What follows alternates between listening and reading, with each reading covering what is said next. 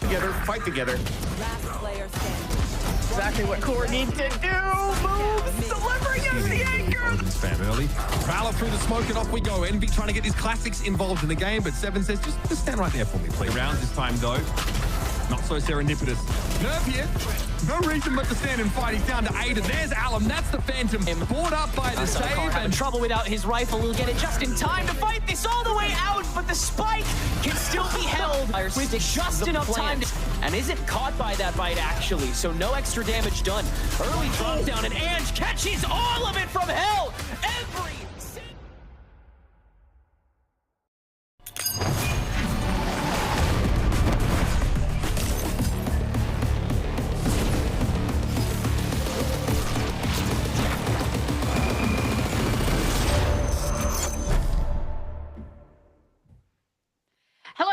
and welcome to the final day of week 1 of Valorant Challengers in North America. It has been a fun-packed week of Valorant, being able to learn so much about these teams, these players, and what they're going towards. And at the end of today, we'll get to find out which teams are going to remain flawless and halfway through toward qualification. My name is Sierra. I'm your host. Joining me, we welcome back Roy and Emily. Roy, you're back on the analyst desk. We saw you casting yesterday, though. We're glad to have you back on the desk, no matter how much we make fun of you. But how is the casting? How are the games?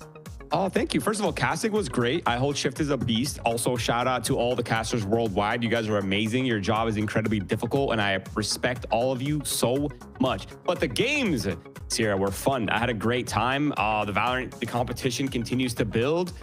I'm excited for round 2 to conclude. It's gonna be some great. I have a feeling we're gonna have a great day, guys. Always a great day when we have challengers. Emily, hello. How do you feel about the matches? Because I feel like yesterday was a big day of kind of flipping expectations on their head, especially starting with the first match, which is a match of 2 powerhouses. But getting into it, it kind of didn't feel like that. No, not at all. Like I thought it was going to be a lot closer. I really liked M80's roster going into, jump scare, going into it. But it really just felt like Energy Academy played so much better together. And M80, they were kind of taking a lot of ones. It didn't feel like they were always on the same page. And I think Energy Academy took advantage of that. They really did. I mean, NRGA is one of the teams that, Roy, we get to see so many of the returning players, and I feel like that just worked so well in their favor. M80 maybe needing just a smidge more time to cook. I mean, the way I see it is very simple. Energy just has the chem buff. They have the time buff, right? This is a ticking time bomb, though, because eventually these teams will catch up. The competition will close the gap a little bit, when it comes to strategy, when it comes to ideas, when it comes to that team, synergy, cohesion, if you will. So I think overall NRG just had a bit of a leg up, and we of course did get to see Azure Dragon versus Rose. That was a very fun game. We saw the back and forth between them on that first map. Rose, though, coming out on top. And we also got to see, I think that has to be a record, right? The muddy 17-2 first kill, first deaths. Like that, I don't think I've seen a ratio like that before. That was crazy to see. That was one where you double-checked, like triple-checked Emily. Like, that was incredible. And even, too, for Rose to upset our expectations, because we had bet super against them on the predictions yesterday. No, we didn't. I just wanted to get Roy's take on what was the key factor for Rose to be able to kind of close it out against them, especially in the close games. Oh, yeah. I'm going to go ahead. I'm going to go with the 17-2 muddy first kills. Also, the Tim clutches. I mean, they just did such a great job in terms of the openers and the way they were closing out the rounds. And you got to see a little bit of Tim clutch right there. Just so many of these rounds that could have maybe gone ADG's way or that was in favor for them ended up in favor of Rose. And there's only so many rooms for you to make these kind of, like not capitalize on those opportunities. So it is what it is. It's unfortunate. But Rose bouncing back nicely from their first week's loss. Now they're in their 1-1 section along with M80 and NBG. And yeah, Energy Academy, the only team that's 2-0, and I'm sure we're going to have the some teams joining them as well in that bracket today. We're going to have 3 teams joining them today, if my math is correct here. We'll get to see 2 of them on our broadcast here with Winthrop, SaD, and EEPY going up against SRB. And that means Emily halfway towards the qualification. But I think this is quite interesting because a couple of the front runners, like NRGA, the 2-0, yeah, that makes sense. Winthrop being at the 1-0 playout, okay. M80 at that 1-1, though, and even a team like Blue Otter at that 0-2 is kind of something that's a little bit more surprising to me. Yeah, I mean, it's very unexpected, I think, for a lot of us, even the viewers watching. But you gotta say, like, it's a new year. There's been a lot of changes, a lot of new teams coming up. And I think Roy's right when it just comes down to, like, the amount of team chem that they kind of lack right now because they're a new roster, they're a new team. They still have a lot of growth to come. I mean, let's start getting into this and figure out what other teams are going to be ending off the week undefeated with the first matchup of the day, Winthrop University going up against SaD Esports. Neither team a stranger to the challenger circuit. But of course, looking at very different looks at the teams going into this year, starting with Winthrop University, because Roy, this is not the same Winthrop University that we got to see last year, minus just one person. Like, this is a complete switch up. And I think that's really what makes this matchup interesting, is because we're kind of seeing these teams not be what they were, right? This is a completely new identity for both teams. It's a reintroduction. Forget what you know about Winthrop University. Forget what you know about SaD Esports. They're completely new rosters. The only standing player for this roster specifically is Moobs, who's also taken on the IGL role. And I feel like they've brought in some talent that we recognize, right? Recoil and Sim, formerly on TSM together. They've built a lot of chem in the past. They both look, solid. They looked overall solid. Recoil went and kind of did his thing in MENA. Now he's back in North America. And of course, Fair, we saw what Fair was doing as well. He was a very flashy player. He got a ton of stats, and they're bringing in a complete rookie, guys. Strong, tall guy, not a deep FPS background. He doesn't really have a lot of experience in Valorant. He's only been competing for so long. So I'm kind of curious to see what they see in him and why they brought him up to the big leagues. Yeah, I'm excited to see what comes from that. But also pointing out the two subs, Recoil and Sim, I think it kind of makes sense to have them, specifically this duo as the subs, because they're also filling on their main roles. Like, it's not like they're one subbing in for a team that they've never played with and players that they've never played with. And two, they don't have to like learn a new role for them. Like, honestly, this whole sub thing going on that they have with Gov and who's the other one? Infiltrator going to tier 1 for now. I think it makes a lot of sense. And the fact, too, that it is people, they have a synergy with each other. And of course, Winthrop have had the opportunity to play up against them. It's a little bit more of a known quantity. But when we talk so much about these synergy buffs, etc., for an entire team, that's where Winthrop is definitely going to be a smidge more lacking in comparison, maybe a couple of other teams out there. So I'm very intrigued to see how this is going to go going on into today. But again, I want to bring this conversation back to Moobs, because when you're looking at him, he had such a glow up in Winthrop last year. Even when we're looking at Spotlight, he did fantastic. And Emily, someone who can be popping off in the chamber role, but IGLing as well, will be really intriguing to see how this goes going on forward. No, I was really surprised to hear that Moobs is IGLing just because of how impactful they were in every single round, especially on Abyss. 9 first kills. Like, it felt like Moobs was also like an entry duelist, specifically when they were going towards that A site. But then on his lurks, he was so active. He was willing to be aggressive. He was willing to fight towards mid and A. And like, it was like if the other team wasn't fighting him mid, he would just push up and keep finding an opening. Like, there was one round where there was a minute and 10 left on the clock and he was already in their spawn. Yeah, I mean, there's no denying that Moobs has certainly been a factor for this roster. Where I'm curious, though, is how this tax, the IGL tax is going to impact his gameplay, right? Because now there's pressure on him to perform. There's also pressure on him to kind of get all these players on the same page as quickly as possible. Try to just, get things rolling, get everyone on the same ideas. And that takes a lot of mental load. And I feel like it's going to be a bit of a challenge for him. So I'm curious to see if he's going to continue putting up these numbers. Because if he can put up these numbers and get this team on the same page, on the same frequency, I mean, that's just mad respect from everyone here, for sure. I mean, it didn't really slow him down in the first match, so hoping to see that continue on going forward into the match for today. On the opposing end, though, again, an org that's not unfamiliar to challengers, but a little bit of a switch up, SaD Esports. But I think, too, looking at this team and where we see these changes, I think this is really promising on paper. They had a great debut match. We get a lot of skill here. I mean, Stellar going to be leading this team. I mean, Roy, I think this is going to be, not even a sleeper team. Like, I think we have the right amount of respect for what they can offer here. Yeah, there's so much talent on this roster, and they also have the experienced IGL and Stellar, who's going to be the brains of the operation. Spaz, of course, being, they're bringing in Pain now. It's no longer Spaz, but Pain is here as well. We saw what Welly did on the initiator role. I consider him to be, honestly, the Trent of VCL. He's shown so much prowessness in the initiator role. He's put up so like so much insane stats, so many good, moments that he's had. Jerwin is, of course, on the flashy duelist, the young gun. We saw how he could take over games. And of course, SaD, the newcomer of the roster, another rookie as well, guys, who does not have a deep competitive background. But the word on the street is this player is frying, and he is insane. And I'm really excited to see him in action. I mean, with SaD and Paid, we've seen them play like every single tourney possible. They are in there. They're there getting the results, even getting some of those wins. So it just makes sense.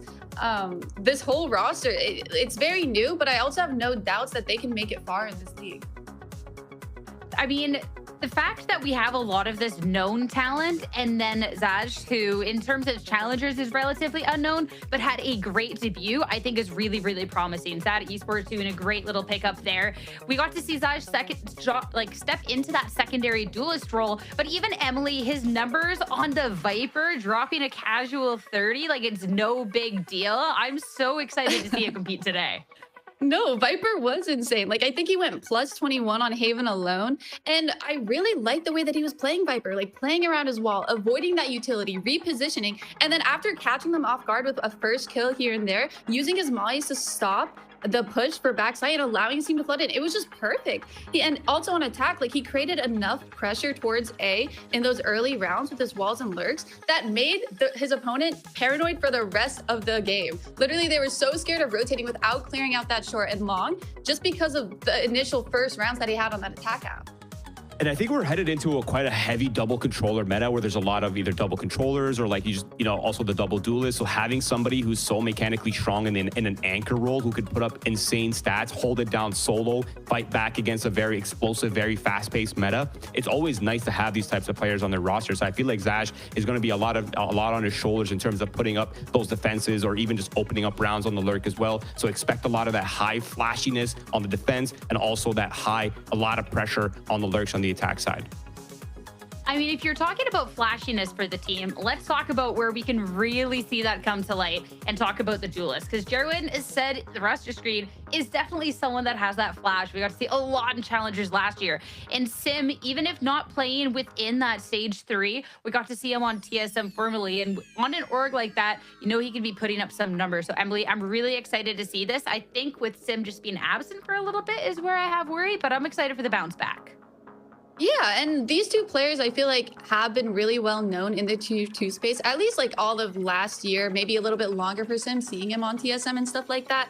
But I feel like these two duelist players have very different play styles and things that they thrive in, right? For Sim, he thrives a lot in those team fights and when he's supported by all the util coming in from his teammates. Whereas Jerwin, he's a lot more of a self-sufficient duelist. He's really good at taking space alone, and I feel confident, and I feel like his team also feels confident when things aren't really going their way. They can kind of just be like, Jerwin, go kill, and it will work. And for me, the big difference between these two players as well is that Sim is kind of like a feast or famine player where we see him having some of these games where he's like completely taking over. He's in your face. He's dismantling your defenses. He's taking a ton of space. Or he's also just like kind of trying to do that same thing, but getting shut down. And he's a little bit too far ahead of his team. So I'm curious to see how he's grown, also how he's getting integrated into the Winthrop University system. Whereas Jerwin, I feel like he does have those pop-off moments, of course, but he's also a lot more within the structure. He's playing with the team, and with Stellar's calling that tends to be a little bit more, I don't want to say rigid, but it's very strategic, very like strategy heavy, very team play heavy. I feel like we're going to see very stark differences between these two teams, and I'm curious to see how it's going to clash. I was so interested with the fact that we've seen them in challengers before. I know that this is a duelist head-to-head that we've gotten to see in the past. It was almost a year ago that we got to see them compete against each other, and Sim sat Jerwin down. I mean, Sim had a pop-off performance. So if we see a pop-off performance today, that'd be really cool. But Jerwin, this young duelist, has had a lot of time to be able to grow. So it'll be a really fun matchup, that's for sure. Going into our map select, though, with the entire series ahead, this is going to be interesting as well. Because again, with the team switching things up, we're still figuring out where each can shine. And Winthrop want to be taking us to Abyss to start things off, which Roy, I'm really excited about this. Me too, and it's kind of been their kind of go-to map so far in this split. They showed it in the first round. They looked great on it. We saw moves pop off. We talked a lot about him. They're also starting on the defensive side.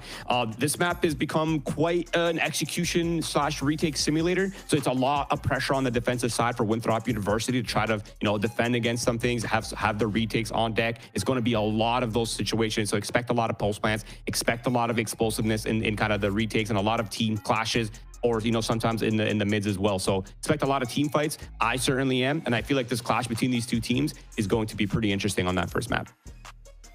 Even going into the second map, Bind, I think, is one of my favorites for just that explosiveness. And when we see such a strong duelist head-to-head, Emily, I'm really excited for this. But I want to know your take on this map, Vito, just going into this. I mean, it could kind of go either way. I want to touch on Wintrop's Abyss a bit more. But no, Bind and Corrode, I think we saw SaD play Corrode once already, and they looked pretty strong on it. So I have no doubt that this map pick kind of went towards them. Bind, I feel like, is one of those maps where the aggression, especially if they bring out like a Waylay or run those double duelist comps that Roy loves so much, I think it could kind of go either way. Like, I don't know what to expect from them. But with Abyss, I'm actually really confident in Winthrop here because I do really like their comp. They run that double innie. They're able to get that early info with it and delay the execs with the KO knife. And I also just love watching moves on attack because of how aggressive he is mid. Like, he will take a fight every single round. And there was a lot of times where he was winning that, and that like contributed to them winning it or winning the whole game. I also think the really interesting thing between these two teams is that there's a huge overlap in their map pool. It's not like any of these maps are a team's specific weakness. So they're not really like anti-shotting each other. They're not trying to find like their holes in the other team's gaps. It's more so them adhering to their own strengths. And I feel like that's where things get really interesting, because you look at SaD Esports' recent tier 3 history. They're 5-1 on Abyss. They play this map a lot. Then you look in their bind and they're 4-0 on that map as well. And we haven't really seen that from Winthrop University with this new roster. So I'm kind of curious. My initial instinct is this is honestly very SaD-sided. I feel like they're kind of getting a lot of their comfort maps. They also play Corrode. That Corrode's another map to go to for Winthrop University. So should we get there to that third map, it certainly will be interesting. I mean, you're calling a map, Vito, that's a little bit more SaD favored, but going into our predictions, how did we think this one is going to be shaking up for today? And I mean, I'm kind of surprised, guys. I'm not gonna lie. I mean, everybody picking SaD? I'm surprised too, because in this matchup, I didn't really know who would kind of come out on top. But just after everything we've talked about, and obviously I kind of knew you were going to go with Winthrop. I feel like that's been your bread and butter thing. And it's worked out in the past. It's worked out for you. I mean, it has. I don't know. I'm getting vibes of last year where Winthrop was kind of being discounted. I get it going into this year. This is not the same Winthrop we've seen, Roy. We only have the one returning piece with Governor and Infiltrator saving the world, right? So like I get it, right? But I don't know. I think that you have a strong duo in Recoil and Sim. We get a bit of that synergy. I think moves can fry. Like, I think that there is the potential here. Emily, one thing you'll learn about Sierra is she's actually just a paid shill. And if I didn't know better, I think that Winthrop University has her on payroll right now. So I'm not surprised to see the Winthrop University pick. Wow, no benefits with the payment. That's crazy. No. You're getting robbed. But no, I want to live in the present, okay? I look at Winthrop University. I love the name. I respect it. Obviously, we've seen Moves put in some work with the previous iterations of this roster. But I'm looking at this roster. I'm looking at SaD Esports. I see that fact that SaD Esports has been playing together as a core for a while now. I'm leaning towards SaD. It's either we're all going to be SaD or Sierra is wrong. So we'll find out. Hey, I think that this could go either way here. I mean, I feel a little bit robbed that there's not a single person on my side here. But hey, I do think going into it, though, that for Winthrop University to be able to have this pop off, I do think that it is going to be largely up to Sim. I think when you're looking at a couple of these players that can pop off on the other side, including Jerwin, that Sim has to have a really strong game here. I think if we can see him get these openers, if we can see him put up these numbers in the server, that this is going to be close and even a Winthrop win. So that's kind of really what I'm eyeing up for today. I feel like Winthrop has so much more than just Sim going for them, though. Rico's put up crazy stats in his role. We've seen what Fair's done. He's taken on the controller role. I personally love aggressive controllers. I'm expecting to see that from Fair as well. So I feel like they have a lot going for them. I'm also just curious to see what strong, tall guy brings to this roster, right? For them to bring him in, take a risk on him, they must see something pretty exciting about him. So I'm feeding off that excitement. I want to see what they're up to. See, that was my trap there. Now you're talking about all this great about Winthrop and how they could win. I'm in your head. See, I told you. But let's start getting into the first series of the day. The Agent Select is ready. Again, going to Abyss. This one can always be fun. In a couple notes quantities, we'll see moves back on the Chamber. But Emily, how are we feeling about this Agent Select from both sides? I love Jerwin on the Waylay, personally. No, I do too. I'm excited to see what he brings out with that. I'm more focused though on the double controller versus having like a chamber or just a hard sentinel. But I don't mind it. I think it can be a little overkill with the Omen and Astra, but I'm curious to see how they kind of play it out. I think for me, what kind of is a little bit concerning for the Winthrop side is the fact that they do have those double orb controllers as well as the double initiators. And typically that's when we see Chambers struggling, right, to find lines, to find, space to hold deep angles. And a lot of that information flow on the defensive side comes from the Chamber being solo anchor. But it's so easy to get overwhelmed by the utility that SaD Esports has. So like I said before, I'm eyeing out to see how these double controllers are going to come into play on this attack side for SaD Esports. Expect a lot of mid pressure, expect a lot of lurking. And also when it comes down to those site hits, they're going to have a ton of utility to work with. Two old teams with new looks to them. It's time to learn a little bit more. It's time to head into Abyss with your casters. It's Shio and Lemon Kiwi. Thank you so much, Sarah. I actually kind of missed Sorrow Wager. I don't know where he's at. Kiwi, how are you feeling today?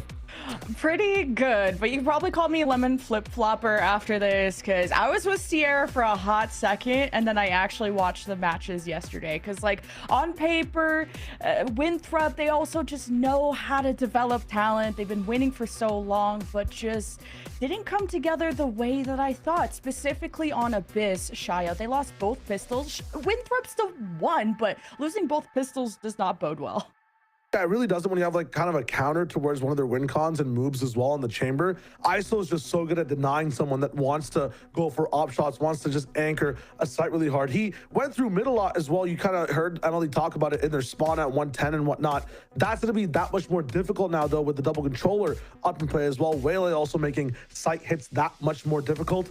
This should be the ultimate challenge for Winthrop. If they win this one, first of all, they're up 2-0. That's really good. But overall, past that as well, Lemon, it's like a who can stop them on this map. They could own Abyss if they have a really good one here. And there's some strong offers, just strong snipers on both sides, whether it's moves, Jerwin, etc. So this first pistol round is going to define a lot. Winthrop, though, do have to close the gaps when it comes to this mid control and already climbing up, looking to get active. The whole squad of SaD knocking at the door, but recoil watches from below until SaD gets the final strike, and that leaves them with the advantage. We're talking about pistol patterns. It seems like the quilt is shaped or kind of sewn the same way.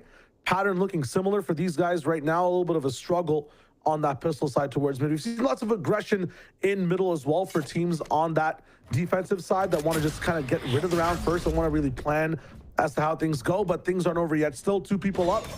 One flank coming in from moves, but a sight hit on A. To watch this flank, but I think it'll just be another day at the office there for SaD. Strong, tall guy, just looking to be annoying. Be disruptive. Sash definitely has his attention. All 3 starting to look his way, watching the flank. SaD ever so aware. Winthrop still struggling on those pistols. It's all right. We've seen them come back before, and a lot of the time on this map, it's how you convert things. It's how you keep your economy up. Abyss is one of those tricky ones. On the side of SaD as well, the one thing I'm loving, I think, for both these teams, but is more prevalent on the side of SaD, is Stellar's KO. And KO, in general, in a meta like this, you can stop Chamber from having that headhunter in some of those eco rounds. You can take the tour de force offline. You can make site hits that much harder, and you have info the entire time as well. So keep an eye on Stellar for this round. Ghost in tow. Let's see how he goes. And Jerwin as well. He likes to buy that Marshall. He likes to invest in that long game to eventually afford the op later down the road instead of, buying an outlaw or something that's got more punch. But man, Jerwin does punch very hard with this. And I don't get to see it too often on attack. Sash, though, you always can depend on him to anchor near spawn, especially that left side. He'll get first blood, but there's more on his plate. 3 about to swing, and the recon is going to get SaD on the back foot. 7-0 though. And you talked about the Marshall key. We talked to me about it a bit more. That was kind of insane. I don't know how he keeps getting away with it. Jerwin, he's a deadly sniper as ever. It's going to be a strong anti-eco for them, and being able to carry all of those into the bonus even better. So it was good. I mean, the Dusk talked about that big battle between Jerwin and Sim, and who's going to be able to be that big carry for the team, but also the supportive cast around it. And Emily really highlighted the two different duelist styles of one, Sim being more of that team fight and Jerwin being more independent, but those styles are also going to develop through the season. Oh, absolutely. Develop through this game, even so as well. Good shots overall, good approach on this anti-eco as well. This is where translation is a huge thing, right? You mentioned like people kind of slotting into the Marshall now as almost a super bonus strategy to get that up. If you don't spec into the Outlaw, you're not gonna have that much of a say in firepower this round. All eyes on Way right now, or Welly, apologies, to see exactly how things look. And having that scope online, early info as well, kind of controls the pacing of the match. We do see a highlight on Omen over here. Pain going to be detected, but SaD have a chance to see exactly what they can do in approaching the SaD site. That knife only reveals the Omen, which, I don't know, it's kind of a false sense of security. There's actually way more around the corner than they expect, but as soon as they tap the orb, is this star going to come up? And okay, Sim is going to take shelter. SaD happy to grab the orb. But okay, the spam actually nets Strong Tall Guy a pretty strong first blood, and that's the star player of SaD gone. One of the ways to stop Waylay is to just get a lucky spam through smoke. Free way to do it. One of the things I like about SaD moving through this one, it's kind of making me happy actually, is the exploration in mid. Pressure from Sasha's Guardian, gonna just get these guys a little bit of space, and now you don't know what's going on. You need resources to re-clear that A main side from the side of Winthrop. That's not happening. B, advantage for the team from SaD. Lot on Moobs' shoulder here. He's gonna get spotted. Lot demanded. And he's just going to take the safe approach, be able to play off of Fair, who's at 21 HP, and they're suppressed. So this has to be pedal to the metal for SaD. Moves could find a catch and a stack in front of them. Double kill, beautiful flash. And now SaD are left with nothing. I see. So Stellar actually had like one course he was still taking at Winthrop. That makes sense. That flash was sent kind of against his own team. Oh, I'm no. pretty sure from what I saw, yeah.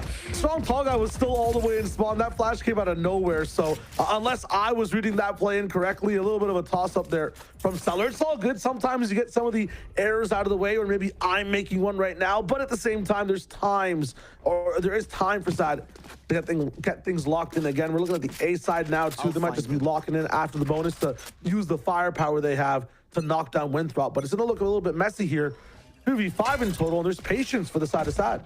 Sim's getting aggressive. Wow. He's got a team, but one less now with him. And Winthrop gonna have to back away after this one, but this is definitely gonna inspire SaD to hit this site now. So worried about some of that mid space that was been taken last round. You do see two teammates on the side of Winthrop taking it easy, moving over. Minus 400 on the drone. Big value. Ready to go though now. Big flash coming in, smoking the way as well. Jerwin might just pull the trigger. Bye. Fair's going on a flank while all of this is slowly forming, so we'll see how this round shapes up. If Fair can have a big impact, he could easily cut them off. He can at least confirm that SaD have not left yet, so Winthrop know exactly where they are. And I like that Fair plays his life here. Of course, someone with a bigger ego would go for kills there, but it's about winning the round. All Fair wants to do is just be in a spot to contain this crime scene of an A hit. At the same time, SaD kind of breaking the law and the line of scrimmage moving forward. Fair does get some value. 2 for 1. Discounts for this man's aim. I mean, this is hitting headshots only. No bodies allowed here, but he's dropping a few on top of mid.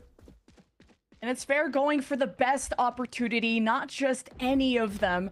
And it's all about that information, especially in a 4v5. Winthrop just want to maximize that win condition, but 13 seconds left. SaD are just running out of time. And now the entry is desperate. It's slow. There's a grab well. And SaD, I don't think Stellar's going to get away with the plan. Everyone's watching.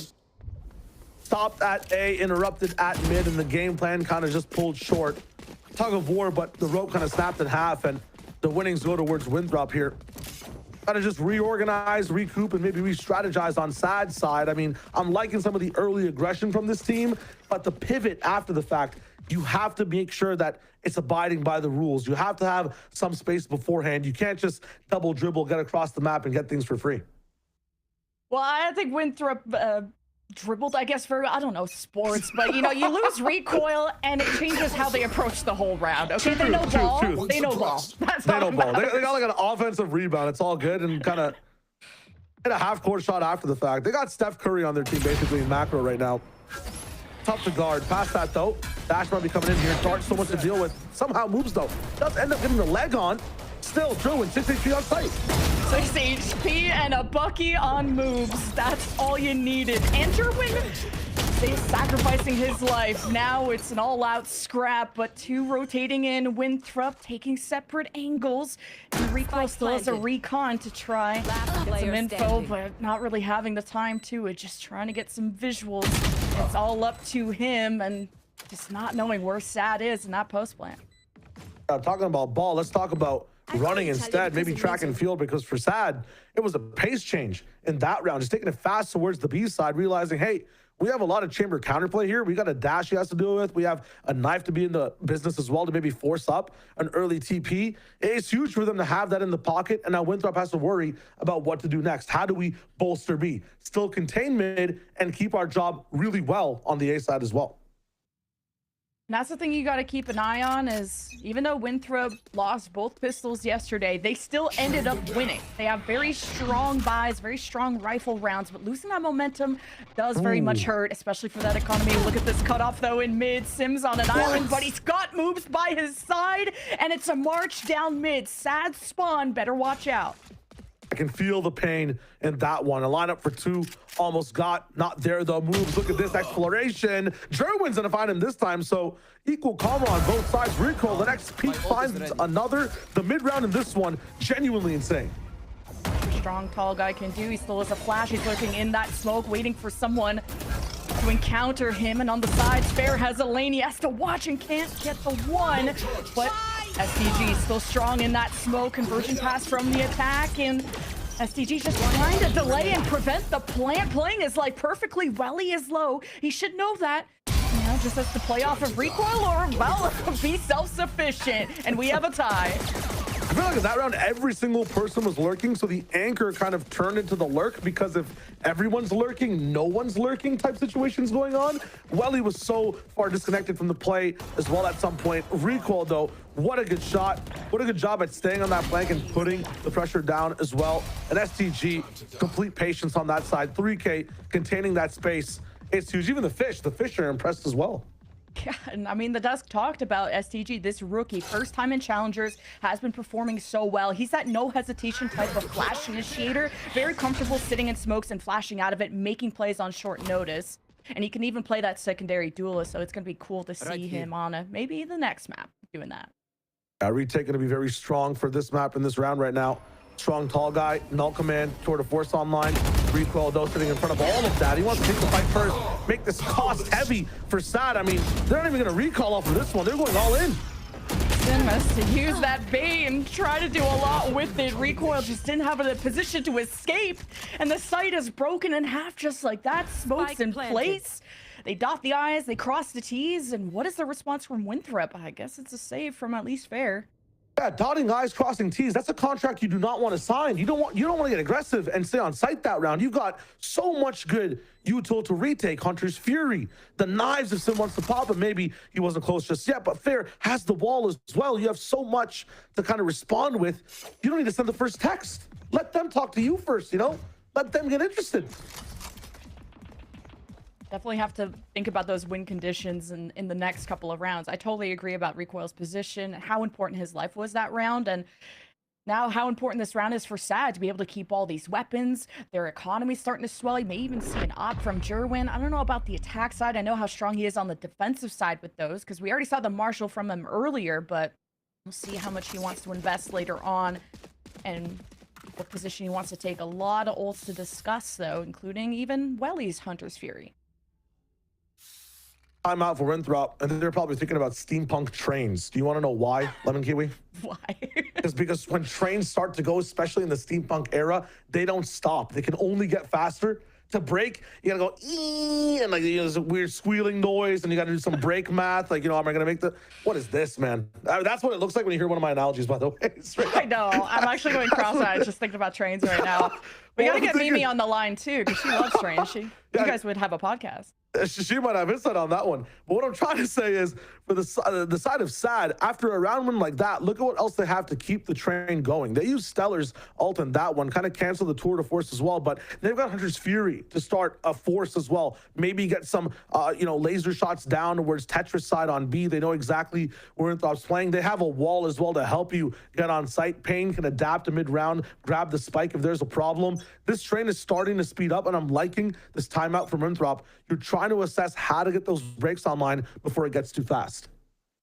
Well, there's definitely no breaks on the strong tall guy train. The rookie is dropping triple positive. I do worry when, the rest of your star players aren't putting up that same performance. But this is exactly what this timeout is about. How do you cycle those ults? How can we leverage fair if there's a retake situation, which often seems to be what Winthrop are stuck in. Because initially defending A has not happened. And okay, what do you think of this? This is sick. So it's kind of a fake going all the way towards the A side. They know that Sova has to rotate and maybe just get ready for the ults.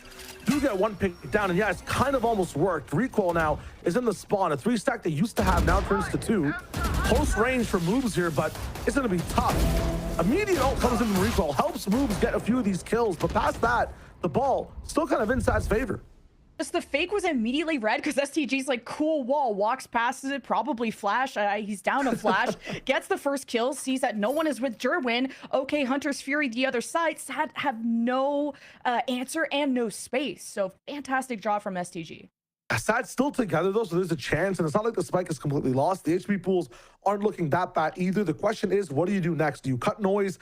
Go back to B. What's the adaptation? No moves this time, so the Sentinel power might not be there. The scope might not be online. Time is a factor too. Lemon, 35 seconds. SaD need to make a big move.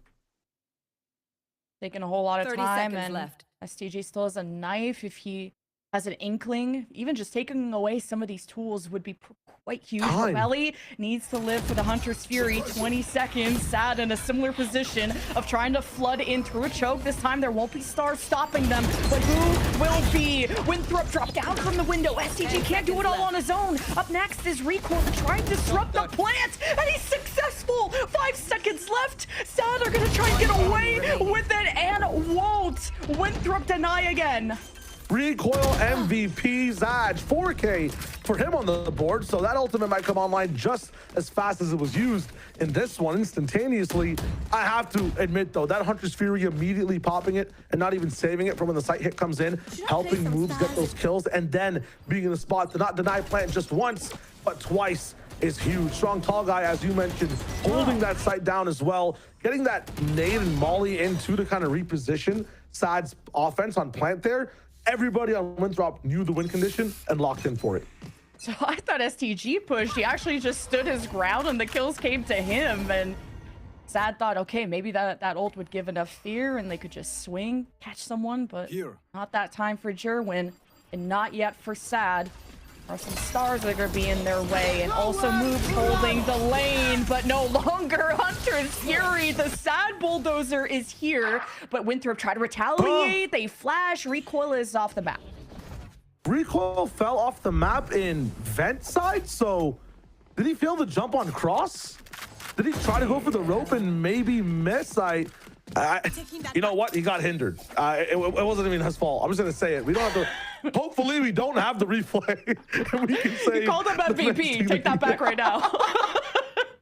Listen, the award is up for grabs here. SaD's lives might be too with this position from fair. SaD may just catch this flank here from spawn, and fair on the other side with the ultimate cutoff. 2 for 1. You take those, and SaD will cut off Sim from the rest. 1v3 for the rookie. 30 seconds left. Moving forward slowly. Still locked in towards the safe site. A chance here, and so much util for STG.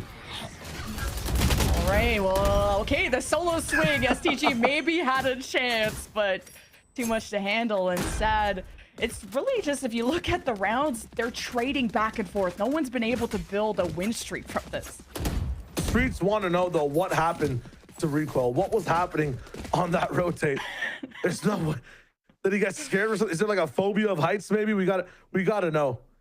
On this next round, though, hopefully that doesn't happen. And honestly, I'm saying that, but it might just happen because I'm looking at an absolute super eco from the side of Winthrop. A lot of the times when your setup doesn't go well, if you're 5 stacking B, A, or going for a mid push like they are now, you see no one, you fall off the map. It's that outlaw buy for Jerwin. Something to be careful of. And Winthrop have not tried to be aggressive off barriers dropping. Like, from Sim walking up, losing recoil that one round, definitely changed things. Sim, kind of as Des pointed out, isn't that first point of entry that you would often expect from a Jet. He tries to play with the team, and they're going to need him as this 3-stack tries to hold off SaD from A. No one's home. That's suspicious. SaD, though, gonna have to drone in, see what Welly can tell them. Pain can throw paranoia in. You got flank watch. SaD just gonna casually stroll in as STG, 2 flashes in hand, could be getting ready. Recoil feels the pressure, and the timing is a bit off for Winthrop to prevent this from happening. They're kind of in position. Timing not the super best. Caught off on flank as well. Really good patience from the side of SaD. And Fair is not going to give that orb or the money away. So not a bad round, not a bad approach to an eco. I feel like they might be getting the pulse on this map really well.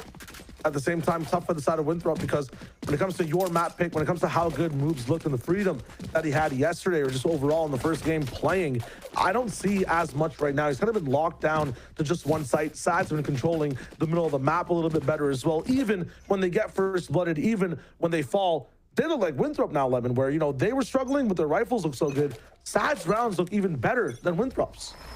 Winthrop's defensive rounds look good when Fair's stars are in place and they actually still have util to use, and SaD have been just draining so many seconds, and then there's no stars, no nothing preventing them from getting through these chokes, which has really hindered SaD in those moments. But Jerwin with the convergent paths, looking forward to seeing if they can get him into position. The knife is going to deny that owl drone, so Jerwin says to use his eyes the good old-fashioned way. We'll wrap around towards the back of the site. STG in a bad spot. Sim there too, though. SaD have made entry. Mid is shut down. SaD are just fortressing now on the B site, and it's retake simulator, as Roy said, for Win. Spike planted. Other good push by SaD. Winthrop almost there on the retake when it came to just timing on rotating. Unfortunately, not enough a level of survival for the rest of the team that was anchoring on that side of Link. So many aggressive peaks from the side of SaD, and we talked about it, right? Double controller. When you're playing this type of situation, Zaj, yes, you can use a lot of your util for post plant. You can elect to use that pull, that Nova pulse as well, all just to help your duelist fight. You can be stellar, flash for the team, knife for information. Everybody can be peeking angles. A lot of the agents on the side of SaD have a lot of cool util, but their rifles can stay online as they move. And as a result, Winthrop having some trouble rocking the scene. That Moobs got to keep the op at 100 credits. That was an important little 1v1 air at the end, but it's an important last round coming up. And speaking of win streaks, SaD have built themselves up one of those. And also what I like about Jerwin's style on the waylay is keeping those dashes nice and low and really maneuvering through the smoke. So there's a very small window to punish Jerwin on the entries. He doesn't need information. That's just how swifty he is. Yeah, honestly, he's using this waylay in a way I haven't really seen previously, which is very selfishly. A lot of the time, these times, especially at the start of the season, these whalers have been going into site, refracting back out, then coming back in, using their hinder a little bit to help teammates. This time, he's using the hinder for himself, dashing in with the refract, never kind of leaving. He stays in the space that he creates, and he gets even more. It's like landing on black and doubling down 5 times. Somehow, he's still hitting that jackpot round after round. This one is kind of an all-in for both teams. If you make it 8-4 for SaD, momentum if you win the pistol to close out the game. If you make it 7-5 for Winthrop, you get to stay inside this game, get that pistol to tie things up. It's a very important round to kind of tip the balance of these scales. And SaD are not overstaying that fake. They kind of realize that Winthrop are quick to read those, and you don't want to be a man down. So SaD kind of showed presence at A. Cosmic Divine, I like this to seal in B. Moves is going to be by himself with the op, hoping for just the one and done. Jerwin says hello. Moves teleports out, and Winthrop will be able to retake as a team. Now you have the Cosmic Divide from the defense, and this is really sectioning fights into small, chaotic areas. Jerwin's on the high ground, getting ahead of the game as Recoil waits for the call. And also, where is Sim? He needs to be the one that makes that space. He's taken a while to come from mid, and Winthrop are running out of time. They're running out of warm bodies too, and Moves has it up. This is very difficult. A Hunter's Fury for Welly is gonna disrupt things even more, and it's Zaj with the 3K. Someone once said, you get shot, you die, and Zaj kind of inherited that saying and put it in his bloodstream. We had a Hunter's Fury, we had so much util in the business. This Astra just swings, does not play for the pull, does not play for the plant, plays to make those kills her own and win that entire round. So good from SaD to kind of turn the round on its head, turn the way Abyss has played on its head on all these agents as well. So aggressive, and Moves, man, absolutely overwhelmed. From the shadows behind him, Dart coming in, knife, Awele dashing, forced to get off while he's tagged. He can't do anything. The star of Abyss before is not shining. It's what, a blue dwarf or red? I don't know what happens when the star explodes, but he's on that cycle of the star now. It's kind of just emitting a little bit of radiation. I don't see the brightness. And I want to see more brilliance out of Sim especially. We've known for him to be able to put a lot of people in his backpack, but right now this is a quiet, slow day for Sim. This is just map 1. Maybe he can make up. This is an important pistol for Winthrop. They lost both pistols last time. It was 6-6, and Sim goes in, and there was a delay, a separation between him and the rest of Winthrop. And Sim was left out to dry, and SaD put a stop to yet another Winthrop pistol, and it's all up to Moves with the ultimate wraparound. I might see this one coming, and yeah, they already have someone in here. Pain installed to watch that flank. The ultimate tripwire has a classic in his hands, and he's going to beat the headhunter to the punch as well. A shot straight to the dome. 9-4 for SaD, and what a round for the team. We talked about stars. Let's get stellar with it for a moment. That 3K, you're distracted by the dart as well. Some of your teammates die. You still swing. You still hit 3 shots. Last bullet, get the 3rd, and you keep Pain stress-free watching that flank. IGL, shooter, util user. What could he not do? I saw him making pizzas the other day. Man can bake as well. Hangs at the chillest restaurants with the coolest dudes. Seller's that guy. He really is, and he has so much TAC FPS experience, and it's just now a consistency thing. Like thinking about the YFP days where I think they were destined for greatness in playoffs, and now hoping to meet higher expectations this time as Winthrop dropped that pistols, puts them in a very dire situation. Jerwin with the Marshall yet again, maybe gonna rotate to help mid watch along with Stellar. Wow, look at that. You got Rookie Pain watching B all by himself, but safe enough where he could fall back. Lots of info given now, and seems like SaD know this might be a B take. Stellar already is too strong, is going to go down first. He gets 2 Pain with a 3rd. Stellar cannot be stopped. The star rises. It just seems to be nighttime for the side of Winthrop because it can see nothing on the road right now. No headlights, no vision. SaD are engulfing these guys in darkness and just taking over this entire map of Abyss. So why is the Ghost Haver getting the most amount of kills there? Right. Stellar is just... Precision is key with this guy, and stepping up as a big vocal leader for this team. They already look way more drilled on this map than compared to yesterday. And Winthrop, this is their 2nd time on Abyss, 2nd time picking Abyss. So they come into this with confidence and a way to iterate on yesterday. And maybe there was some overcooking that happened because there's still the issues of pistols. But hey, the first 5 have always been strong for Winthrop, but this is a must convert. I have so many good rounds on attack. This is where they have to just start dynasty of wins in a row. We'll try to just force things over at B. One of the things with Jet is that it's just so much easier to be able to entry in. A very good pairing with KO as well. You get to leave that smoke when the flash comes in. It's much harder to team flash your team if a Jet is in the way. The 5-man retake will land down. Moves with that lurk, is able to get 3. It's time to activate. It's time for some nostalgia. Star's time to come down now. It might be over for the reign of SaD's win streak here. IGL tax who? Like, moves felt like he had to make that hero play, and he's one of the best chambers that we have in challengers due to his high fragging capability, but the level of trust that you have in his ideas and the shenanigans, especially on maps like Corrode, which guess what, that's in this map pool as well. So if moves can keep having those moments, there's a chance for Winthrop. Although being down for 5 rounds, you gotta cope. You need a lot more cope to think that Winthrop can keep pulling stuff like this off. That's the last time I feel like Moobs gets that play as well. So I'm wondering what else is kind of left in the playbook. We saw Payne dealing with that flank beforehand. We know that SaD has the setup to make sure that Moobs is on lock.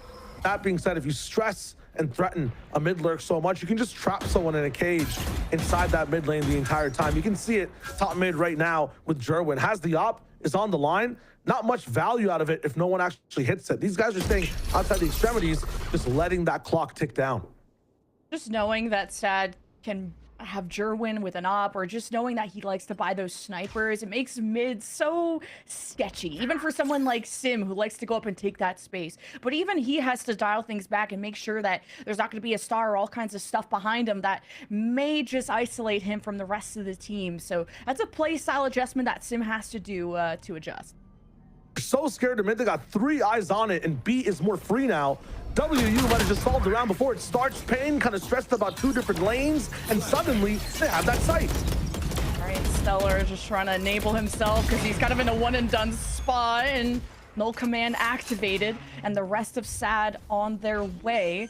Smoke's in place though, so Winthrop feels safe enough for the plant. Here comes Jerwin looking.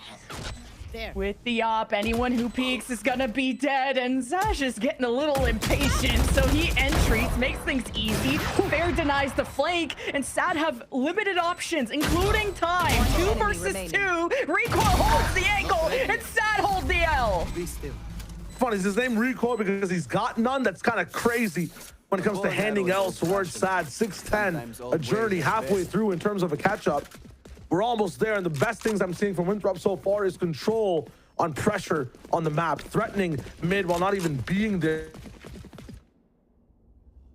SaD's head rent-free. Past that as well, the way they're hitting that site on B is just amazing.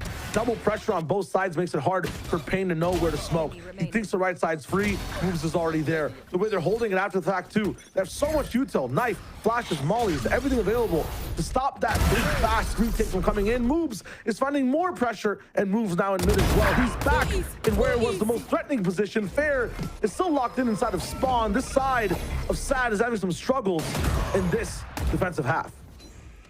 Winthrop have full control of the perimeter. They got that first blood in mid, and those picks on the left side, knowing that SaD at max does inspire Winthrop to pivot all the way to B and try to raise SaD, especially when you have the better weapons. This is Winthrop hoping to have an ultimate comeback. All good. Just want to see some value now from SaD, at least a little bit in this round.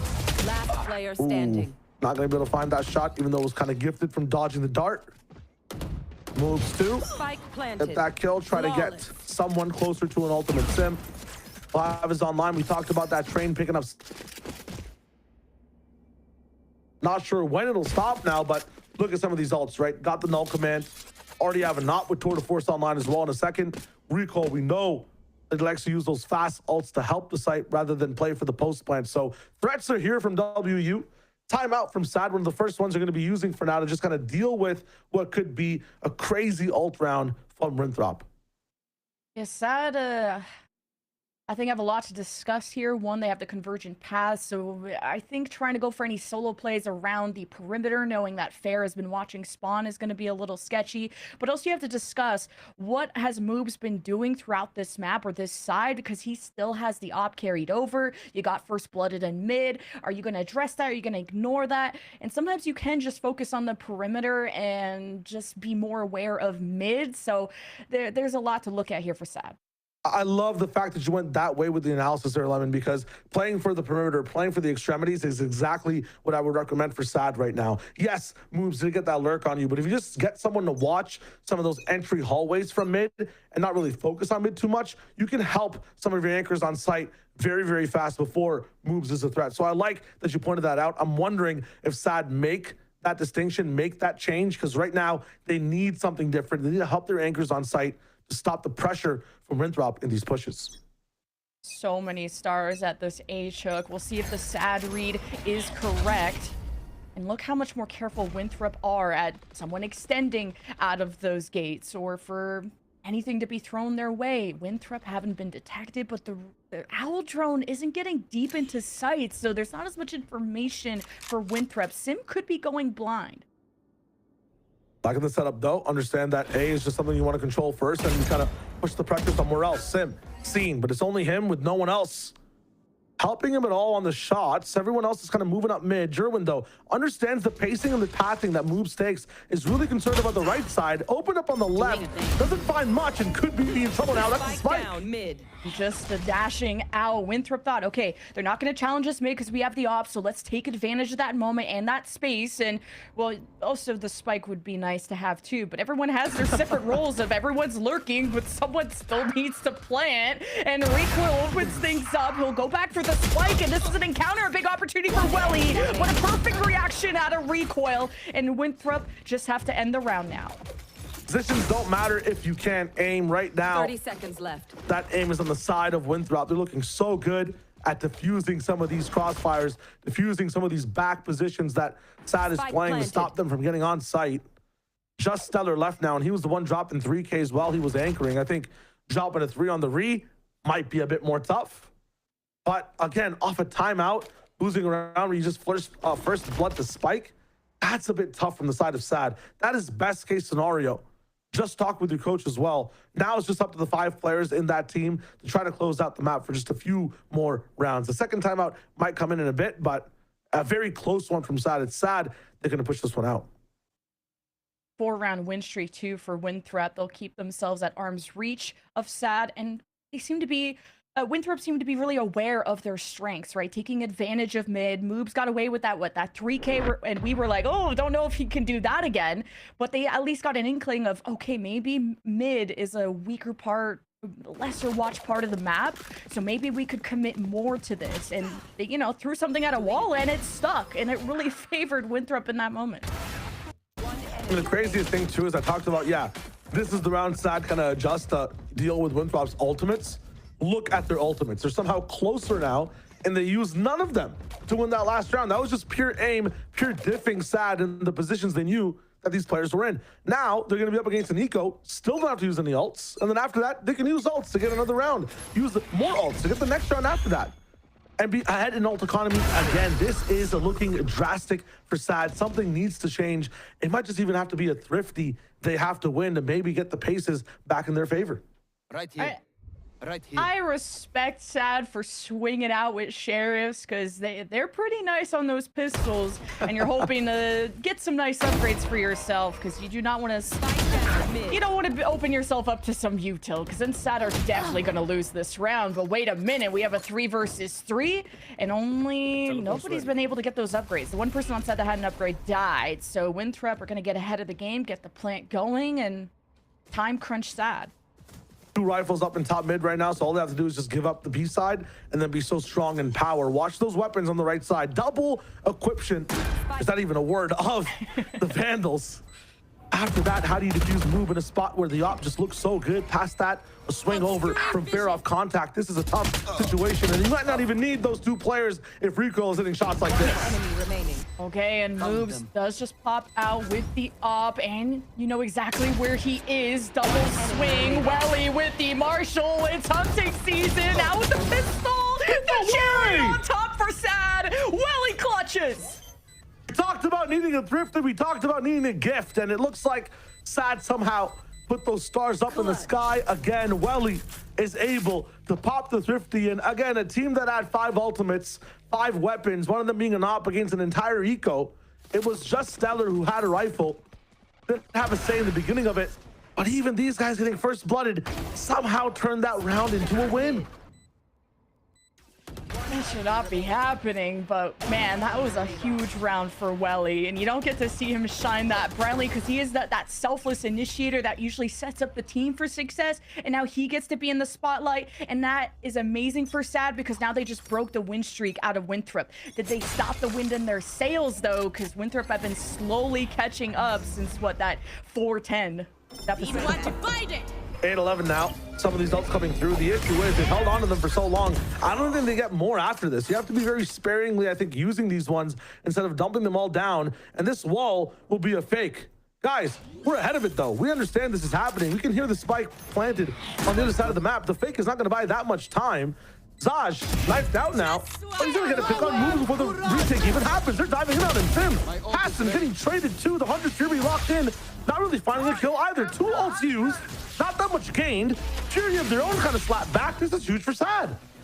And a lapse giving a chance for SaD to retake. They got the conversion pass, but it has to be decided now. And Sherwood still has the op, so at least he baits for his team. Equal numbers, but you still need to defuse. Stellar trying to bait out a fight. The spike gets tapped. Fair recoil, just trusting they're not going to be on it. And also the grab well creates some amazing delays. Stellar going for a big heroic play. Cape on his back, shut down by recoil, and Winthrop pull it off. It's a game of initiators on both sides, and right now Ruko is the one who's just kind of swinging high. This man has won so many ones to give this team a chance at just having 9, a chance at being 2 rounds away from SaD. One thing is that STG got that knife in the post plant, detected one, Zaj right here. And there wasn't this immediate, we gotta pounce on this guy before the rotations from B happen. You know that there was 2 on B at least with Pain. And I would have liked to see Sim pop the old dash in. You gotta be first point of contact. You're the one that's hard to shoot. And it took a second. Then the trades came in. So that could have been cleaner from Winthrop, but Sim adjusts with a first blood. We need to see more of those. And Pain has been anchoring the site forever for SaD on this side, so Winthrop gotta be careful for him. You asked for cleanliness, he kind of responded with giving you a first blood, so he's already ready with the deliverables. Here. Past that, second peek from Pain might happen. We know that there is some struggle at finding info on this side of the map between the 2 lanes. Lots of shots and reloads though, so you have to assume that people are still here. 1 minute down, lots of pressure put down from the side of Winthrop, and A is still kind of empty. You can see though, they've been faking so much left and right. Everyone on the map is standing still. Sim not getting that pick though delays Winthrop even further, because if you would have picked off Pain, you would have felt more comfortable going in, not like some paranoia that could be hitting you through these choke points at any time. So Winthrop are so hesitant because of these defenders. Slow skill still coming in though, and that hesitancy could actually put moves in the spot to save this team, and with that big flank. Still 35 seconds, so Winthrop can just work their magic now through the chaos of the smoke. You got shorties, sheriffs, everyone having their duels across the map. Pain is slicing at throats, doesn't do enough, and the Winthrop are within 1. Almost a whip for SaD to get moves as well. The knife could have changed the entire course of the round too if it was a right click. I mean, this is going literally by a knife's edge between these 2 teams. 10-11, very close for Winthrop to almost take the lead here. Moves opening up with that pick in mid to the pressure is mapped wide from Winthrop. SaD picking the right places to be in sometimes, but if they're knocking at the door and Winthrop's not there, it seems that Winthrop just kind of gets away with the treat. No trick needed. They are just stealing these rounds away wherever they choose to go. Winthrop definitely making improvements to their Abyss offense compared to yesterday, where they only got those 6 rounds. They're at 6 right now, and they can still end this in regulation. But wait, a null command activated. Owl drone in from Winthrop, dashing in. No one's home. Right now is going to stall things for just a second, but somehow still people make it onto site. Stellar will have his to respond, but look at Winthrop trying to get things kind of angsty, kind of getting aggro to make sure that this ult doesn't have as much value in space moving into sight. Still, it's online. Jerwin looking for the next shot, might be able to find it. Not going to happen just yet. Does get that 1 KO down. Yeah, and Pain got the paranoia, so makes things easier, but they're going to flood in through the backside, and Jerwin 3K with the up, and Sim gets away with 2, and it's all up to fair. Jerwin's what, 7 HP? This is going to be easy, surely, with the shorty up close. It's not fair when he's in the game. We have a tied 11-11 Abyss. Not fair at all, but it is fair when it comes to style. Jumping down with a 1 tap, and after that, swapping over to the shorty, close and personal. sends a message to SaD that you can't count me out even if you're up in numbers. The X factor seems to be on Winthrop's side. SaD need more than just control, more than just ultimates on the board. They need some of the excellency we were seeing from SaD in previous rounds. We need to see Stellar in an anchor spot getting another 3K. We need to see that Thrifty happen again. A lot of sheriffs from the SaD side, so sure you can pull off a Thrifty, but it's need 2 more for the win. And now Winthrop could be taking a lead here. Moves with the offensive op. It's just going to be very passive in mid. It's about farming orbs, and Sim with these first bloods has really leveled up later in this game. Ultimate's close on all sides as well. Gerwin probably hoping to get maybe an orb, but it's been taken away. Sim's very close. Recoil one away. Moves and strong tall guy. Not going to be seeing a chance to maybe shout their ultimate lines, but Bear's also so close too. Looks like Winthrop, I talked about it, that train starting has not stopped at a single station so far. It's looking for the final destination. That is a win on Abyss. With the ults they have as well, the way they can chain these rounds, we might not even see an OT. They're going to be so strong in this next one if they get this win. The Aldrons seeing for Winthrop how much they pulled away towards the B side. Who is still on there? There's a 1v1 there, but Winthrop have left mid open, so flank watch will ensue. So will Sim going in. There's some interruptions between him and the team, and everyone cannot see, and that messes up Sim. He's not able to entry, and Winthrop still ahead. SaD not only have Gerwin with an upgrade, and he lingers, he looms for his chance, and Winthrop wrapping around through the backside while Winthrop pushing through the front, and it's all red for Winthrop, leaving Welly with nothing. Gerwin had a chance. It's all about hitting that first tap, that first shot. It's not going to come through. The side of Winthrop, these freezes into hits. It's getting a bit too much for SaD here. Seems like all they need is a numbers advantage on a site. Things will look good. If you're confused as to how Recoil might have died before in mid, that could be a free replay for you. Kind of crazy, but I talked about it. Now we're on 12. Watch the barracks come up after this replay, and you can see some of the ultimates that are available for the side of Winthrop. It should be scary here. Eco should be up for the side of SaD, but ultimates make the difference. One away from Sim. Recoil almost there off a plant. We just need orb for Sim, and he might just go crazy on the dashes. I'm talking about it though. Look at the other side. Gerwin. We do have convergence. SaD has that ultimate Cosmic Divide to split down that site for defense as well. It's important for SaD to stay safe and stay alive. Winthrop though might abuse that. They might just cheat space while they expect SaD to be so far back. You expect the SaD to come out on top of this game 1 after a 10-4 lead. And guess who's in the driver's seat now? Well, Sim playing King of the Hill there, and Payne decides to play his life. Don't want to be isolated from that Cosmic Divide, and Winthrop get too antsy. Not everyone was ready. You needed a CG to set you up with the flash, and now it's not a fight on Winthrop's terms.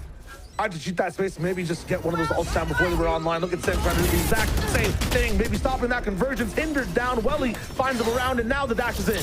Too much on Sim's plate, and SaD regroup. They retaliate, and it's SCG and Fair so split from each other. They have to be independent and strong, and it's too much. SaD force overtime. They try to play SaD's game, try to get them off their ultimates before they're used, stop doing their own hold, their own crossfires on site, and as a result, we are in overtime between these two teams, both playing a style of Valorant, slightly different. SaD going for more of these anchors, WU going for more of these lurky, full all-in 5-man plays. We'll swap sides for now. Back with SaD on attack. I think one of the best things that we saw from these guys is how selfish they were going on site. Sometimes Gerwin is just in there. The util's looking so good, is able to get frags before anyone else is in. The overwhelming utility onto moves as well. He was not allowed to use that op. He was not allowed to be online with the tour de force. They make so much space for themselves and then use their rifles afterwards to confirm that plant. You got the glass cannon op here for moves, and also both teams have only won 4 rounds each on defense. So defense is, you can win your defense, you could probably win overtime, but it all depends of which egg will crack. The pressure definitely setting in as SaD have really quieted things down. One interesting switch up here for WU though is moves is actually looking up at mid. They've inserted Sim all the way at the bottom, so they'll catch any sound for these rotates. Moves now back on, and he has help on this side. It's Fair playing close, Moves playing far. And paranoia towards Fair, and Jerwin executes. You send him to do a job, and he does it. And the ping on moves just cracks his defense, and now Recoil will be on his way to maybe try to prevent the plan. He's peeking out solo. Sims developing on the flank. Knows that Fair likes, or SaD likes to watch that. That's a big win for Sim. Now there's angles around SaD. They turtle up, and it's time to fight back. 3 versus 2 for SaD, and Jerwin's looking for the A. Stellar will steal it, but it's a team effort as SaD is ahead. Looking so good in the way they approach this attack side. Overwhelming utility on the side of the site. Knife up there, so you're not going to be able to get the smokes out on time from Fair. If you want to get the smokes out before the knife pops, your rifle's down. When his rifle's down, that's when Jerwin goes in. The timing is teed up to the 10th of a second. It's crazy from the side of SaD. That being said, on the attack for Winthrop, which they're on now, you saw their freeze into sights hit, forcing SaD to maybe stay on a very far back line of scrimmage. The further back they sit, the more mid control Winthrop has as well. So we have a fast attacking super util team versus a team that slows things down and plays off timings. I wonder which one is going to be diffused on defense first. I feel like SaD have had a better time at maybe even, you know, rocking some thrifties. It'll be interesting to see because this is match point. And when it comes to SaD's defensive wins, well, they won the pistol, the anti-eco, so at least one of those rounds you have a way better buy, and so they've only won 2 rifle rounds to stop that kind of insane momentum that Winthrop built in that second half. So like I said earlier, if you can win your defense, you can win this map, and SaD definitely also needed this timeout to try and figure out what worked on that side. One of the coolest things that actually kind of makes this OT go towards Winthrop's way is they had like 5 or 4 ultimates for like 4 or 5 rounds. They never kind of used them. And in OT, one of the cool things about starting it off is that you don't get to use ultimates to get on the site. You don't get to use these ultis to try to flip the round immediately. SaD kind of relied on those ultimate cycles when they were on attack. This time though for Winthrop, this should be home ground. No ults needed, play your position, but SaD have a good read. Oh, and Jerwin gets pinged by the recon, so he already has to refract out. So that's just another big play from Recoil, just like in the last round. Moves though will lose the op, and Recoil trades. It's a battle for mid control, and Payne is still nearby. He'll just put the smoke to try and kind of settle everyone down, but it's Winthrop ahead in this round. SaD playing in the right area, but at the same time, for these fights, playing straight into Winthrop's hands. Recoil understanding the style of fight needed to win here.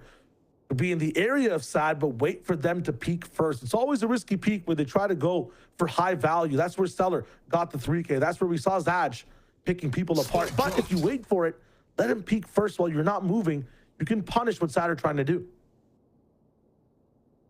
Welly, you get away with one. I like the safer position. He's a little wide. Okay, you got a heads up. You got a heads up, ignores the recon, and now can fall back and just shock and delay. That's all you need. You need this flank to get going here for Payne. He needs to be as quiet as possible. Fair is always watching the flank, and he'll have recoil too. So Payne has a little 1v2 on his plane. He gets away with 1 because the Hunter's Fury is currently being unleashed. This is a blunder. This is SaD that could get away with the map win. 1v3 for Sim. If it's time to get online, it's now. Sim, lock in. Easy kill on Payne. Above him. Can Sim go above and beyond? No. SaD have stolen it away. A huge flank turns into a win. That's just insane. It's not fair, and it wasn't fair in that one to win the gunfight. And that might just be all it takes for SaD to push it over the line. A fun map from both sides, though. If you kind of look at the approach from both teams, very different. SaD just playing towards their outs, playing for their executes, and it looked really good. Towards the end there, though, got kind of jiggy with it, got in with a flank, got into a system where, yeah, we're doing something we don't usually do, and that kind of tripped over Winthrop towards the very end. I'm surprised SaD just kept trying those flanks. It wasn't like all the time, but knowing that Fair was so strong at watching those, being trusted solo, and that was the big thing. If that Hunter's Fury wasn't used, I don't know if that 1v2 for SaD would have worked out, but it did. Just these small moments matter, and this is where now this new captain of moves needs to step up. That was a very high pressure situation of that 4-10 comeback. You gotta keep the vibes up, but SaD are anything but that. What a map for them, and that was Winthrop's map pick that SaD just won. A SaD on advantage. We'll see how bad they need it and how much they'll use it right after this break.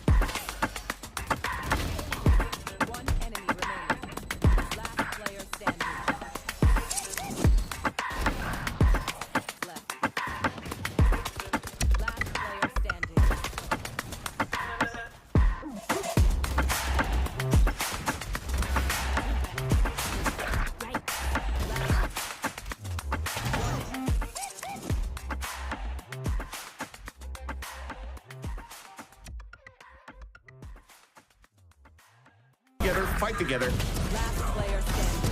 Exactly what Corrode needs. Delivering as the anchor. Through the smoke and off we go. Envy trying to get this classic round this time though.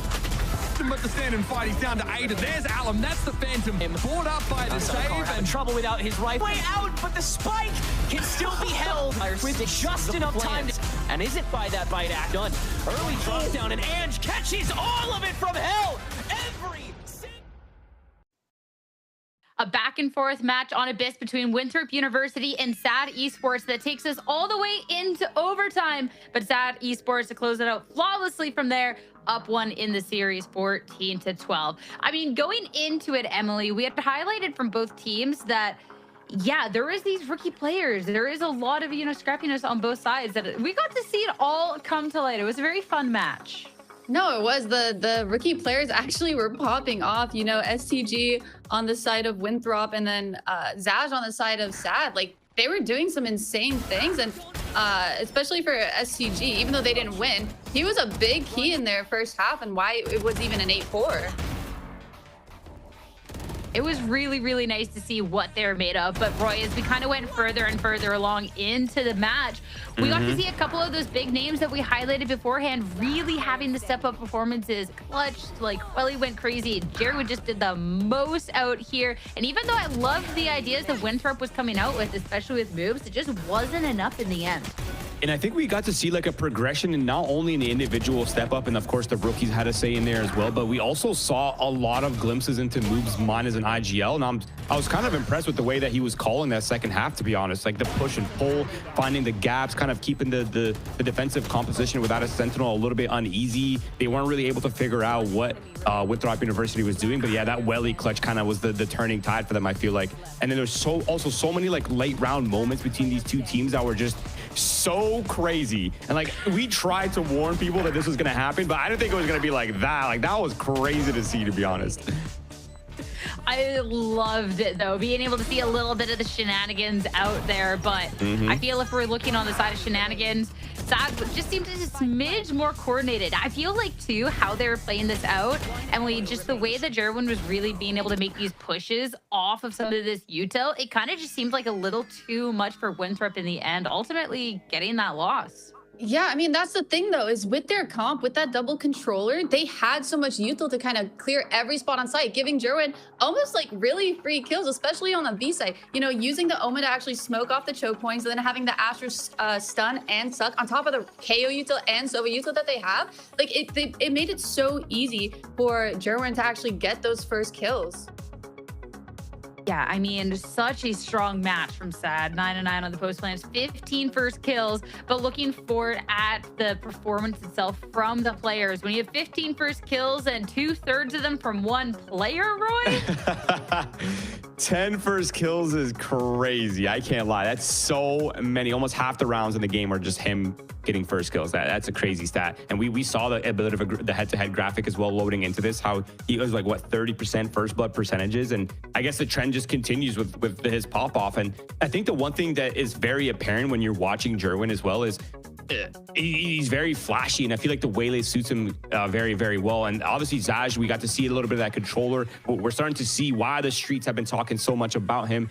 He's very flashy, and the way he plays around the chaos in these sort of chaotic situations was just so on point, and it felt like he didn't really skip a beat. And even when it came down to the sort of like the minute details of, you know, playing passive when his teammate was far away on the rotations, like a lot of those little details he filled in quite nicely. And I think he's a very well-rounded player considering his experience levels. Yeah, and we saw like a different version of Waylay than kind of what we're used to. We're normally seeing the Waylay, you know, try and dash in, get his stun off, and then TP back and allow like the teammates to kind of follow up on that. Jerwin was completely different. He would go in, stun, and then continue to take that fight rather than TPing back for safety. Like, you were right. He was making a lot of these flashy plays because he's on the Waylay, but following through on them and getting that first kill on site, allowing the rest of the team to kind of flood in, it's a different look for the Waylays that we've been seeing in the past. Now, I'm just thinking, I'm recalling back to that one round where he dashes in on the A site, and on the B site, and he literally just continues to bunny hop with his Vanderlaw and just forces moves off the site. Like, what kind of mechanics is that? Like, if I was still competing in this game, I would not be able to hit those shots. Like that is crazy. Like, Jerwin's movement is just so insane. He puts so much pressure, and I feel like the amount of value that he got from his ultimates as well were just so on point. And it wasn't even like he was doing like set plays with them. Like, he had the options of using them dynamically in these post-plan situations, and it was just always so on point for him. And continuing that forward, looking at the second map in the series, this is where it starts to get tough for Winthrop University. Like, map 1 wasn't tough enough when you have a Waylay doing the most out on the battlefield. We are going to Bind. This is also SaD Esports map pick. And this is where we get to see more so that double duelist look coming out, Emily, assumingly we get to see their most recent comp on it. But I think too that with that firepower that SaD has, that this could be especially disastrous from Winthrop if they don't have an answer.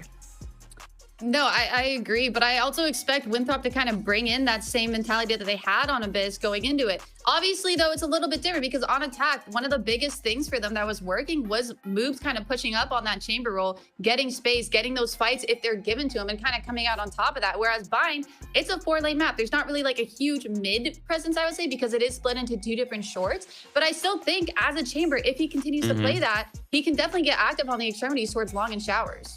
And this kind of puts the question, I guess, too, right? It's like, if Moobs is going to force the chamber on this map, that kind of takes away the double duelist potential, right? Because unless they're going to give up one of the controllers, which I highly doubt they're going to do, they're going to most likely keep the Viper. So that means that it's going to be a lot of these players flexing onto roles that they maybe are not very comfortable with. It's going to be a lot of pressure on Sim to get a lot of value in the solo duelist. And this is a map that is very exploded, like you're saying, right? There's not a ton of space to work with, but when you do have that space, it's a very short sprint to the site. So you need to be explosive and you need to be very successful and precise with those entries. So a lot of pressure is going to be on Sim's hands if they do go into that solo duelist. I'm curious to see how he'll fare on the Raze as a solo, or if he's going to be playing the Waylay or continuing to play either the Jet or the Yoru. So I'm kind of curious to see what they're going to be rocking here. Yeah, I mean, especially being on that solo duelist, if he is, having to go up against another like Gerwin Waylay, I just don't see how that's going to work out super well for them, especially if we don't know what SaD will kind of bring out. If they run that double duelist, I could see Sim kind of getting run over with that. Like, it's just too much. It definitely is a lot, especially with what SaD Esports has shown us so far. But getting into the agent select, we'll get to see what exactly Winthrop University is cooking up and which version of the double duelist we are seeing coming out from SaD Esports. Gerwin is back on the Waylay, Zaj, this rookie, on the Yoru, but we get to see a lot of flair coming out from the side of Winthrop as well, Roy. Yeah, this is going to be very interesting. I'm really curious to see how this will play out, because what we saw from Zaj, what we saw from Gerwin in that first map was confidence. It was oozing out of their skin, guys. They're feeling it. It's going to be very aggressive on this defensive side. I can feel it. It's going to be their only way of really defending against the explosiveness of Winthrop University's composition. So expect a lot of battling towards long B, showers, and potentially towards short, as you want to deny the space here for that Waylay, for that Yoru. You don't want them to be comfortable. You don't want them to overrun the sites. So expect a lot of early brawls to continue on in the second map. Yeah, no, for sure. And I really do like seeing the fade over the sky, just because I feel like Gerwin and Zaj will be able to kind of capitalize off of your util more. Whereas Winthrop, you're kind of banking on Sim to go a little bit crazy, get a stun, and then just kind of flood sight with those flashes. Heading into this, the double duelist, but different supporting pieces coming out from the squads. Can SaD Esports take the 2-0 and end off week 1 flawless, or can Winthrop University push us to a map number 3? Let's find out. Send it back to Shayo and Lemon Kiwi. Thank you so much, Sierra. The last time I saw the word strong and sky at the same time, I was watching Renegades in 2021. It's been a while since I've seen someone like that push up and be in the business. Shout out, Roy. I mean, this is crazy right now. We got a Clove coming in from the side of Winthrop. I feel like there's a little bit of Envy/Rankers Kane Zera inspiration here. You know, these guys on the desk were talking about how things looked aggressive for Winthrop in terms of that last match. It might go even crazier in this one. If there's any map you can still play Sky on, I feel like it's still this one, maybe Split. I don't know. We'll have a podcast some other day, but I think I like the Clove at a recoil because it did feel like Winthrop needed to up that aggression. Someone that could entry with Sim. And yeah, you would expect it either to be fair, and also to swap between like an Astra and Yoru playstyle is going to be interesting, and kind of we'll see how that shapes up for fair. But also having a Clove means when you pop the ult, you can kind of just run and go crazy. But Winthrop doing anything but craziness right now, so they're just defaulting the map. Waiting for moves, maybe to just cook up a way to get through these defenses. That is just unfair, I believe. Oh, actually, a little bit of cheating towards that smoke to try to get in. Seen by Zaj at the same time, Sim jumping through, refract back. Not going to find much in that situation in Hookah. We tune in towards greener pastures, towards A. There's calmness, some lamps in the business. The ambiance lethal, though, as more bullets get shot from the side of Pain. No damage done yet onto him. Ask some smokes to use. Punishment through sight. 4v4. See, recoil. Oh, the right click. Marshmallows came out. I'm surprised it didn't do more damage than it did. This must have been the wind, I guess. And now Winthrop aren't going to be able to easily work through the back of the site for A, but there's some headway, and now that door has been closed when trying to make that happen towards Hookah. Dropping the spike there is so bad. But hey, Sim makes up for it. The Stellar could not watch it any longer. Left. Sim in a 1 versus 2. Time to make up the deficits of map 1. And now planting inside the box. If you play far away from it, may be difficult. You know what? You're not going to be playing it off. That's going to be SaD on the pistol. Look at the heat map real quick for the attacking side. Bind is just one of those maps, man. One person down in showers first, and we have 2 going down and overheat towards backside on A, and the round ends on B. What's interesting, just looking at the comp of Winthrop, is STG not being on that secondary duelist, because they played like a double duelist, and it was STG that was that Yoru with Sim's Waylay, which was on another map, Corrode, actually, yesterday. So the Dust talked about kind of the role swaps and how that was going to be effective, moves is going to be on the chamber or not. So still some adjustments of Winthrop of switching up the duos. Yeah, might have people just linked up with others here. Like if you're not going to have STG up in the business, he can just end up helping the Clove maybe get in, and then the two duelists stay side by side. There's many options inside this comp, many timings to take, as well as Sin, and just ends up winning this one. Defensive side, one rifle down. Cool eco choice for Sim here. Fair actually, I think, buying that outlaw for him. So hopefully it'll end up finding even more on this attack side. Poison orb emitting. Didn't get to see too much of the Sim sniper action on Abyss. Maybe back in the day you saw more of it, and mostly it was moves on that. Here's the double swing and a bit of a desync as Sim is left out to dry, and a judge in hookah is not something you want to mess with, and at least the spike was not dropped there. It's actually going through B long, so SaD still have their anchors intact. You have Stellar though with the judge, and also Welly with the Guardian. Now smokes are being regenerated, and Winthrop just can't get any good visuals on what they're getting themselves into. And up close and personal, I guess must have spotted the barrel. And that spike down. This is now 2 rounds in a row that Winthrop dropped the spike in an awkward spot. So I was like, is that a guy? That's a guy. 3-1 for me. Everyone from hookah has to move around as well. Right now, it's kind of a caterpillar eco from the side of WU. You talk about those smokes that kind of chain together. These just want to stay chained together as well. Recycle this outlaw. It's not going to find much more now. They're not sure if Fairies have picked it up. Nice damage again. 2 people down. Nice picks overall for the side of WU. You might be able to even save this gun and move out with it. Not give up the orb. It could be useful in the next round too. And Fair getting as many ult orbs as possible, especially that dimensional drift is such a, you would think, a free round win, but see Winthrop not being the best on pistols yet again, but it's not been about the pistols, right? Because even against, was it Pigeon they faced? Yeah, they still were winning maps when they lost both pistols. The map we just saw, it was very, very close despite losing those pistols. So Winthrop at least will be able to buy up some rifles, and that outlaw is still there. I'm electing for 1-4 and a bit of a setup. Not too much space gained, but a big all-in almost from the side of SaD. I love that pick from Jerwin. Okay, Payne pushing his luck there. At least he's able to call out, okay, there's at least 3 around showers, and now you're not sure where that lurk is. So SaD will eventually come over to A to support Zaj, who's gonna just pop out, gonna be self-sufficient, doesn't have a flash, but is gonna hold close to showers where that call was coming from. And it's coming from inside the house, and Winthrop are just not allowed in. Hey, at least they still have the spike this time. 1v4 though for STG. That's a tough one to overcome. Having the awareness from Jerwin as well to make sure that the B-side flank is not gonna be that fruitful. STG has a lot on his plate right now. Not going to be able to find too much here on the A site. Really good defensive rounds from SaD, playing together as a team, having plans to defuse at least one side of the map. The insta TP from Jerwin, insta coverage on the other side from Jerwin as well, and could be a round wrapped up from Jerwin to mention his name 3 times and he appears. There's the peek, there's the jiggle. Left. Not going to find it just yet, but again, yeah, STG, not many options on this side.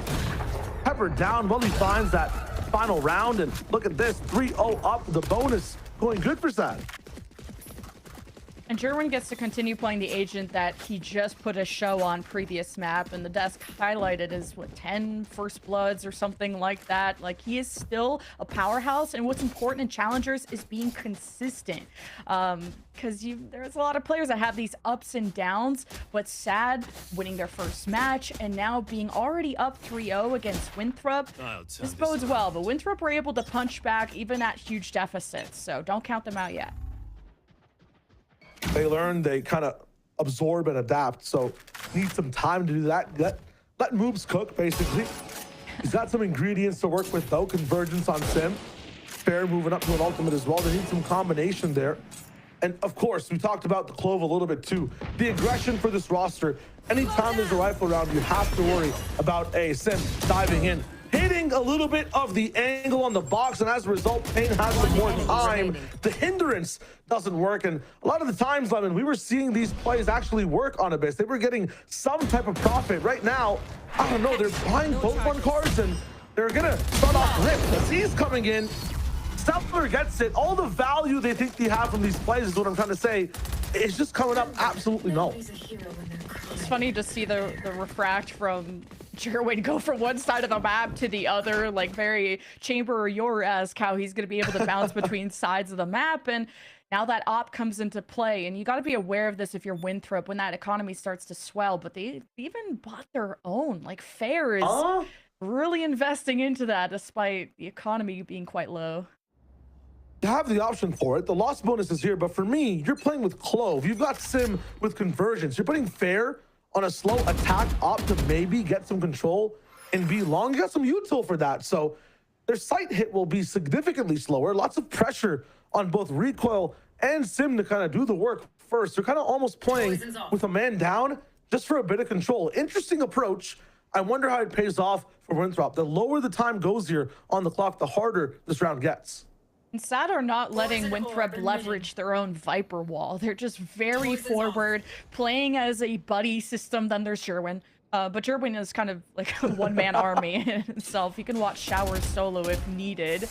Prowler through hookah doesn't reveal much. Winthrop are very far back. There's no eyes from SaD on long. They'll kind of drop the wall and take a look, but Winthrop, kind of on the offensive abyss. They take their sweet time. Trades, though, and the spike is going to get recovered.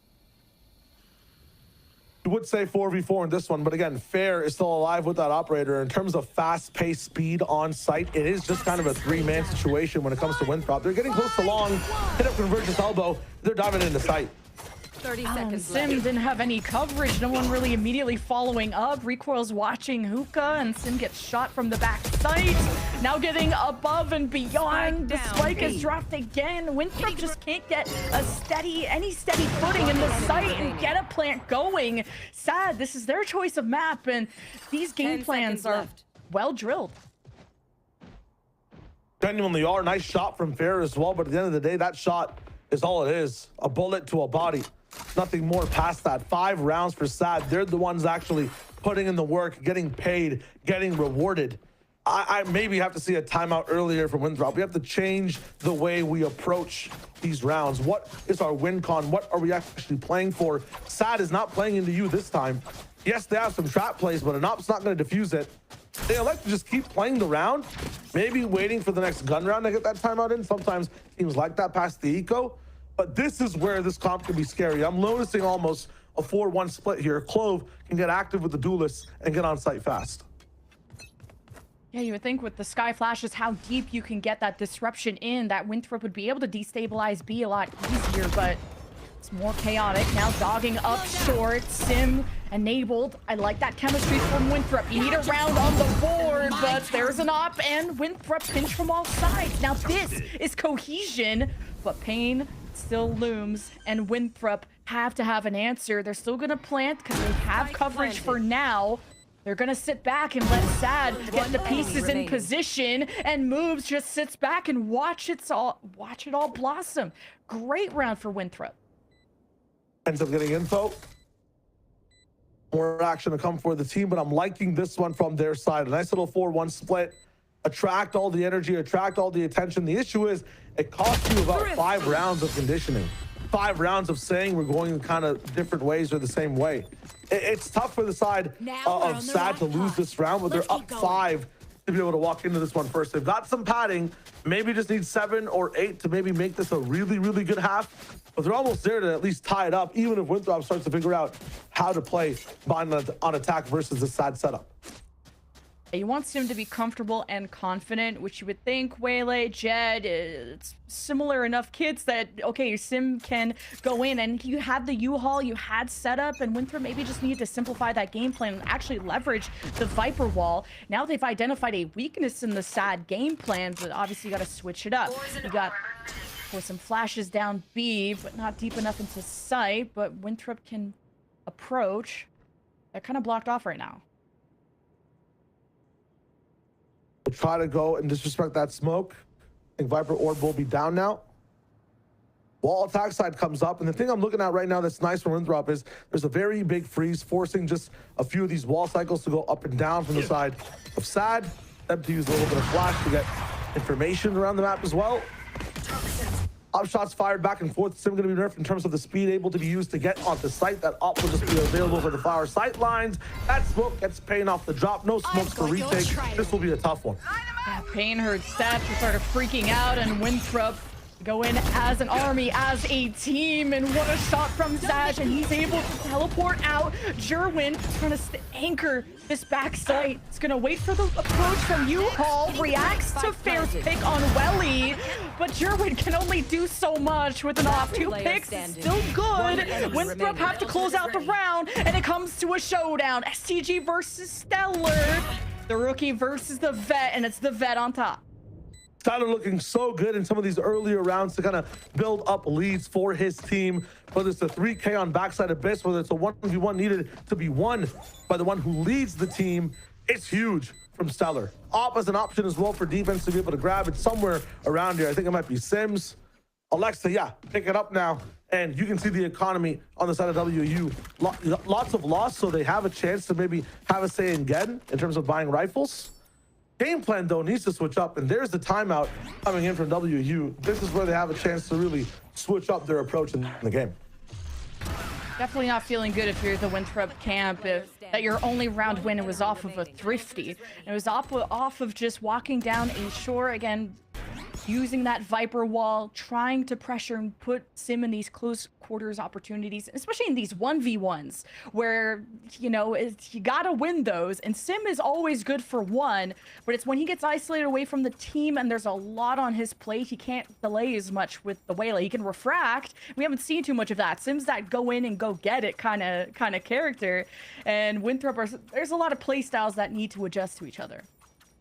One thing I'm noticing right now is that it does take a little bit of time and space and investment from SaD to control every single lane of the map. If you end up just choosing one, going to actually trade for it a little bit and then hit the site, skill fast and hard on the side of WU, you might see a lot of success, whether that's hookah, whether that's disrespecting the smoke inside B long. They're not kind of having 3-man setups anymore to watch a single lane, and no 2 lanes can talk to each other that well on bind, past like maybe short and the teleporter or long and the B teleporter all the way towards shower as well. Right now, a double up on that B side, but A looks a little bit free from showers. Dimensional drift from Fair with the Bucky. He used to be that flashy duelist player, and you need him to step up for Winthrop. Now he's got to get a lot of information. One in U-Haul, one probably in Heaven. Where is he going to decloak, though? He's running out of time, and didn't get that Bucky kill he was hoping for, but still has a firm position in U-Haul. A lot of space for Winthrop. You got the post-plant Viper's Pit online, and you have all 5 alive. This is a good spot for Winthrop. SaD got to go hunting. They'll use the Nightfall to get in. Now Winthrop could be in some chaos as SaD have some time, but Jerwin still is the op. He watches around the pit, but someone has to actually go in. I don't know if you could just pepper down the Viper's Pit and be able to luck your way into killing moves, but Jerwin just watches the support around the pit. Jerwin is still looking for kills. Winthrop are just hiding and playing time, and moves get found, and all the walls come down. There's nothing really protecting the spike except recoil and Fair, and someone's on the spike. It's smoked off. Fair does deny at least some of the defuse, but no time. That was just barely won by Winthrop. Lots invested, needed a pit, needed even more action and luck on their side and timing as well. Can you replicate it is the question. At the same time, keeping things scrappy, being up in the action and the business. I like that from the side of Winthrop. I need more of that as well. We talked about some of these lines, some of these sites that SaD is investing to. You can't do everything all at once. There is no multiverse to explore in this side of bind. Pick one of the sides, be confident, push it with Clove, use that ult when Clove's ult is up as well. It's huge to be able to just topple down the tower that SaD is building up. A 4-round differential now, and WU have found a little bit of a win con, this time leading towards B, the 3 stacks towards A. They've chosen right again. A has been successful, B not so much. It's just been tough for Winthrop to get space. Like Sim has tried pushing elbow, then he dies, and Winthrop kind of flounder on what to do next. And now they don't have ults to make that any easier for B. Still try to check things out with the dog, and that opener from Moobs. That solo lurk yet again may inspire Winthrop to take TP and come over. May need to check what's on the other side of that TP, and maybe Moves will do just that, and we'll see if it's a pivot or not. Still a good hold in hookah overall. Can TP out here, I believe, from SaD as well. No, TP's gone, so this is a bit of an all-in. Not knowing what's on the other side of that TP. Yeah, Winthrop got to go in, but it was so much time. The Viper Wall comes down, and Sim gets information. He refracts out, and Winthrop do eventually have to just get out of dodge. They do not like what's going on at B. Pain, off angle, the process, not fully complete. Past that, a 3v2. Winthrop again have found a bit of an advantage and have information on Stellar as well.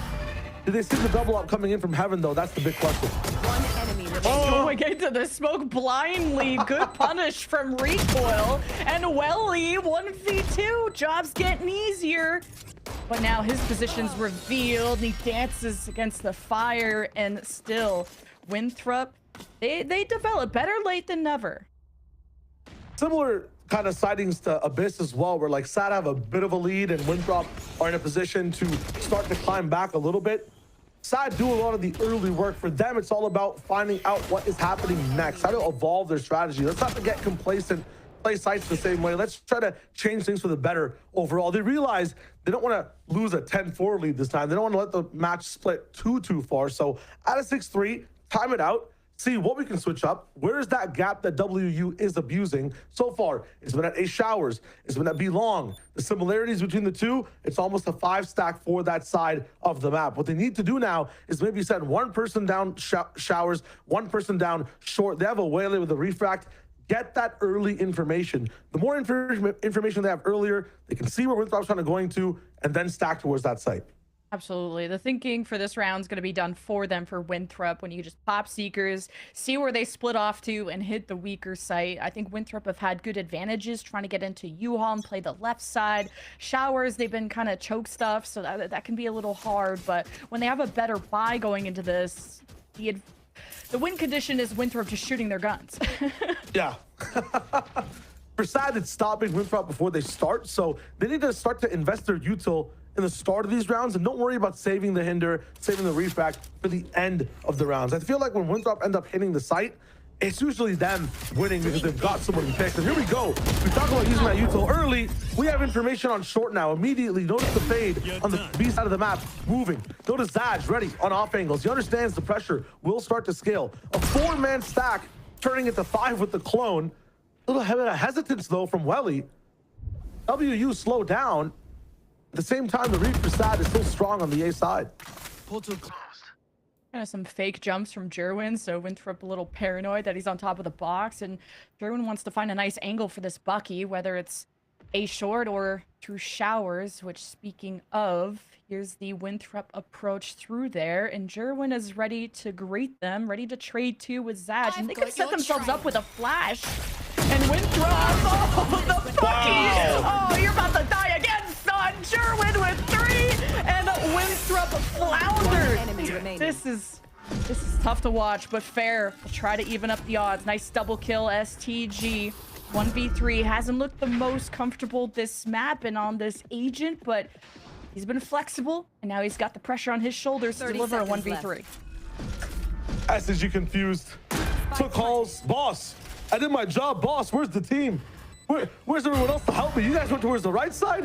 That was the plan? We got off the Showers? No way. And now the job is to hit 3 heads. The first one not found is SaD, who has the 3 on the board. A strike for the side of SaD. Up 7-3 now. They get to control how far they want to take this lead.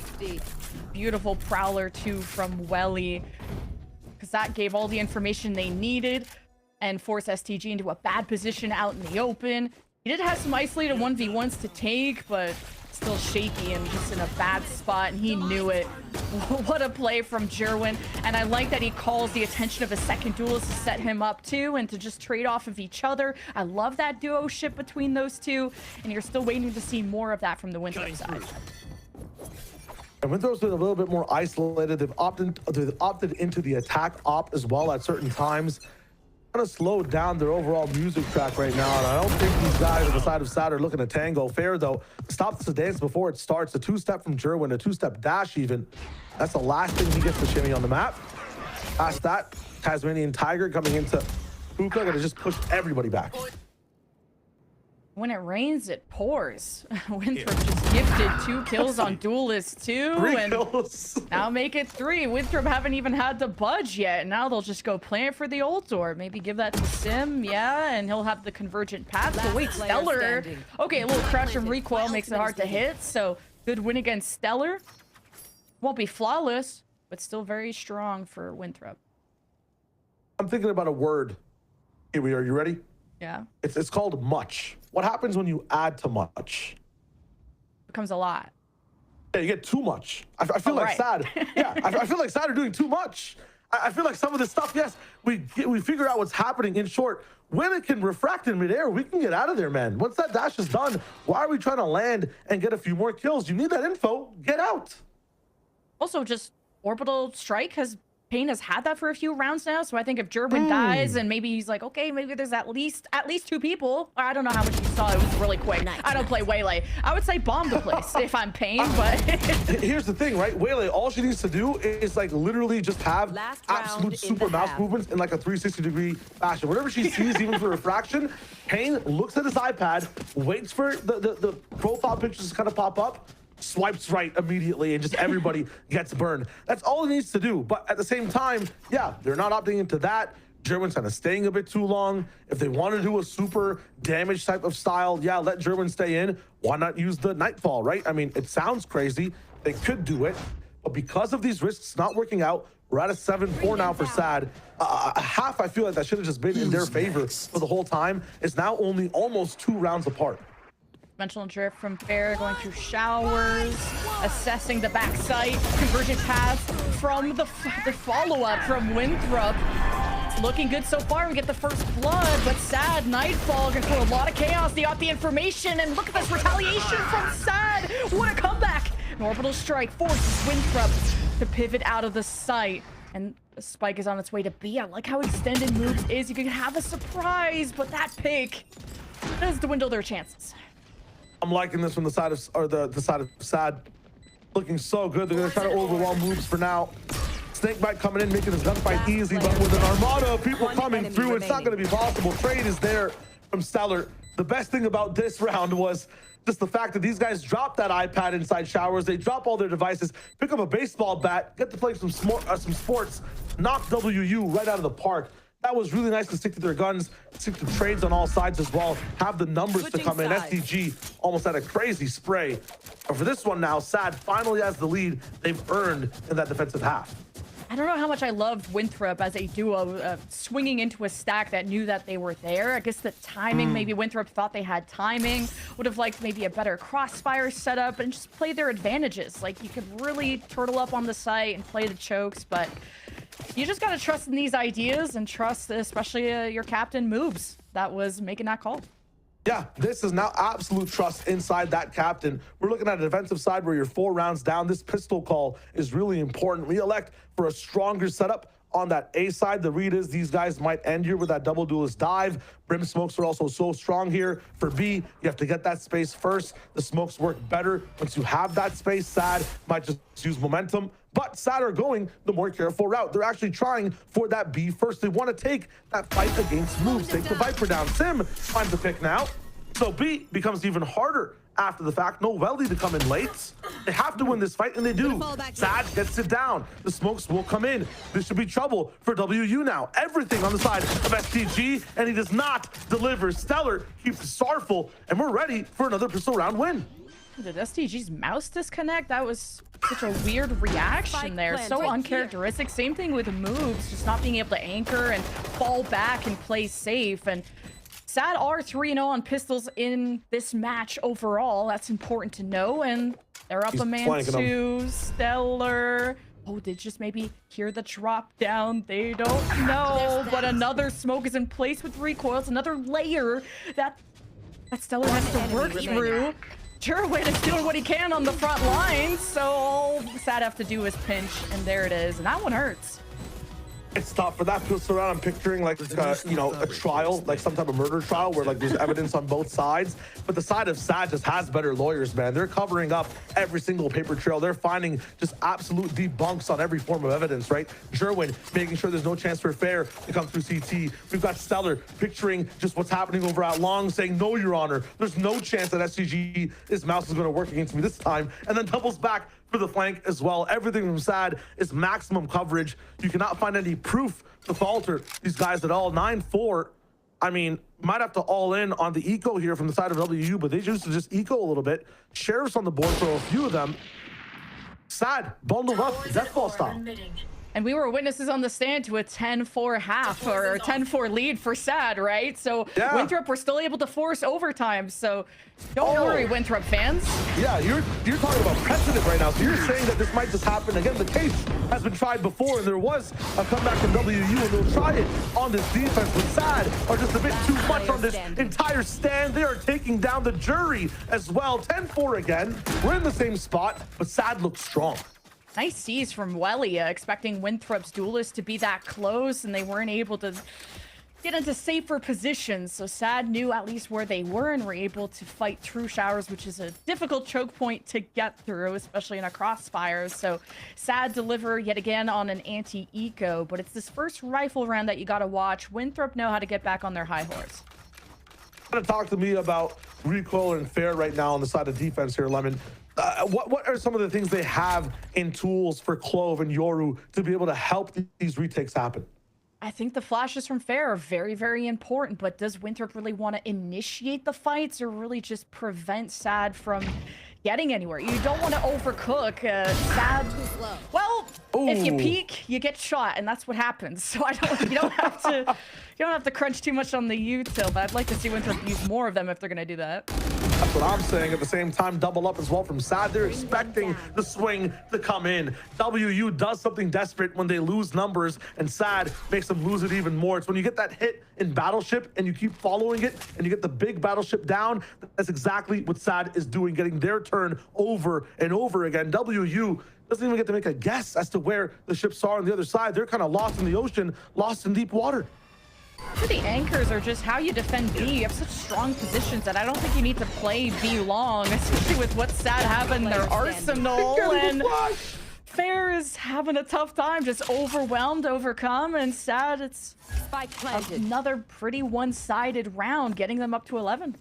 Yeah, that one-sided round was practiced on the side of Abyss as well. That's very remnant of how they were taking the B site. They were just absolutely dumping as much util as possible, using the waylay dash, distracting information, and then doubling down with more util. Again, SaD dumps the entire sink onto the kitchen door. What is the saying? I don't even know. I can't even understand. I'm util dumped in real life right now. If they're playing that well, it's affecting production. It's crazy. And now they're about to be up 11-4. I just don't think Winthrop need to dump their bodies and reinvent the wheel. They just need to strengthen their fundamentals. So the way Moobs is sitting on the top of the B box, you really need to, confirm that pick and just survive. I think that's what the anchors on B really need to do as defenders, is keep the smokes up, defend, have your crossfire. B hard to find. And when you're kind of swinging out B, you're not very hard to find. And when SaD like to have the outlaw, which they carry through into the bonus, that should have been kind of marked from Winthrop. That's what I'm saying, and I actually like the fact that you pointed out the overheat there from moves onto those B sands peaks there. 100%. If SaD are going to wait there, even after getting 2 picks, let that clock run down. Survive on B, you don't see anything, play for a little bit of retake. If you understand that dashes, flashes, everything from scans are going to be used to get the site, you'll have more util to retake it. I know the B site retake is a little bit hard, but we have to try to play for some outs on WU now. It's getting desperate for this side. A little bit of an eco again. We'll be on match point after this for SaD. I wonder if this is just a gap in the Winthrop map pool, just based on kind of the composition choice, the role changes, whatever it is. And they feel like they have to crack the game plan of SaD because they don't have as thick of a strat book on defense, just because it's not their map pick. But here comes Jerwin. See if they can bend Winthrop until they break, and Stellar dips out of an engagement, gives a win to STG, and now the defense could be coming through Hookah, through B Long, and SaD could just counter rotate, but now the A defenders are coming in, and SaD are gonna get cornered. See how Sim handles himself, but he doesn't have a great gun to deal with it. This is an eco for Winthrop, and SaD are getting the match point. Lights out. Just about finishing the job at this point, and with Sheriffs, you really just want to hold angles, pushing into an already very concrete setup from SaD. It's going to be difficult. If there was a time to randomly swing out and try to break timing of SaD, it was probably that round, but I think Winthrop have only gotten away with 2 thrifties this whole series, so that's not something you were really betting on. It's going to be very tough to, try to rely on that to win you the round. I like the side from SaD as well to almost pseudo flip the site, not play deep into these earlier extremities that they already explored because they know a chance for a flank is possible. They're playing composed. They're playing like, they're wearing formal suits to a fancy dinner. It's looking kind of nice. They're kind of prepped for anything to happen. They're dressed to the nines. They're going to go straight forward again. Tempered on their approach. TP's coming in from WU. Some very creative strats. That flashback op shot is looking really nice from the side of Fair. Not a single defensive round for Winthrop, but that first blood could get the morale going yet again. No control for U-Haul. Winthrop are just going to hold the perimeter and showers in heaven. Once the smoke dissipates, we'll see if SaD will be caught out in the open. This is where the op can really get some magic going. He is smoked off. That'll go away in a second. And Fair needs to pop off. And he's got a crossfire, but SaD still need to plant. They got a minute. They can play the patient game. It's Winthrop that have shown more desperation. And look at the scoreline. They have a reason to be. But they just got to focus on those fundamentals. Look at this, though. The mental game is kind of working. 2 players still so far away from the site. 3v4 for now. They have an advantage before things finally break down. Plant comes in. Molly there in the smoke to kind of cover. Brilliant play from Sim. Not going to really find the spray, though. The smoke covers all chances for W to get an advantage. SaD just have to hold the line through U-Haul. Big play from Jerwin, taking down the duelist, and now you have even odds. And SaD slowly take over. They're in the driver's seat. Jerwin caught with util moves in STG. Rookie and the captain, they need to work together. The smoke is separating them. They need to infiltrate. Time is running out, and Payne delivers. It's a 1v1 to decide if SaD take the series. And Stellar just needs to play his life. Play cool. STG look in the wrong way, and Stellar as usual. 13-4, a convincing victory for SaD. Yeah, we were not persuaded before with the OT. This time, SaD just bring the tears to this match. That is tough for the side for WU. That is strong for the side of SaD. What an amazing game. What amazing plays. Noise cuts, executes from this team. The op also looked good to be online. I'm liking what I see from SaD. Another team joining that 2-0 bracket, and they look strong. Absolutely, and it's been so cool to see how SaD are shaping up their roster. They got people with a lot of TAC FPS experience like Stellar, Jerwin. You have the star power, the clutch potential, and they're bringing on 2 rookies, Payne and Zaj, who haven't played challengers, and they're so flexible. You know exactly why Zaj is in the lineup. You can flex to literally any roles. Secondary duelist. Payne is consistent. He knows his role, doesn't push his limits, and just overall, yeah, things could be cleaner, but on their map pick with their game plans, SaD executed, and that's just a gap in the map pool that Winthrop have to assess going forward. But their Abyss looked good, especially Winthrop know how to play in deficits and know how to come back and keep their composure. So there's a lot more to Winthrop than what we're seeing.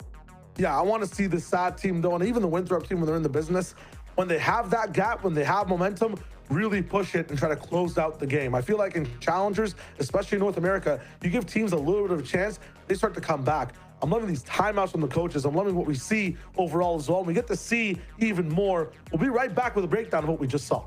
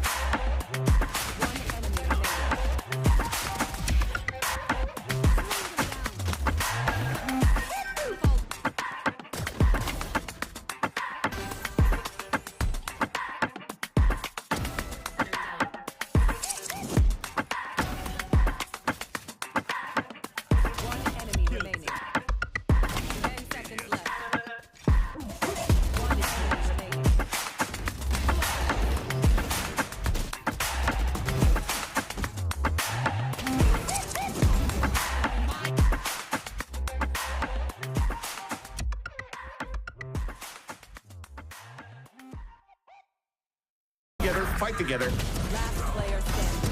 Exactly what Core needs. Delivering as the anchor. Spam early. Through the smoke and off we go. Envy trying to get his classic rounds this time though.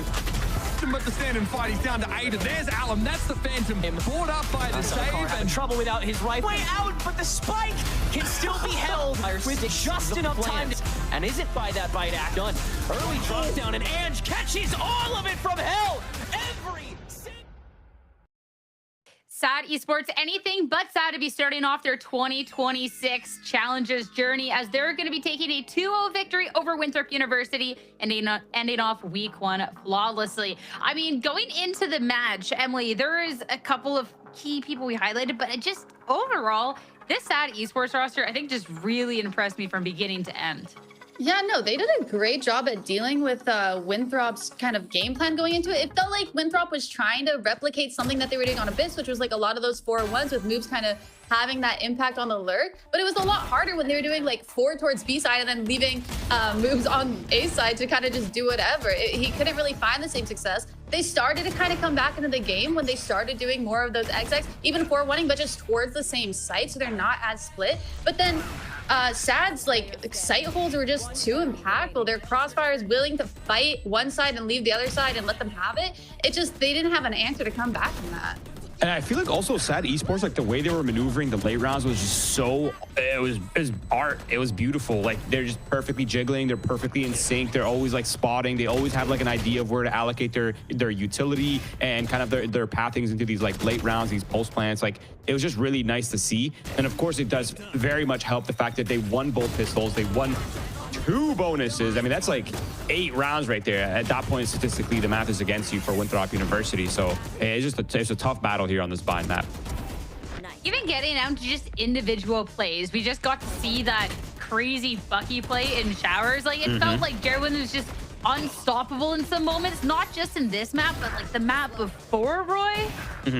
I think, to be honest, the individual strength is there for both of these teams. The unfortunate reality is that Winthrop University just hasn't had a lot of time to develop as deeply as a team. It really just came down to the details, where it was clear that, you know, SaD Esports were a little bit more cohesive. They had some really good ideas, and yeah, it's just a well-constructed picture. It looked great, and SaD Esports, I'm seeing the vision, I'm seeing the potential, and they look fantastic, and yeah, insane work.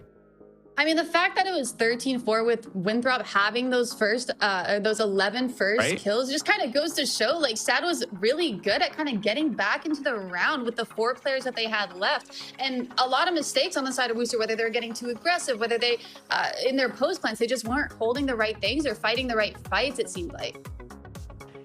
That's definitely a tough one, seeing just how that's laid out there. But again, looking at the player performances, even if down a number, just some great performances. I mean, I want to talk about SaD because we know Jaren is good. We can circle back around there. But the question, Emily, was on the rookies going into this, and both rookies putting up great numbers, but SaD, like, wow.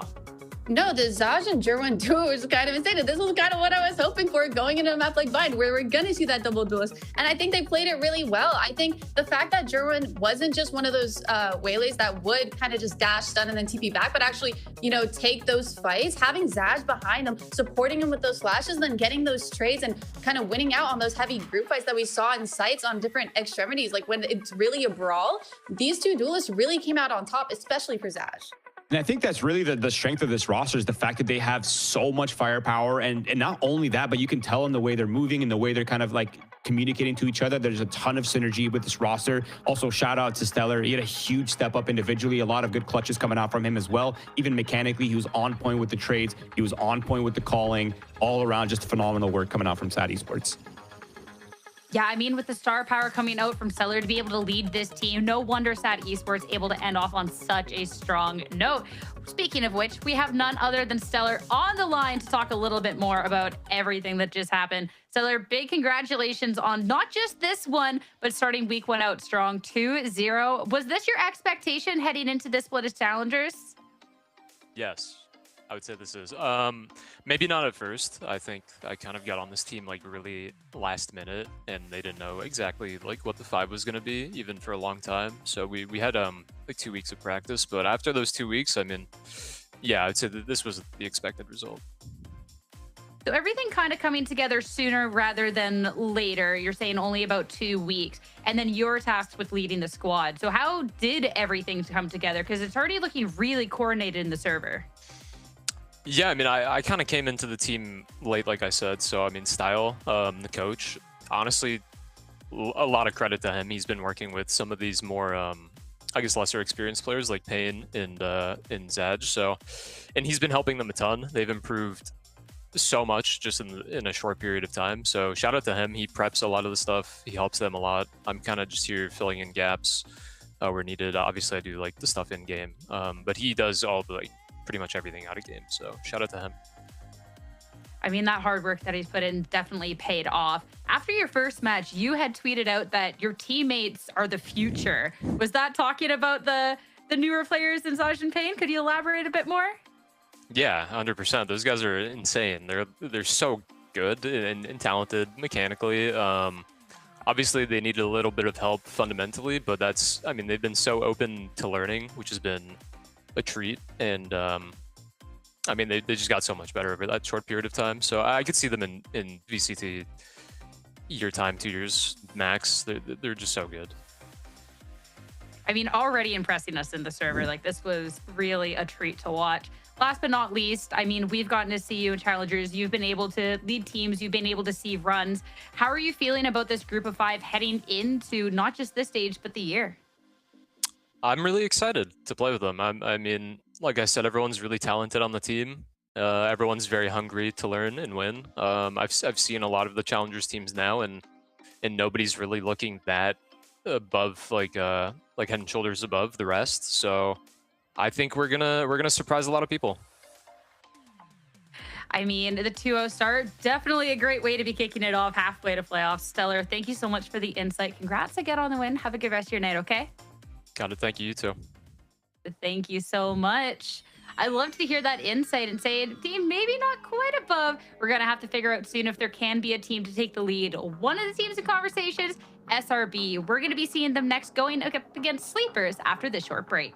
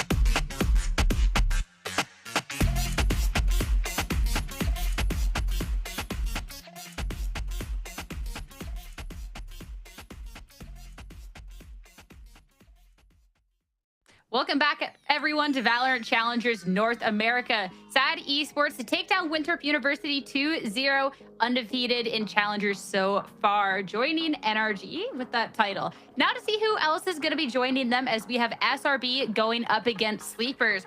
Two very, very different teams, but one that I'm really excited to discover more about. SRB, of course, Roy, was one of these teams with a lot of eyes on them going into this. But Sleepers, I mean, the sleeper pick, it's right there in the name. I'm excited to see what this group can do, especially against a tough opponent. Yeah, this feels like chapter 2 of Baby David versus Mega Goliath, right? Like we saw Sleepers put Corrode to bed last week in round 1, or sorry, not last week, but a few days ago. And now we're going to see them tested again against a team that I think we can all agree that we consider to be one of the top teams in this league, right? Our expectation, our bar for SRB is super high. I think for Sleepers, the way I'm looking at this matchup is I want to see how these players fare mechanically, strategically, fundamentally against SRB, who's going to be coming in with a really good game plan and an attempt to just have a very well-rounded map pool. Yeah, I mean, with Sleepers, there have been like a lot of unknowns when it comes to them, just because we haven't seen them play too much as a full 5.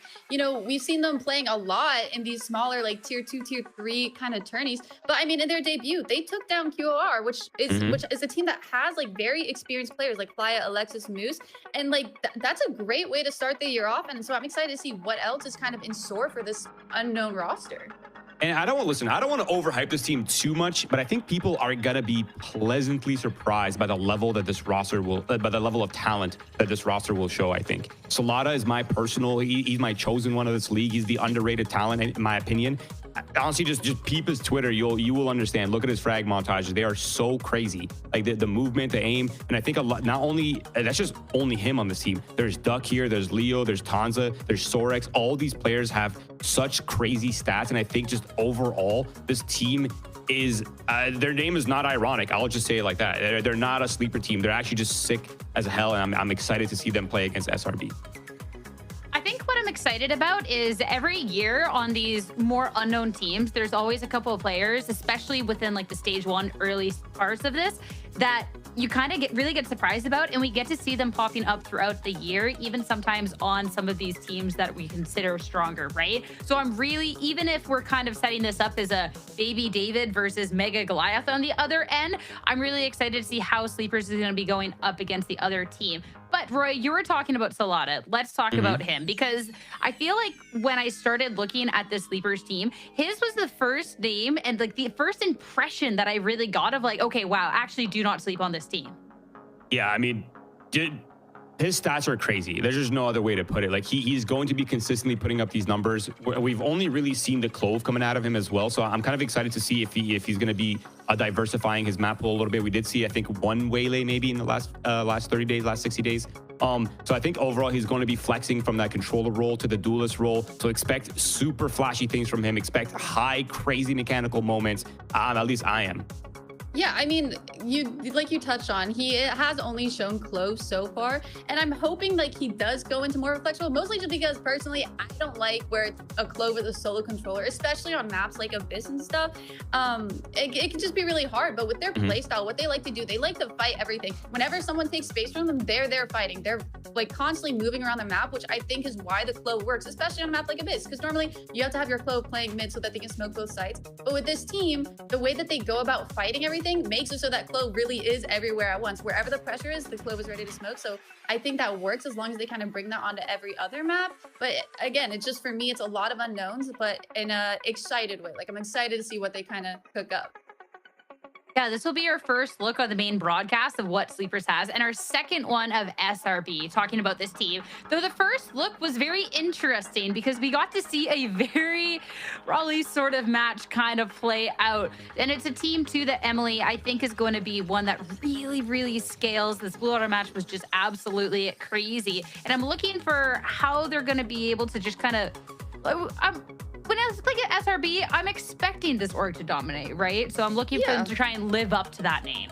No, for sure. And on paper, like they have a fantastic roster. So I have no doubt that they'll kind of find their footing in it. But I think just right now, they are going through those, like the growing pain phase of having a new roster, having a new team. And like, as far as like their game plans go, which I kind of really had high expectations for, it's like, as soon as they don't have that, everything else seems to fall apart, as they don't have the foundation to fall back on. You know, that team chemistry is just not there yet. So as soon as their game plan goes out the window, they start making a bunch of solo plays. And for them, that's the reason why they won some rounds, but that's also a lot of the reason why they lost a lot of those rounds, especially in those close matches that we saw against Blue Otter. It was kind of like it either made or break the round when it got towards the end of the games. And I just think as soon as they have a little bit more time to get that team chem down, get that foundation down, they'll kind of start crying.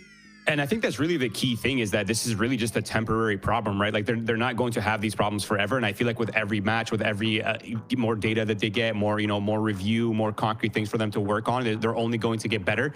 Where I'm at is I was kind of curious to see the duelist debut for Ion, and based on what we saw on the last match, it looked great. He was popping off. He looked very comfortable. I had questions in terms of how comfortable he was going to be, how his movement was going to be, how the Waylay tech was going to unfold as well. And honestly, all of it looked great on the eye test. He was performing well. He was disruptive. He was doing exactly what duelists should be doing. It honestly just feels like he's been a duelist for years. So it's nice to see having that on their team as well. And I'm looking at continuing seeing the newer and improved version of SRB hopefully today.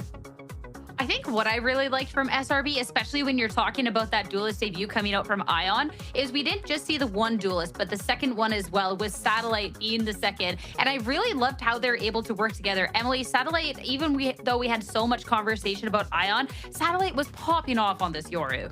No, he really was. And yeah, so far all we've seen is that Yoru. So I'm excited to see if maybe there's a little bit of switch up today. But I mean, it's worked in both scenarios and both styles and sides that we've kind of seen from SRB. You know, we saw it work when he is playing really well with his team, when they have like those set game plans and ideas going to every round. But we've also seen it work when it comes down to their solo hero plays. Like he was excelling in those especially.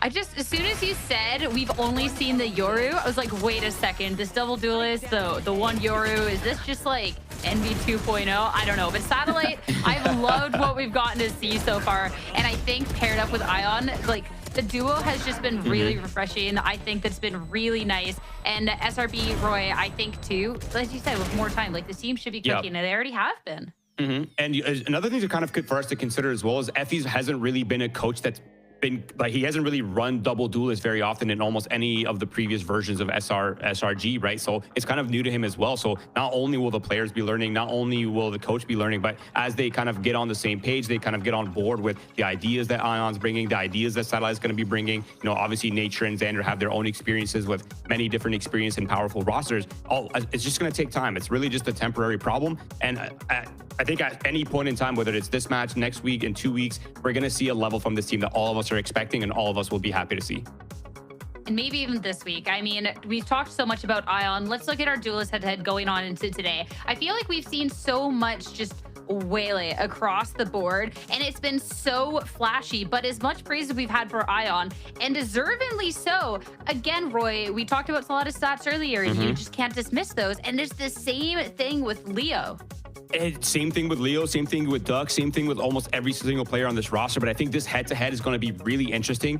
For me, the kind of the key point and kind of the reason why I like this head-to-head is there's a really big experience gap between these two teams. Like there's really no other way to put it when it comes to the coaches, when it comes to the players on this team. But to see the way that Sleepers will fare against this team, and to also see the way SRB is going to respond to teams that maybe don't match them on a strategic level, but mechanically they're right there, right next to each other. So I think it'll be interesting to see the way that Sleepers will devolve the rounds, the way they're going to try to dismantle the SRB ideas, and kind of how they maneuver their late rounds against very experienced players. It's just going to be fun to watch, I think.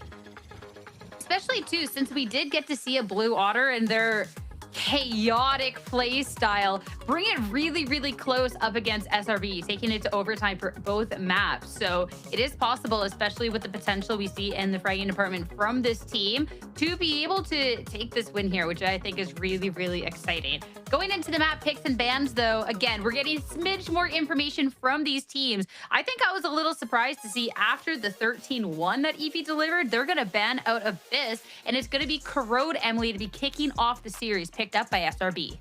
Yeah, and I'm honestly surprised too, but also you have to think like Sleepers was going up against a different team, and Shopify, they do have a little bit more of that structure, and I think they were just worried about the game plan at all. They want to get a map where they can be a little more loose, have a little more aggression, and kind of just bank that they're going to win on those team fights. And I think Corrode is a perfect map for that. You know, each site is going to be really brawly, and I think Sleepers are trying to kind of capitalize off of that. I think if I'm SRB, I'm looking at the composition that Sleepers likes to run on Corrode, and yeah, it might be a map that they're very comfortable on, but I'm seeing some holes. I'm seeing a little bit of weakness in the defensive powers and the offensive powers, right? The Waylay ISO, it's a bit unconventional. The Clove as well. So there's probably gaps that Effie's has picked up on. There's probably some weaknesses that SRB sees. So despite it being, you know, a bit of an experienced map for Sleepers, SRB is very comfortable running it against them, and they're going to be starting on the defensive side. So that one is honestly a little bit questionable because I feel like this map is very defense-sided at times, so especially if people have it kind of figured out. So I'm kind of curious to see what Sleepers are up to on the attack side. And then when it comes to that split, we saw SRB playing it. We saw the way they looked on it. There was clearly some holes. There's clearly a little bit of discomfort happening around. So I think it makes sense why EP would pick it. They want to see the way, they want to expose, the way that SRB is playing that map, and maybe they also have some kind of read on that as well. And fingers crossed we get to go to a bind in this series, but I'm really intrigued with how Split in particular is going to be playing out, especially as you commented out, just the gaps and that Waylay versus Waylay that we're kind of setting up, which assumingly is what we're going to see on that split, I think is going to be especially exciting. Heading into the series, though, our expectations, again, it's SRB, you have this coaching staff behind them. You have a lot of these players, really talented players that we've gotten to see up against a relatively unknown team, but still getting into the predictions. never count out the underdogs. Unfortunately, Winthrop University kind of ruined my plan because I was just going to say, well, you guys are always wrong, so I'll pick the other way. I was wrong. But you know what? Might as well just go for broke here. I love the underdog story. And hey, if teams are going to be taking wins off of SRB, I think it's going to be earlier on in the season rather than later. So this is where I'm going to predict those upsets. Fair enough. Honestly, I'm kind of upset with myself that I picked SRB. I feel like I'm a little disappointed. Usually, I like to go for the underdogs. I like to go for the upcoming players and kind of build their narrative. So I'm sad to pick SRB, but I feel like, you know, all the things that we talked about, the experience, the double coaches for SRB is just so much to work with, and with time, they're gonna be that powerhouse roster that a lot of us are expecting, despite their, you know, their first showing, even though it's still a 2-0. Obviously, that just speaks to the level of expectations we have for this roster. And Emily, no fun over there as well. SRB, just going with the standard. I just have a lot of faith. Like I said, like I think Rory's right. Like every match they're gonna get better is the hope, and it's honestly what should be happening there, because it's not like they have these really like weak game plans going into it. It's just that they kind of struggle with their team chem, and that can only improve by the more that they play together. And when I'm looking at a team like EEPY, while I think they could kind of throw a wrench in the bucket or whatever the saying is, I don't know tools. Close enough. Yeah, close enough. I think that SRB will be the team to kind of shut it down. But again, SRB had such close matches, 2-0s, both games going into OT, because they had a hard time closing it out when they didn't have anything to fall back on. So I think if EEPY can kind of disrupt their game plan early on, we can kind of maybe see that fall apart from SRB that we saw last week, just earlier on in the game, giving EEPY a higher chance of maybe securing a map or even winning it all. See, that's what I'm talking about, Emily. That's what I'm talking about. You know, just root for the underdog. See, I think this will be. We also, you know, we have to talk with the caster curse. Have to make sure we're not doing any of that out here, right? So I'm truly a team player taking one for the team here. I definitely think though that regardless, it's going to be interesting because, as said, both of these teams are 1-0. One's going to be ending off 2-0 for the week after this. As for us though, we're going to have to wait a minute until the match is ready. We're just waiting for all of our players to get into the lobby. But this is your opportunity to get yourself a water, get a snack. After that, back with Sleeper versus SRB. Stay tuned.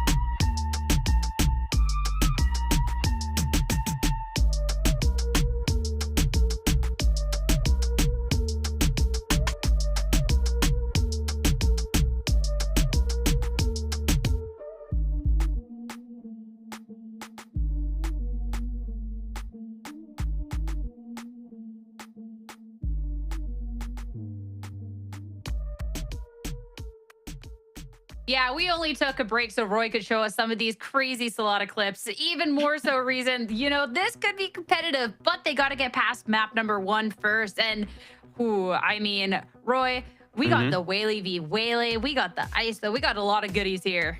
And what we don't have is any Sentinel, so there's going to be a lot of lurking, a lot of slow play. Obviously, the KO is going to help a lot with information. So in terms of info, in terms of the macro, in terms of moving players around, that's the edge for Shopify Rebellion Black. But for sleepers, their key is going to be the brawliness, the fights with the ISO, with the Waylay, with the Clove. They have a ton of util to work with. They have a ton of movement. And of course, playing off the fade util is going to be key for the sleepers. So I expect a lot of action early on. Yeah, I mean, I expect them to have a really strong attack half here because going on defense, having a Clove as your kind of main other anchor besides the Viper is going to be tough. You don't have a blind to kind of delay them to allow your team to flood in. All you have is your smokes and just hopefully you can shoot them running in. And you're right, on the side of Shopify Rebellion, they do have that little added boost with the KO and Sova, having that util to play off of, getting that info, using the KO flashes to kind of follow up and set up your Waylay for success. But I don't know, it's going to be a tough one. I mean, hey, pressure builds diamonds, right? But heading to the map, it's time to see if sleepers can get this upset or if it's going to be SRB living up to the reputation. Let's head to Corrode and get to the match with your casters, Shayo and Lemon Kiwi. It's about that time. SRB versus sleepers. It might be one of the matches that just shows us a very big upset, but a match that's exciting. We're starting on Corrode. Don't usually see it as a first mapper, Kiwi. This is about to be a fun one. Yeah, SRB are going up against an all-rookie squad, but could have been cleaner from SRB yesterday in their matchup. I know the desk are very optimistic that there's going to be a big build-up, but they're also going up against a pretty puggy team, right? A lot of these Zoomer fraggers, I think 3 of them have a lot of time on Duelist too, so I'm interested to see on SRB's map pick how this is going to go. Yeah, double controller up in the business for both teams as well, but the double initiator coming in from the side of SRB should be very fun to watch. Clove also such a fun Asian to be able to just break down executes on this map. Let's tap in with it. 5 men ready to go through the attack side on B, and it's already looking good for the side of EEPY. Well, that is a jump scare for X. I just wanted to jump spot, and here is the flood. Satellite holds his own perfectly. A 2-for-1. That makes the job easier for SRB on the retake. Speaking of which, Nature will be coming through that mid cut. We'll have a recon to maybe guide Xander in with a paranoia. If they take a fight and choke, that'll go well for them. But EP don't want anywhere near that. Link control already there. Tanza gonna be the first contact. Ion gets that hinder down, but past that, what could the rest of the team do? Okay, 2 versus 2, not too bad, but time is of the essence. Nature gonna be first contact here. Round Salado just trying to bunker down with that crossfire. Beautiful shots! And the montages are great.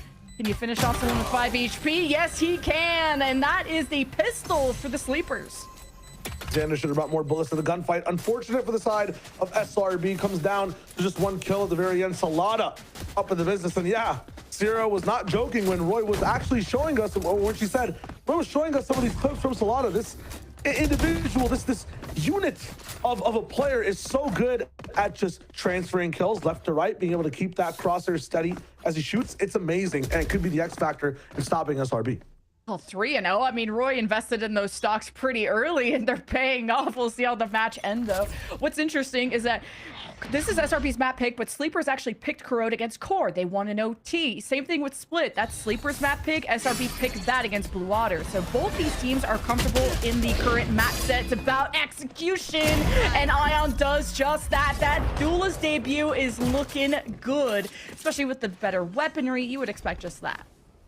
Fast and furious, always breaking the laws of physics, and it seems like EEPY are doing the same thing, taking a page out of that fast book, getting on the side as soon as possible. No one breaking that leer, not the leer, the scan over for the one side, and Sorax is holding the flank as well. The approach from EEPY from the side and from the front, from the side, from the back, everywhere just looks good. The flank's covered, the entry's nice. They're looking strong so far. I know it's just an anti-eco, but the protocols look really, really solid. And Sorax has got a lot of orbs going too, so the Vipers could be the first ult online for that squad. But I like that they're just coming in with that confidence. SRB have a lot to prove after kind of reconstructing their identity with this new roster. They got a lot of big names, some excitement behind them. I know even just hearing the desk yesterday talk at length about Exa and really all the veterans on this squad. And now it's about just building that chemistry going forward. But EP kind of reminds me of this NV play style of just very puggy, very scrappy. They got a lot of duelists. They know how to frag. They got the mechanics, but do they have the depth of strategy to go up against the minds of SRB? This will be the tester kind of that round. I do see the clock frozen for now though, so either attack timeout or attack the check. We'll just see what it is in a second. I'll talk about the comps a little bit more and what could happen as well in terms of overflowing, wins for the side of EP. SaD getting that ultimate online helps the entry that much more. Leo with conversion paths on this map. I know Ion's also there on the other side, but being able to just enable your other duelists to go in, Tanza with the shield and you're hindered, almost unstoppable. So when these ultimates are online for the side of EP, it might get too crazy for SRB to handle. And just some notes from what I noticed from SRB yesterday. They won both their maps against Blue Water in OT, and I think synchronization is still being perfected between Satellite and Ion on those double duelists. Ion seems to prefer this more chaotic, fast play style, reminiscent of the Envy days. Satellite still tries to trade where he can, but sometimes he's a step behind, so that can be exposed. I think Nature and Exa didn't have the best of day ones, but there's something to build off of there. Yeah, look at this build that Tanza's rocking with. Pushing a wall forward, actually getting another trade onto Satellite as well. One of the first picks. That wall stops the Odin spray, gives you an angle onto the Odin as well. That's some very cool use of ISO right there to start the round. The overheat from Tanza as well just kind of shows you exactly how EP want to play this map. Lemon Kiwi's absolutely right. It's aggressive. It's that envy style. It's the, we want to scrap with you first. I want to be at the start of every sentence, and I want to be the punctuation at the end of every paragraph. They are just running up a really good essay of a round right now to kind of win this bonus. They have a chance to make things close and personal on B as well. Nobody is on this site, and they have the lead. SRB are so paranoid about flanks. Like, Exa is checking his own spawn and maybe also adjusting the fact they were at a man disadvantage before that. Just wanting to give that space, let EP come in and play for retake. Exa gonna be in a good spot, but this flank is forming. Xander and Ion creeping in. Paranoia too, but this is taking a lot of time. Lots of time. They have so much control on so many sides of the map. They kind of understand that the flank might be an issue. The flank might be the purpose here. And that needs to kind of kick into gear very soon, or the spike's going to be ticking down. And EP also just cleared through mid, and anchoring within the site is Sorix. It's a good hunt, especially from EP, but it doesn't matter. X's going for the ace. Ion robs him, but it's a team effort. I was worried if they had enough time to do it, and they pull it off. It's huge. I mean, X's performance there is just absolutely amazing. Staying inside that heaven pocket is something that tier 1 teams can't even do, is just take control and gain control of Art the entire time. So nice on the side of SRB. I'm kind of confused and maybe a little bit EP myself, and watching EP in the fact that, yeah, no one was coming to them in Link at all. They were not ready for a flank to come through, and they didn't have art control either. So they're kind of just going all in to maybe get some picks as trades towards the end and get scrappy with it. SRB already making adjustments to be on the same page, enable their players on site. This might be the kind of switch up I'm liking to see from SRB. Sleeper is already being conditioned that it seems to be Exa being solo on that side, Nature with the Odin in mid. But he needs to kind of assess how the A site's going to go. They're going to leverage that Viper wall to cut off that A link, and chasing down this Omen as a Prowler and some util. SRB just holding back where they can. Good refract and a follow-up from Tanza. But wait, they stagger it one by one, and Xander gets the mop out and cleans them up. And that's enough for SRB to get back on their feet. Not making the floor look shiny, and it looks like it's so slippery that EP end up falling over. 3K for Xander. You're absolutely right. What a player, what a man, and what a way to hold things down. A waylay dash, ISO shield inside that Viper smoke as well. EMEA could be jealous of us in the way we handle our tech pauses, by the way. A very fast one to start off, but might be doubling down on them. Before, it was a mic issue. It might be the same here. The comms should have been looking good on EP there. Execution, though, a problem. They can supplement some of those issues now with Tanza's ultimate, though, right? Already have that entire just 1v1 chamber online. Should be good to watch and see exactly where they throw it. Especially if Exa keeps his wall up over at B, you can just try to pull. You know he's going to be somewhere on the site, but I don't know what kind of style Tonsa wants to play to go for a blind kill contract, or what information they can really get off of Duct if he throws a haunt in. He seems to be very proficient with those lineups. So EP just need to be careful of how they flood in, because Xander kind of farmed them. Yeah.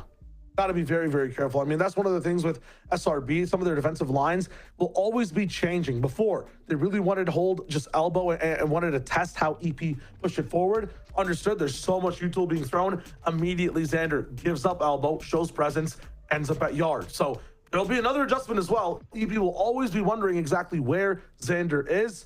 The questions are always changing for the side of the defense for SRB.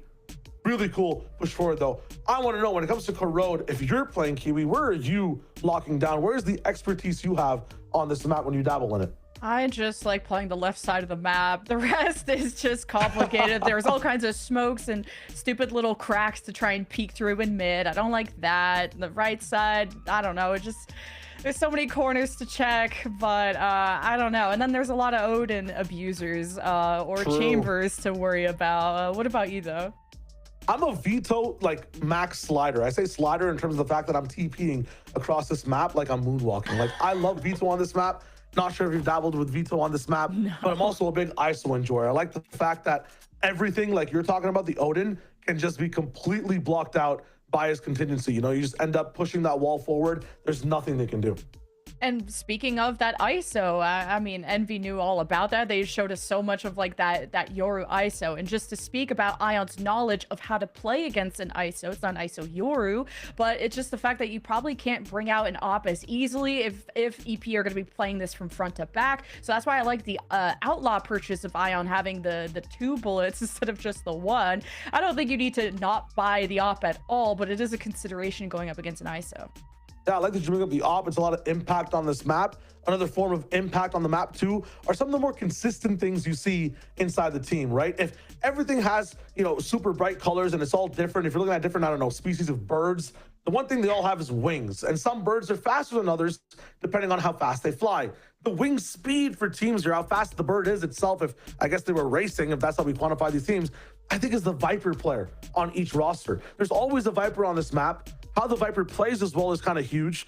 Exa and Sorex, the matchup here should be really fun to watch. Both players are very, very great. Playing on different sides of the world too. I think it's West Coast versus East Coast, so just figuring out some ping stuff right now, y'all. But back from SRB on their first rifle round, and I wonder what kind of Omen play Xander would go with the TP, because we've already seen just how exposed both spawns have been of, I guess, actual sentinels, although Viper kind of cosplays as one, how much that flank can be abused, and if Xander is really gonna go for it this early in the map. Yeah, Xander's also a really cool key to understand how much of a difference SRB have as an approach to this map as well, right? You have Salada on one side who has a lot of aggression. You're able to have fast fights, use Clove's ultimate as well to get a refight in there as well, lots more distraction. Xander, you saw it from that side, paranoia is huge. Omen, one of the people or one of the agents in Valorant that have an ultimate ability as something you use every single round. That paranoia, give it to Harbor actually. Let's take Omen's paranoia, give it to Harbor as just a common ability, or even his ultimate. His ultimate is kind of a pseudo-para anyways, but it's nuts in the way that Xander can just affect the map passively through util, and Salada has to kind of work for that in rifling. It's a really cool relationship. Both those smokers, the dome smokers, will end up sharing as this map goes on. And then the last thing I want to talk about is just Ion himself. You mentioned Ion a little bit. I mean, could be playing inside tier 1 right now, just too young. What a problem to have in approaching the game. His Waylay versus Leo's Waylay. I feel like Ion is such a nice little system duelist, always helping out his team inside those retakes. Leo is going to end up actually, yes, enabling ISO, but sometimes ISO will enable Leo. It's really interesting watching Waylay in a double duelist format. You can have someone that helps or have someone that throws that hinder and takes the fight themselves. And the Dusk pointed out that difference of experience and perhaps execution of just SRB having these long resumes of all these orgs, all these games, all these opportunities they've had, and now coming together as these pieces of a puzzle. And maybe it does just take time for that to grow, but Challengers has had curses of teams that have been destined for greatness on paper, but has not delivered on those fronts. So that is something to build off of, while as teams like EEPY, I feel like we've also underrated premier teams or just teams that are puggy or don't have challengers experience. I'm thinking about like Burger Boys or others, like even Envy you could consider puggy before they showed us how structured they were. I think Sleepers are very underestimated, and Roy is very hyped on them. No, absolutely. The big thing too, when it comes to experience for Premier, you can go towards the very opposite side too. Tier 1, right? Look at someone like Nature, one of the last people to mention inside these rosters, but definitely not reserved for last because he's the least. I mean, drop the evil, still a genius. This guy with the head-to-head with Duck right now when it comes to initiators as well, it's very good for the execute. Sova so good at controlling mid with the dart. Odin spamming mid as well. The drone so good at controlling things and letting slower duelists get in the business. The tempo Sova offers is huge. You have to just be so good in prep. Ultimate's also different. Duck can just enable Yoru's with Fade to be able to have a super combo with the ultimate. Can enable Waylay to get in there, and you have no idea where she's dashing above you. It's nuts, the potential for both these rosters with both these compositions, what each team can do. And what I'm looking at too going forward is the trends or how fluid Satellite and Xander are going to be around the map. Because right now, X is kind of solo on the left side of the map, and SRB EP strat book is, but if Exa keeps being alone, that could be exploitable. I mean, it already was when Exa was jump peeking, but Satellite, these early knives, where is that going? Can that shift towards the left side of the map if EP is kind of starting off there? Can Xander add even more delay through the left side of the map by throwing out a paranoia or supplementing with smoke? So it's about how SRB are going to support each other going forward, and how they sync up, because I don't doubt the lack of support. It's just the timing of it that was a little off yesterday.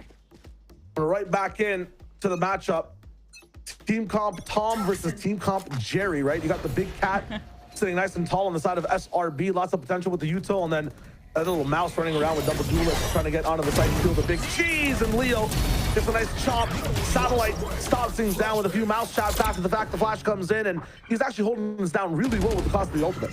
That's that support. The knife hits Exa, brings the wall down. The EPs start to flood in, but Xander reestablishes the smoke and kind of messes up the flood here for Sleepers, especially when their front line fell over that quickly. They got the kill onto Exa, but the backup for SRB is so quick because they're mostly sitting in mid, ready to pivot to wherever.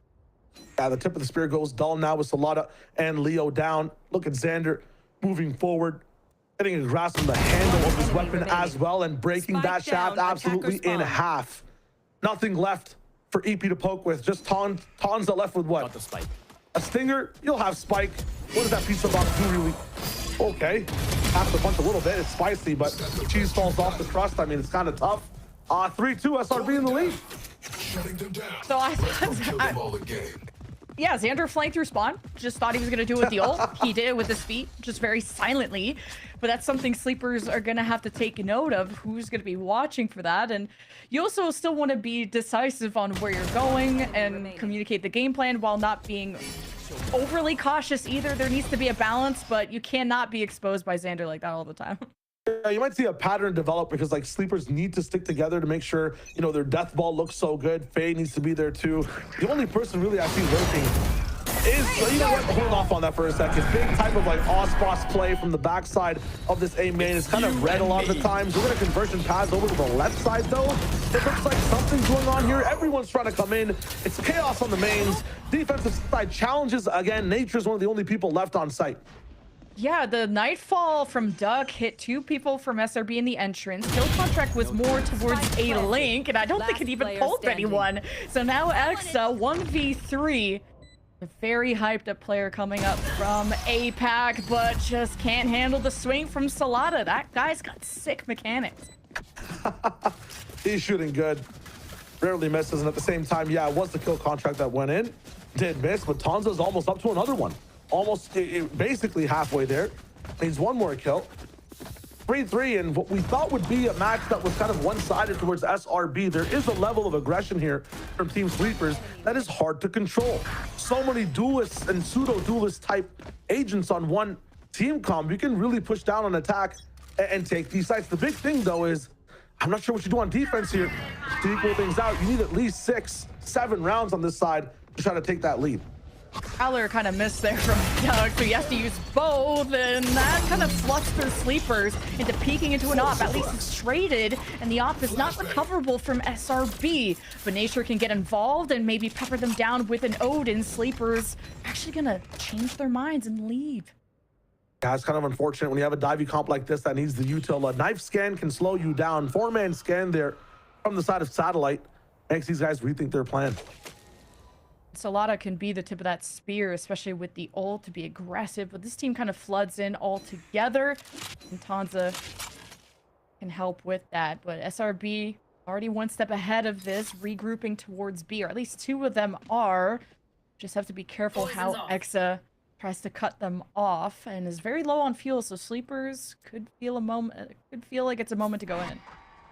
Not sure how far this snake bite will delay, but running right into the spray of Nature is huge. Two picked up, Solana going in, breaking the crosshairs on the other side. Duck actually ends up railing these guys down. It's huge. Space gain inside Arts, but that body might fall. Solana, I'm not sure has the time to get a kill there. Down to a 2v2. At least he broke the crosshairs and contributed to kills for Sleepers, just deciding to go in after his ult got procced. So now with the pit online, it's going to be a difficult fortress. You do have a knife from Satellite. If you could try to hit that. Don't think it connected. Looks like Sorik is okay. And up and above, Duck watches over, looking for the ace. And Xander is amongst the smoke. And he's starting to dwindle in a second. And Sorik just has to play their life. Xander takes the pit down. The spike is ticking. And all Duck has to do is be patient. Ace from Duck. What a way to open and close that round. The Odin still so strong on this map. It will be lost inside that round too. Let's just keep the ace where we found it. Maybe not pick that weapon back up. Nope. Instantly revise. What a round from Sleepers. Really was. It got chaotic too, and they starting to break down B. I like that Viper's pit on the offense too. Disrespecting SRB, I like that, because you're going up against such a formidable team, and with the composition that Sleepers are running, it is just a lot of running, gunning, and seeing what Duck can get you. Bring them down. Some will take for B space. I'm liking the switch up from Sleepers here. A lot of the times, wherever they start is where they finish in the next 20 seconds. Taking more of mid space. What SRB have done to adapt is kind of strengthen the extremities, strengthen the sights. They've lost that mid-top player, or top mid player. And now late is open as well, as you have to go to yard to defend A main. Tanza has found a route to come in. That double tap still active. The shield will last the whole way through. Molly waits it out. Knife comes in. Dash will get interrupted. Hunter's Fury's there too. It's tough. You're slow. There's no chance to be found. The ground electrified. Everybody combo down. Just one smoke to stop the 15 disaster on the site. Duck will quack no more. Xander finds some galore with the Guardian. It's not possible past that. Another 2v3 in the favor of EEPY. Yeah, good Hunter's Fury from Nature, a paranoia from Xander that hit EEPY, but all they did was turtle up and be in positions to trade with each other. Now Sleepers, though, weren't safe enough for a plant until now. Here's the approach. SRB have the Odin. They'll get Sleepers dancing here in a second, while Ion at close range with the Stinger could do a lot of damage, but Sleepers, they're bailing each other out. They have mollies, and they got crossfires. It's going to be hard for SRB to overcome this. Wait a minute, dashing in, starts to make space. Ion does get the upgraded Vandal. Nature is making space. The bulldozer! Sorix does not have sight on the spike. Gets tapped and keeps his cool. Sleepers up by 2. Can't believe they end up starting that one, get hindered a little bit. The ultimate comes in, knife slows them down. Somehow they find a way to keep poking with that spear. So much util dumped on that site. And yeah, it's SRB. You're kind of losing momentum. You're kind of losing the game plan in some of these fights. Take that time out, get some advice, rocket back down again. They have what it takes kind of to get the courage to fight these sites. The tactical timeout for an eco as well could go really well if they supplement it with those conversion paths from Ion. I mean, this could go any which way still. I'm liking the style of Sleepers, though. Yeah, with the information that you have on the SRB side, like the knife tells you numbers, the recons are getting shot down or not used from Nature. So SRB have numbers, but not location. So Ion is diving in, not seeing anyone, and you're not having that overwhelming pressure from Ion because he's just looking for targets and based on the scoreboard isn't finding them in the best of scenarios. So Sleepers, they execute quickly. If SRB can have better delay towards the right side of the map, you can force Sleepers to pivot. And there could be some cutoff opportunities from SRB through mid, but they seem to be neglecting that more to reinforce the perimeter. Yeah, honestly. And that reinforcement of the perimeter is just one of the things they're just getting pulled to. Could be something else after this if EEPY decide to switch it up. I think Sleepers might be looking for a Baskin Robbins sponsorship as well. They've got like 32 flavors of attacking with these double duelists. Like sometimes it's Leo double diving in, giving Tanza space. In that round, Tanza shielding up, giving Leo the space to dive in. He dives, Tanza comes out again. I'm looking at Cookies and Cream. I'm looking at Rocky Road. It's looking like a rainbow, orange sherbet types of deliciousness from the side of Sleepers in the way they attack this link. I'm loving this team right now, and SRB needs to nip this in the bud before I get a brain freeze, because honestly, if these guys keep up this aggression, SRB will be left ice cold on this defense side. Remember, the win con for Sleepers here is to get at least 6 rounds on attack. And SRB just can't afford Ice Cream or even any better guns, so this is already just not a good game for them, as SRB just taking that space in mid, trying to set up Ion, and quickly dashes out. And then they go back to securing the perimeter and leaving Nature inserted in mid. And Sleepers kind of know SRB are defaulting. Now they have the option, dash in first, shield up. They've barely used any util to gain that mid control and shove these guys back on the site. That being said, gotta be careful here. Yes, you have an eco. Yes, you have one of the best sites and spaces to use these weapons. Can you convert these kills?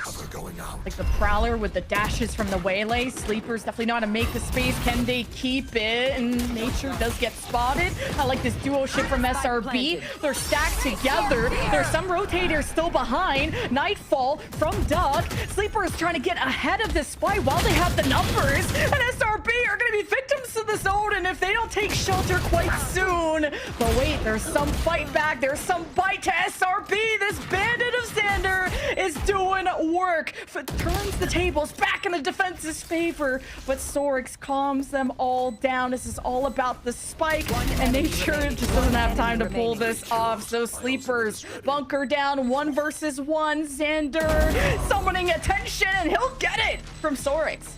That's just huge. A very nice try from the side of SRB. Things looking so good in pushing these guys towards the 6th side on the side of Sleepers. That Thrifty almost there. So much damage done. Look at the economy towards the side of Sleepers as well. This kind of dictates how the rest of this half goes. If they're able to get more of a flip, that's huge. The cost for this round, though, from the side of SRB, they did end up using that conversion pads. It did not result in a round win. Yes, some economic damage, but they will not have that Waylay ult from Ion to try to go for another win again. The timeout was used for this round specifically. Maybe the plan was to even use that ult in the last one. How do you get the next 3 rounds, though? That's the question. They don't have that many tools. No ultimates, Lemon.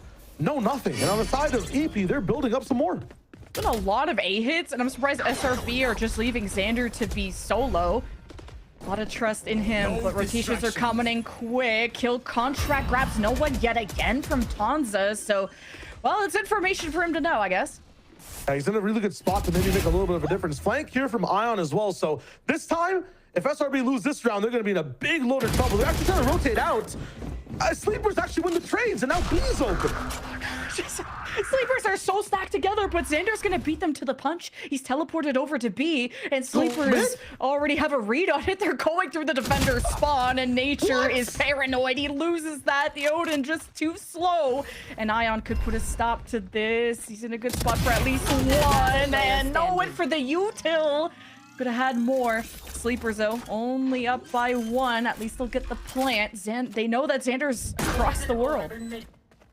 Not sure if the Sleepers are playing from whatever compound they're in on the West Coast, or if they're in New York at the stock exchange, their trades are looking good. Every single time these guys are in the business, 2 for 1, whatever it is, going through Link against 2 people as well, you only lose 1 body. Profit margins, man, are insane for Sleepers. Now, SRB, the hopes for this entire side land in a 1v2 clutch, what seems to be in an impossible situation. Xander will get onto the spike, we'll get onto site, but what can he do?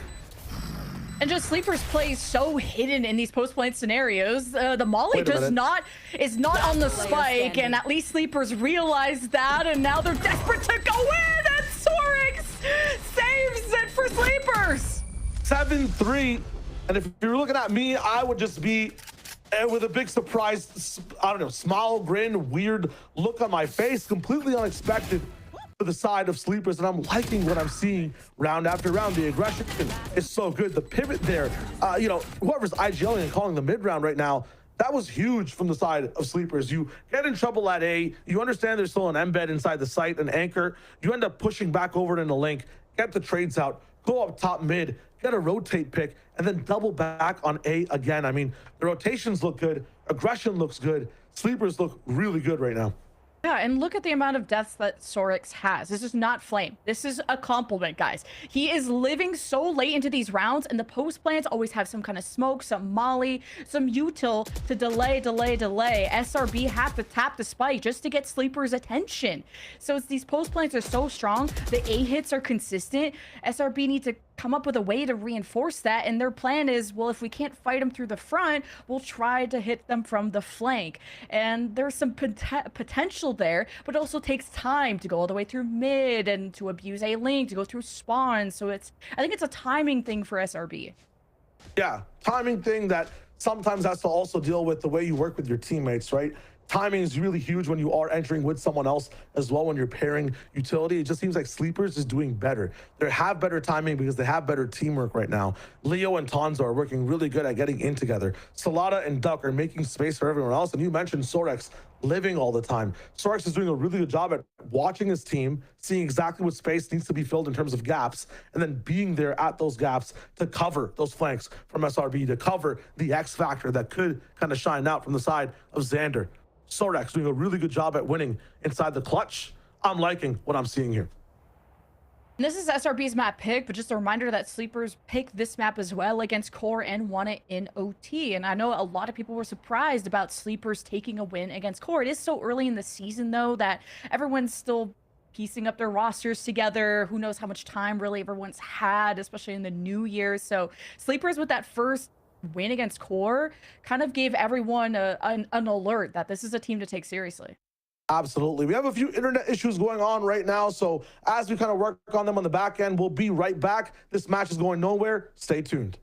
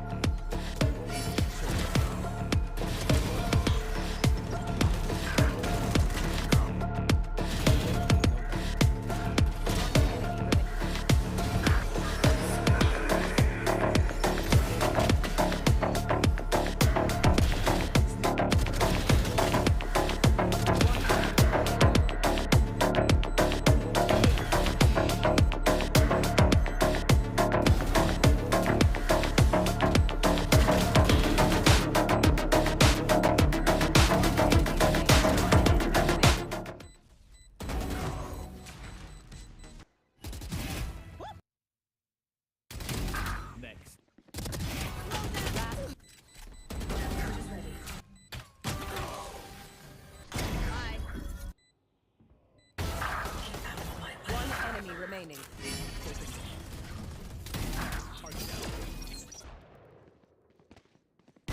Killed.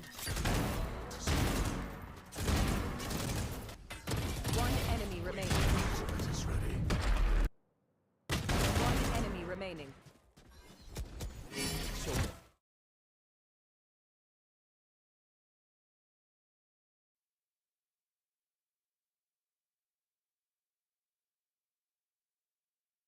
We are back 7-3 for EP at the moment. The Sleepers boys are looking really good so far. I mean, Kiwi, give me the lowdown. What's going on if people are just tuning into this game? Well, Sleepers are at war. They're walking as an army, as a stack together. No one can stop them, and especially with the ISO, that shield at the front. Well, there's layers, there's complexities to Sleepers, but they're all stuck together, and SRB haven't been able to crack the code, if you will. They're trying to flank, and they're leaving Xander on his own, but he just has a little pistol. He's trying to hide in the smoke. Tonta hunts him down, and that's all it takes behind the Prowler. Duck gives magic to Sleepers, and they're so aggressive on the take, but it's the post plants too. Like, Sleepers also go into hide and go seek mode. That's tough. It's really interesting on this eco too. They just use this new Viper wall to be able to just scale up on the site, disrespect it multiple times as well, so you have no idea where they're hitting from. It's very tough for Xander or anyone on eco to be able to do anything. Rest of this map, or rest of this round, pretty much is going to be just seeing if SRB can find some value, get some kills to get the eco not going completely out of hand for the side of Sleepers, but they're not finding too much. Exa does get one. Sorax is about to find another here. Satellite, cool pick, and a few kills all around. Everything should be fine for the side of Sleepers now. 8-3, huge advantage, and this is what you want to see when you have this level of composition ready to go. All this aggression is turning into really good rounds.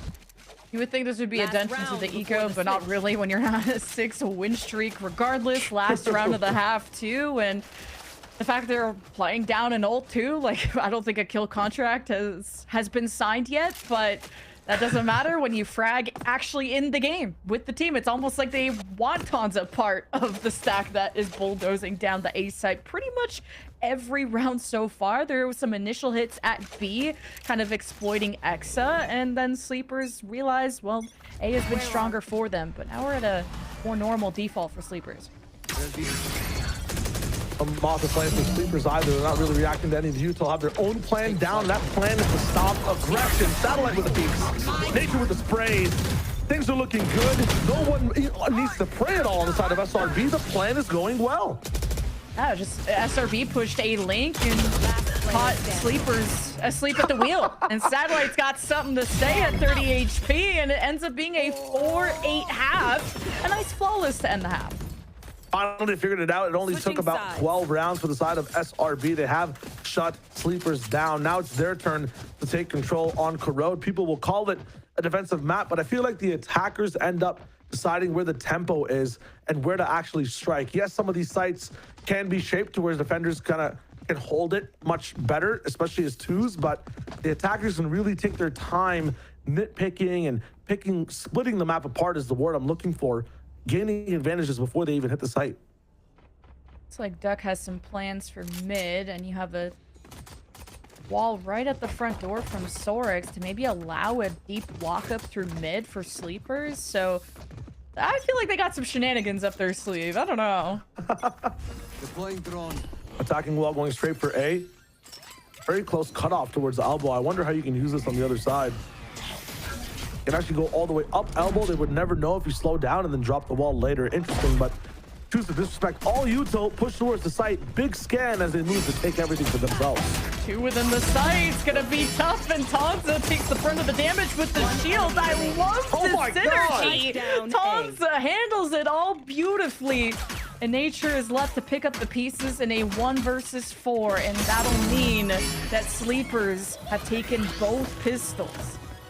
Look how good Tonza is for the environment, right? Reduces the enemy's HP to 0, reuses that gun over and over again, and recycles that shield time after time. I mean, this guy's looking so strong on attack, on defense can hold it down as well. As long as Leo's by his side, feels like nothing can go wrong. Like, I actually pulled a get down Mr. President like multiple times, and more than enough planet armor for the rest of the team. Bucky action. What is Leo cooking up? I'm looking for this mid push, but also the offensive smoke from SRB is what kind of limits the aggression in mid from Sleepers. Well, with a Bucky can basically be equivalent to like anybody with the most expensive gun on the planet. That double dash shot to be able to refract as well is just so huge. We'll see where Leo ends up here on the retake. Actually just choosing the close angle of Link for now. The attack wall here, again, they're slowly going to push up with it. SRB on this eco. The death ball, I guess they want to be strong as 5. No works, no big brain plays starting just yet. It's as safe as you can be for Tanza. It's already going to start spamming through. Nothing on the recon because Sleepers can just escape and fade behind. And Tanza does more than that. He doesn't just defend, he attacks. And SRB already down 1 on pistols. And now it's just the farm show featuring Sleepers. Flawless anti-eco, the whole team online. So many chances for SRB to get back into this game, but the way that Sleepers have this set up, it's just so difficult. Roy was talking about it in the last half as well, inside the green room. It was all about, yo, this team from SRB could pick up an operator. They could kind of walk with this forward and stop the death ball coming in from Team Sleepers. The issue is, there's an ISO. When you're trying to op that shield, it gets really awkward. You end up sometimes getting baited into some of the most horrible positions against that piece of utility. It's hard to counter. Sleepers using things so well in the last half, doubling down on this half as well. This round, the most important for SRB to win. It doesn't feel like SRB ever have fights or engagements on their terms. Sleepers know how to escape and disengage, get information first, then fight.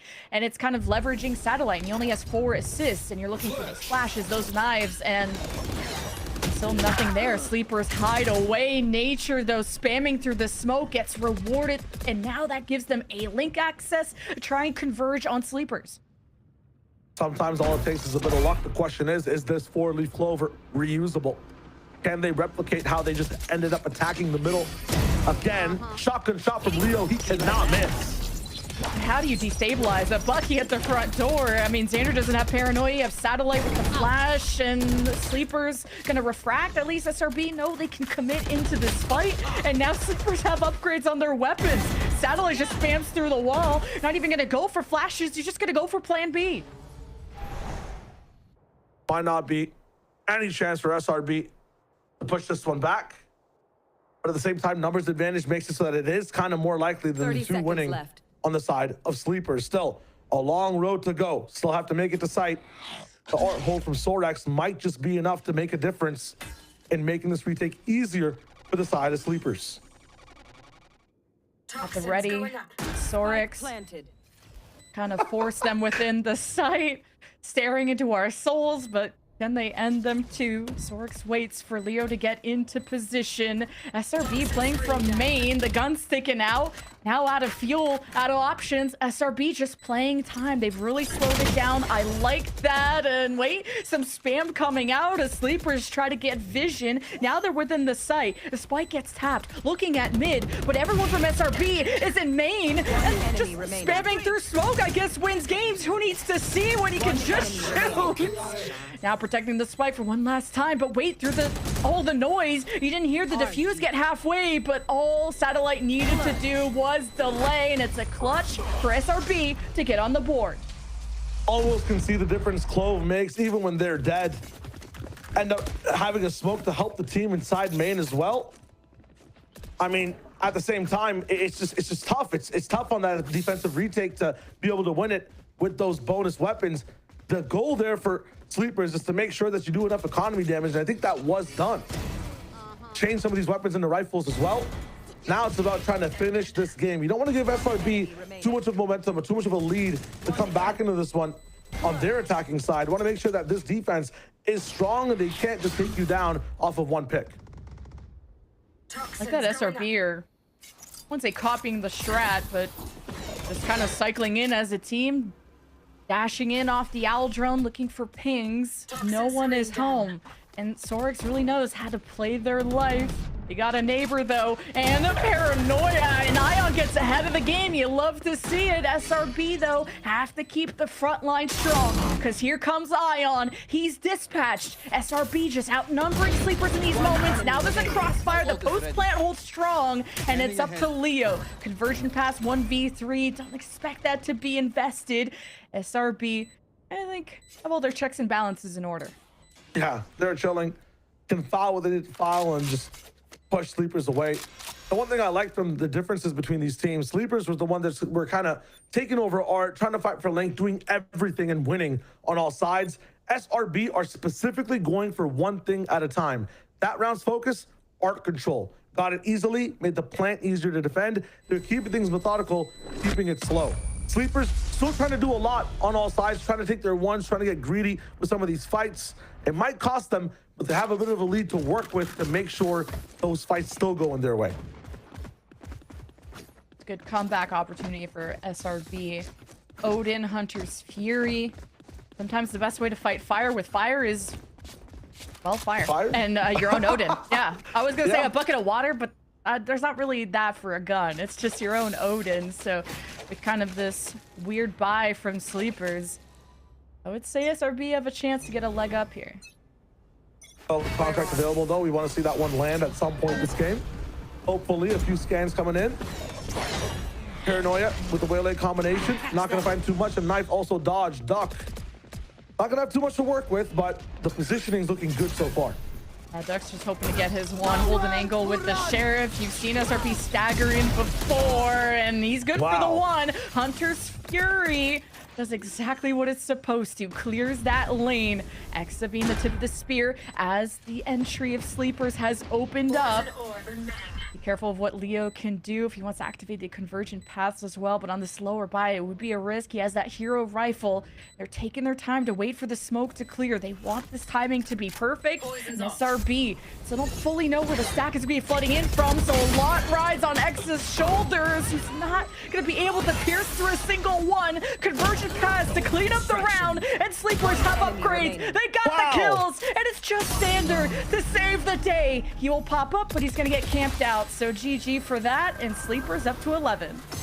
Investing their ultimates in some of the most creative utility decisions I've seen as well. They're expecting Leo to hit a double dash. He solo dash, lingers in the air for a second. It breaks the crosshairs. People are thinking, oh, he's gonna land and shoot me. Refracts back, double swing. Oh my God, so beautiful from the side of Sleepers. Past that, once they realize they have an advantage, they double down. They say, okay, let's use conversion paths. That failed, kill contract, you're gone. Swing up, trade in, defuse the spike.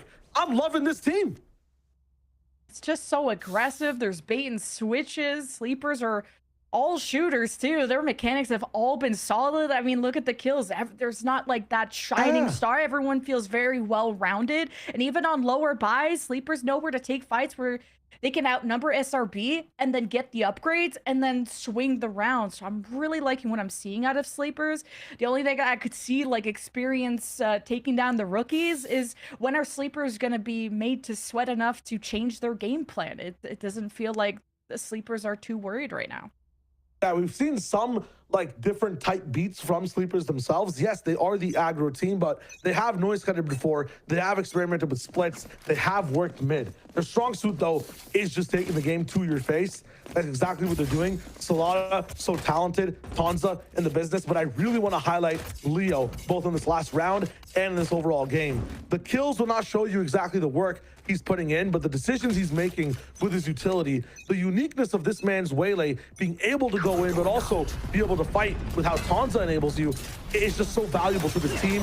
Going in for it again, gets information, chooses to keep scaling.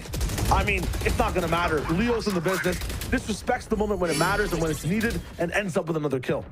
Just a perfect defensive smoke from Sleepers to cut off Ion's double dash and allow that A-Link player to push up and take the 1v1 versus Ion, who obviously isn't expecting to be shot in the back. So liking just that anti-strat from Sleepers. Now you got the null command. SRB definitely hanging back, seeing what this lure from Exa can get them, because they're running out of bodies and they're running out of options. But that's a nice pick from Nature to help things out. I remember too that this is SRB's map pick. Sleeper just have the superpower of choosing their opponent's map. I think you were talking about that, Lemon, or how they're picking up everyone else's map pick and just winning. It's kind of insane. Yeah, Sleepers have also picked Corrode in yesterday's matchup. So I think this map set overall, both teams are very proficient in. It's about that execution and really adapting overall. And you thought that SRB, just all the experience that they had, they'd be able to anti-strat that so well, but definitely suffered in that first half, trying to make up for it here, but Sleepers have 2 at the door ready. Owl drone in, sees nothing, so there could be a sense of security as SRB start to converge onto the side. They have 13 seconds, they gotta go, and Sleepers know it. They start to show face. The smoke's gonna dissipate at the top of this tower, and Sorix and Ion work beautifully together to dismantle SRB. Might have put Magnus in their bullets during that attack pause, and I guess that SRB's heads are made of metal, because right now, nothing is missing for the side of the Sleepers. Going into this last round, too, you can look at the economy on the left side for Team SRB, looking low. Not sure what they're going to have in this last round. 6-12 match point for Team Sleepers. Match point. And when Ion's having a rough day or just a slower start, and it's not even that he's doing anything wrong, it's just Sleepers know how to isolate him away from the rest of the flock. And as much of a goat as Ion is, this is still a new role for him, although he's probably flexible in the ranked games too. But if you can have Ion have a bad day, you can see how this has really broken apart SRB's chances. So Ion will be the difference maker in this round. Question is, how many more can they replicate from here on out? Spam will come in, conversion pads ready to go, and has to be kind of used unless SRB find a way on attack to gain an advantage. Exa already rattled down with what seems to be that Odin. Having to use a Bulldog now at 56 HP. That knife really screwed things up for Sleepers, because SaLaDa has the ult. Could have had Leo dash and refract and info, have SaLaDa go farm, but that knife forced them to go to a plan B. Flash is keeping SRB humble, but in a corner they bite back, and here's Ion getting involved. Sleepers caught off guard. This opens things up. A-Link is exploitable, but is this a pivot opportunity with the spike still in spawn? They've got time. Question is, how are they going to use it?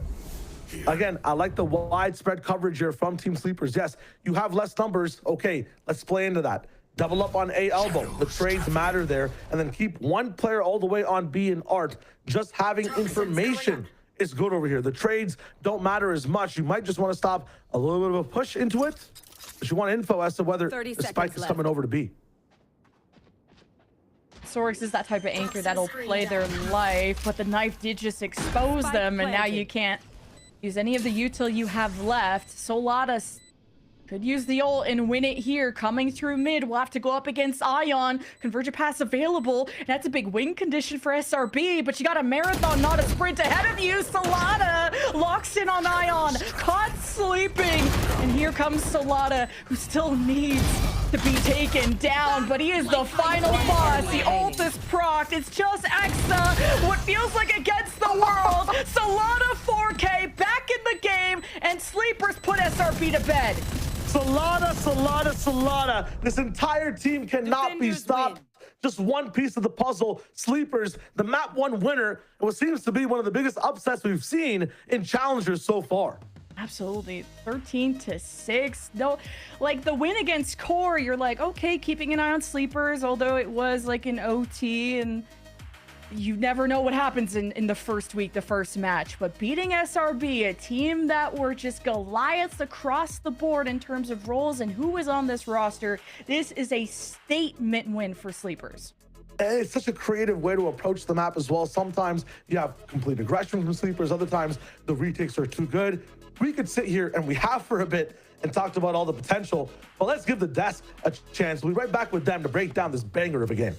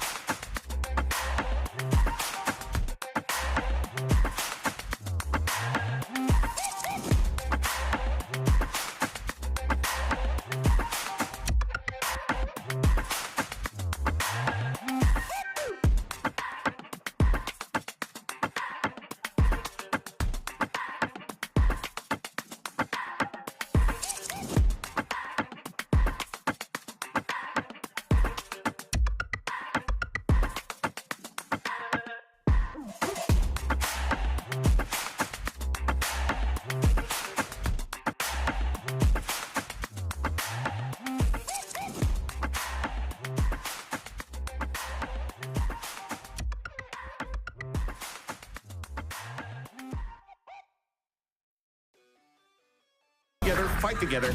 Last player standing.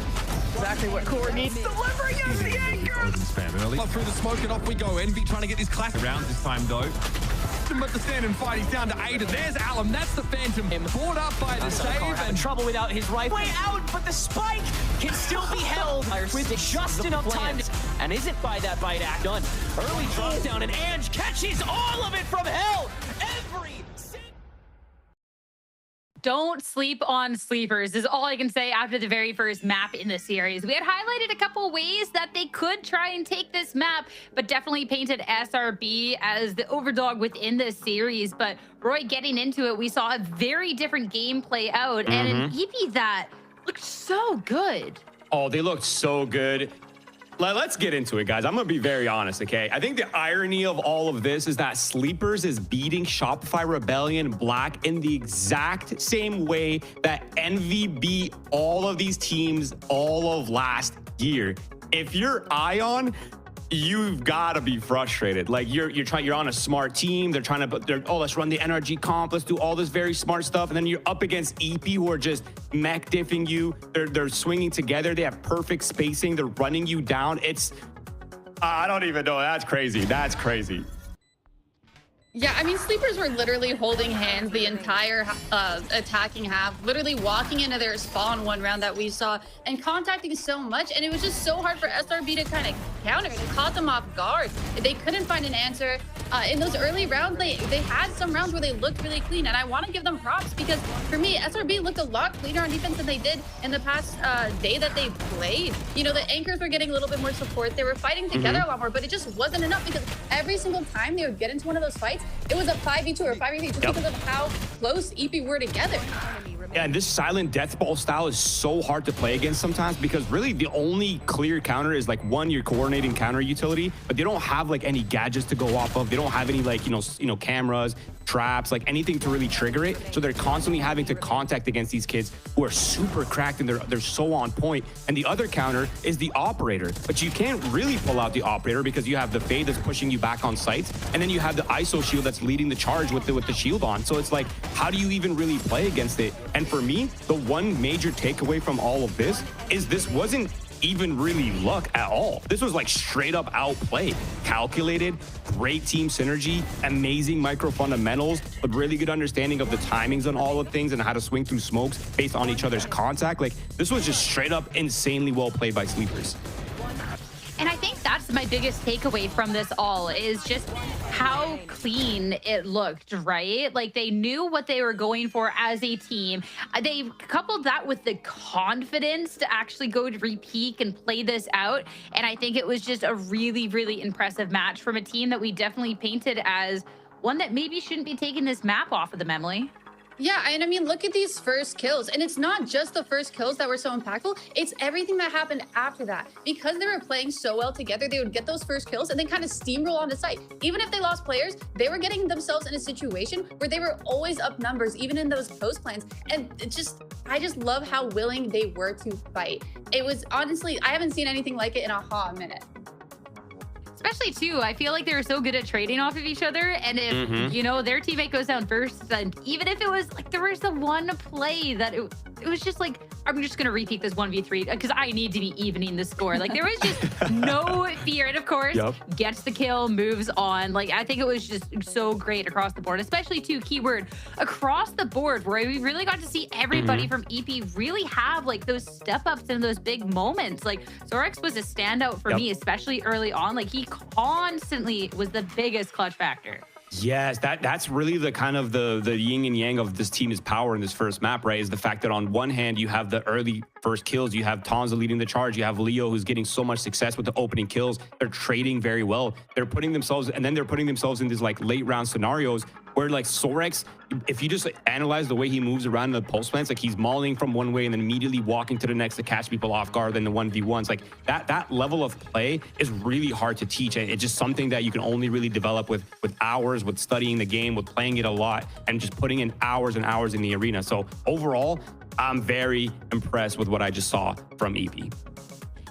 And to talk a little bit more about a couple of standouts, I mean, we had talked about Salada, or like Roy, you kept showing us like the videos that he was able to put together, but Tonza was someone we didn't talk about quite as much. And like this pairing was so good. And Emily, this ISO was a real thorn in the side of SRB. Like they just couldn't deal with him. No, they couldn't. And even if they could, we have Salada kind of going up and backing him up and getting those trades. But no, I think the way that they were playing, it was really hard to deal, especially having an ISO with that second level of protection, being able to take those ones and not really get any damage from it if they don't hit like the double shots after it. Because with Tonza's aim, like by the time they broke his shield, he was just one tapping. And then Salada, I'm expecting to see another Twitter highlight reel coming in very, very soon. It's getting my like and my retweet, that's for sure, if it comes. But it's not only the ISO utility individually that's really, really good from Tonza. It's the way that it's very clear that EP is willing to work around it. Like there's so many moments specifically, I remember like towards the A-Link where they were like, you see a player jiggling and then Tonza just comes out of nowhere, rips shield, and he's the first one swinging out of nowhere. And it's just like that sort of synergy is really just on point. It's very obvious with the way they want to play. Either the comms are really good or they just have a fundamental understanding of the way they want to approach the game and how they want to approach some duels. And their execution was just on point. A really impressive showing coming out from EP. And now heading into the second map of this series, this gets a little scary for SRB and SRB fans out there because we are headed to Split, EP's pick. And this is a known quantity from SRB. We did get to see them play here already, but this was one of those overtime maps here, Emily, that we saw up against Blue Otter, and something where there's definitely holes. Whether they've patched them remains to be seen. Yeah, I mean, I'm kind of trying to give SRB the benefit of the doubt here because I did like what I saw on Corrode. I just felt like they had a big improvement on their comms just with how they were kind of playing the macro and even their micro decisions. They improved a bit. They were playing a little bit more together, but it just wasn't enough. And going onto a map like Split, I feel like they're going to be a little more prepared for like the contact style if EP plans to continue that, just because, you know, on Split, there's not a whole lot where you can kind of walk up without it just kind of being like a burst exec or a pop, right? And I think that's kind of standardized for Split. So they'll be a little more cautious and be a little more prepared. And it hopefully won't throw them off as much, but I definitely need to see a change for SRB.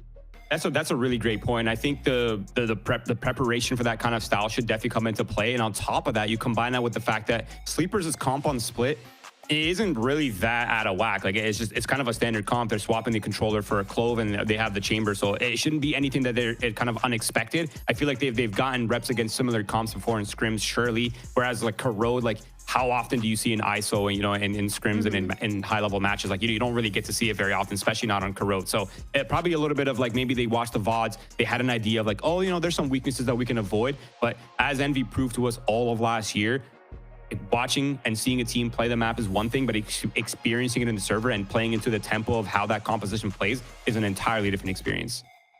Even just going off of the performances we saw on map number 1, even if we are switching from the ISO to the chamber for Tonza, I feel like that's just so annoying as well. Before you get the kill, you get the shield. That's annoying. Now it's the kill and just get out of there, right? So I don't know. I am looking forward to some good chamber gameplay there. And when you're seeing like the other standouts for the team, like Sorix just went absolutely crazy last time we saw the Viper over on Split and already had a lot of impact in game number 1. So I think SRB definitely have their work cut out ahead of here at them, Emily. Like this should be, I'm excited to see if we get a bounce back, but yeah, do not sleep on Sleepers.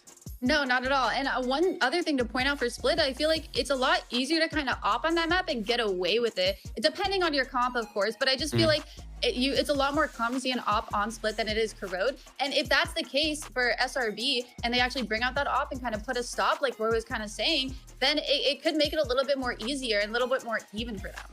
And what I find like kind of just unique right now is the fact that we're getting this sort of role reversal from these two teams, right? Where it was EP running the double duelist in the first map, running it down, playing at their own tempo. But now we're kind of seeing like the whole thing just flip completely 180 degrees, right? Where now it's SRB that has a double duelist.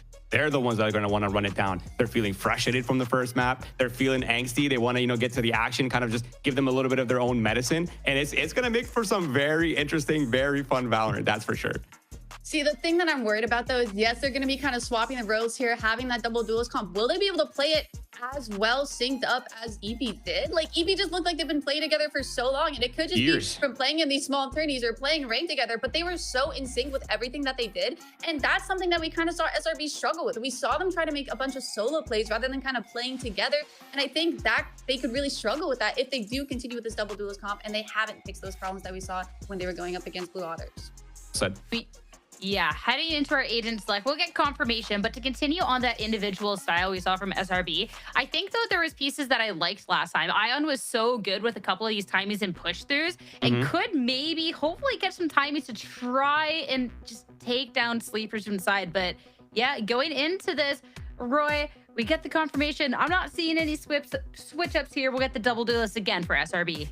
Yeah, I'm expecting, again, very high tempo from SRB. They're going to want to regain confidence. They're going to want to regain some of that, you know, just kind of keep EEPY back and put them back in their chairs, right? You don't want them to run too rampant. So expect a lot of early aggression, the fade for the information to set up the macros, as well as the trap setups, the plays, the flashiness that you can expect from Ion and Satellite. And for sleepers, it's going to be a lot of slow play, opping, looking for picks with Chamber, looking for picks with the Sky, with the Waylay. So expect a lot of that. And then when the sides flip, it's going to be all explosive for SRB. I mean, sleepers have already redefined our expectations from nap number 1, trying to see if they can do it for a second, or can SRB stop the bleeding here and take us into a map 3. I cannot wait to find out, and I'm sure the casters can't either. Let's send it back over to Shayo and Lemon Kiwi. Sierra, we can't wait at all. You called it map 1. It might have been nap 1 for the sleepers. They were kind of in their element. At the same time, you look at SRB, they're trying to get awake in this one. The key for this, Lemon Kiwi, in my opinion, is the fact that Satellite's Yoru can get activated with that op. There is no ISO on the side of sleepers. That scope can get online. I'm surprised no one has crashed out over the Sky. We had a lot to say about Bind last series about it, but how can he not believe in sleepers, and especially Duck? He pulled off an ace and made it look easy. Tanta on the Chamber. That's his probably 3rd best agent. I mean, he's just that duelist guy, but then he occasionally throws out the Chamber. I was definitely expecting the double duelist out of sleepers. That seems to be their style, and Roy highlighted it well. They definitely have that envy style, but Satellite already trading with 1, but that does open up the site. Looking very inspirational. Exa just has to get full vision on it and immediately smoked off. There's a game plan here for sleepers. Kind of have a little lurk coming in from the mid side, and Exa is aware of it right now. Talked about the Viper difference between these both these teams. That might make the difference. That being said, almost all here for the retake. Everybody on SRB are aware of the lurk. It's finally found from Sorex. The rest of the people will speed up through spawn. That retake now hitting the B site. There's the flood while you got that lurk in mid. Occupado, SRB try to get active, but well, sleepers are against the wall, and look how SRB retaliate from that map 1. And now playing from main, it's an awkward spot. Someone's on the spike, and sleepers gotta take space, and Diffuse is just gonna be held, and SRB take their first pistol of the series. Seeing some life in the team. We're talking about Ion having experience and fighting teams that love to get aggressive. We're seeing it pay off now. The rest of the team as well. Exa really tapped in to that lurk. I'm liking the start off from SRB, getting an advantage on defense as well. You might just completely stuff the flame out of EEPY before they get started. I like that SRB are trying to maybe match that crazier style. Like Exa is just wide swinging mid, which catches Sorex a bit off guard, delays him from pushing into high ground, which means SRB got to focus in and react quicker. That's maybe what we wanted them to see more of in Corrode. And now you got the deep flash, but SRB with good delay in mid doesn't seem to stop sleepers, only slow them, but there is some initial damage. Wait, SRB starting to surround this mid side, and sleepers got to find a way out of it, and Duck is out of util, and Leo's on an island. Xander's picked up a double kill, and sleepers have entered the death zone, or maybe a death match, because they aren't killing back though. Xander with the timing over and over again. The man's clock does not miss a tick. At the same time, the side of sleepers just looking for something in this round to maybe have a little bit of a chance at affecting SRB's eco. It's not going to come through for now.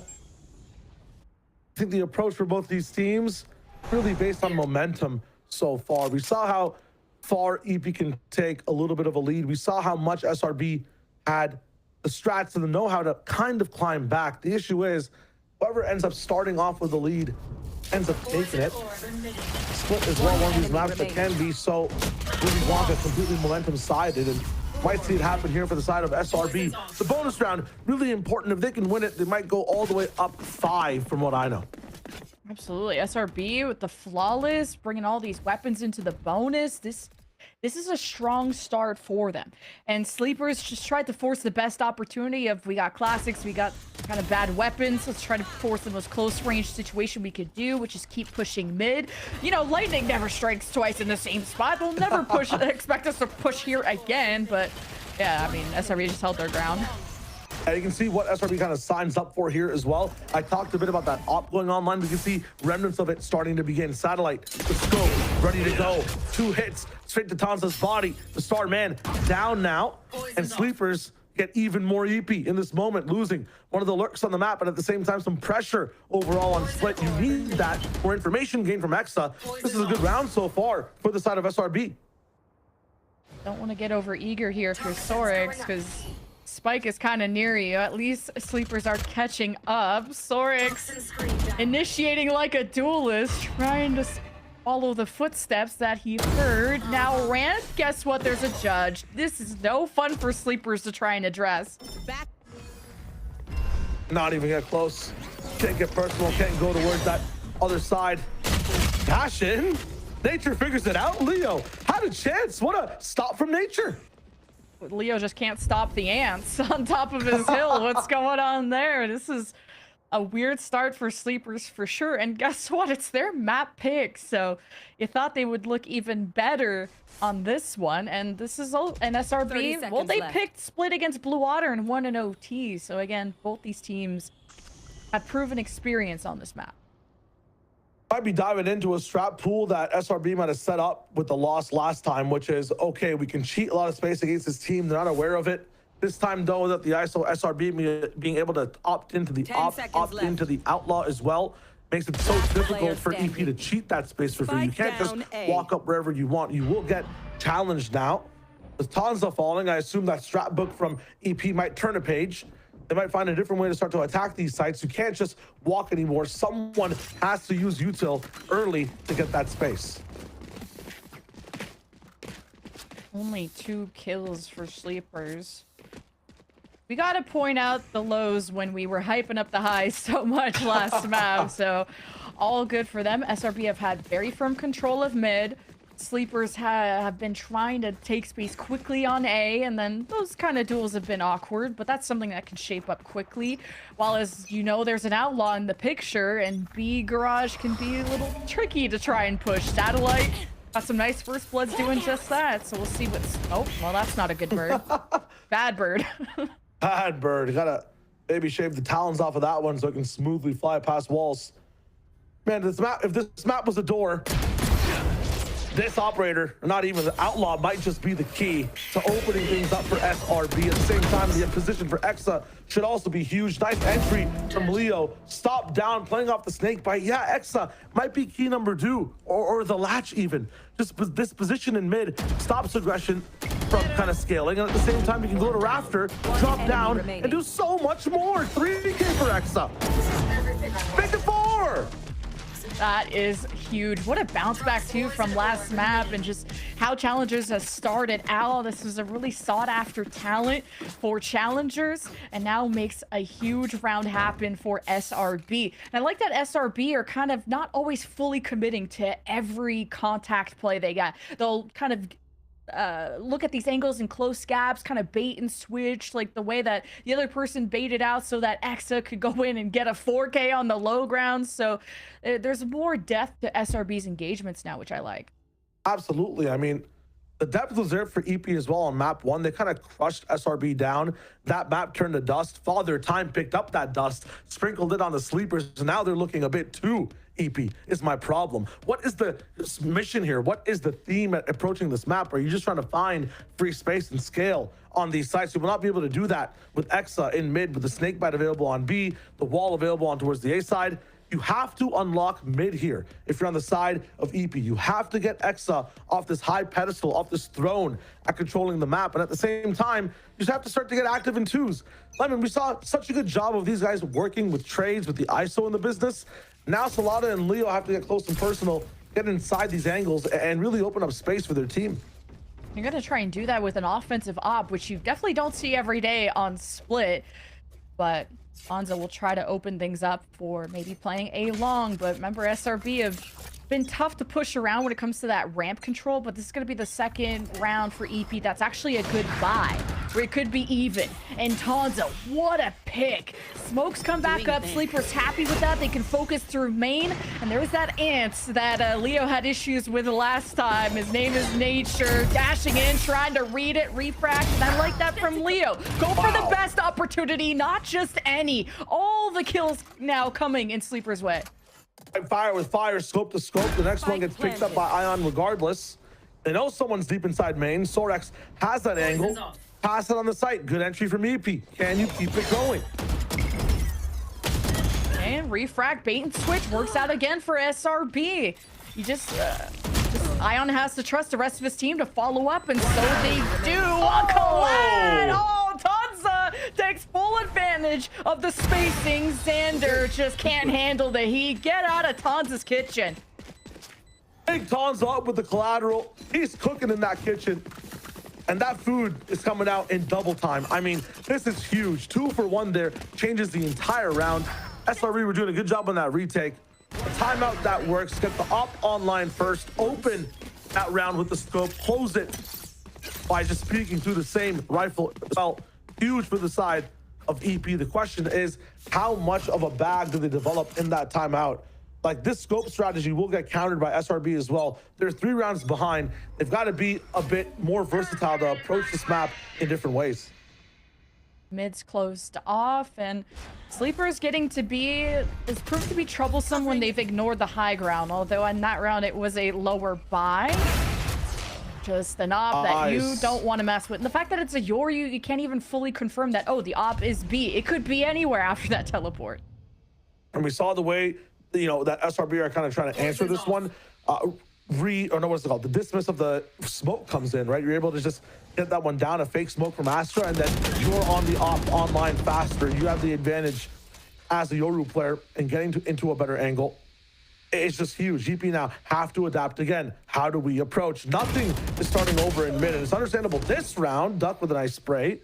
Of course, you don't want to push the Viper script, but in a regular round, though, you do have to switch things up. Move it past the pit. A huge timing for the entire team. Sleepers have had good opportunities, just spamming through smokes and letting luck do all the talking. And after clearing vents, they're going to follow in those footsteps that Ion left behind, trampling over his corpse. 30 you got the seconds spike left. on the right side of the map. Nature has the Odin in an awkward spot in the corner. Satellite with the op gets the spike down. That's big, a big challenge for SaLADA, but tries to just play against the flash, just play against the util thrown his way. 13 seconds. Leo with a nice double. It'll probably just come down to kills unless Sorex can hurry up and play. It's not gonna happen with Nature anchoring the site. So will be a save for Sorex. EP come out with a question with Tanza. Can you fight me with an op? And 100% says SRB, the answer being Satellite. Flicking all the way around the map as well with that teleport. It's so hard to figure out, as Lemon said, where this op starts, where it finishes over as well. Nice beginning to that shot too. And then, you know, even with the luck on your side, Satellite is just so good at making a difference. The op-shorty combination, it reigns true throughout all eras of Valorant. And the desk pointed out the best way to counter Sleepers and this formation that they have is an op. And the biggest counter to that was an ISO. And there is no ISO in this picture. So the op is doing a lot of talking there for Satellite. From that Cubert Academy squad has promoted so many good players, and there's a reason why Shopify Rebellion are investing. Sleepers, Seekers in the flash, nothing on the site. SRB respecting that wave of util and ultimates. Sleepers have the information, but they still got to get the kills. The spike hasn't even been planted. They don't feel secure at all. The Prowler tries to lead SRB in. Taza will keep the door closed. Sleepers get proactive, and they find the isolations. SRB hold the corner, but Sleepers, that's all you really needed to get the ball rolling. 4v3 man advantage for Sleepers. The dog still reveals Screen's presence, and SRB don't have a clear way in besides contact, and Sleepers are warmed up, ready to go. The effect of Leo on that round is just huge. Hindrance over on the side of Screens to make it so that the Yoru has to be forced to ultimate. That dimension has no drift though. It's slowed down. The E-break is not working on that one. Past that, the rest of the team, because the Yoru's hindered, can't get in either. They can see everything, but it's like watching your entire world fall apart from space. You can't really help. You can't do much, and as a result, SRB have a tough time on the retake. EP, another round on the board, a huge round from Leo once again. Yeah, and Sleepers, I like that. Even though the initial entry, the initial ult didn't really net them kills or too much, they still pressed, and that's that kind of aggressive playstyle that I really like from them. The push into screens and do not let SRB's game plan flourish. Speaking of that, Nature has to hold his own, and he's overwhelmed. And we needed to see Duck set his team up for success. Does just that. Now the spike can be safely planted, or so you thought. You have Heaven smoked off, but still, Exa gets his one in. This one's tough, man. I need someone to help Nature on this site. Right now, Nature is just getting, I don't know, like the effects of greenhouse gases on his entire wholesome and being. It's so tough.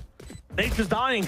We need to help him out. On site, though, EEPY cannot be stopped. They keep just fracking for more oil, and they're getting out with so much money. Exa might stop the Profits. 3K on both sides of the map. This time, though, a 1v1. Duck, back site, has the map, but does he have the knowledge? Can he navigate towards this next kill? He can! And with a 4K, he makes the difference. EEPY 5-3 closing in on that lead.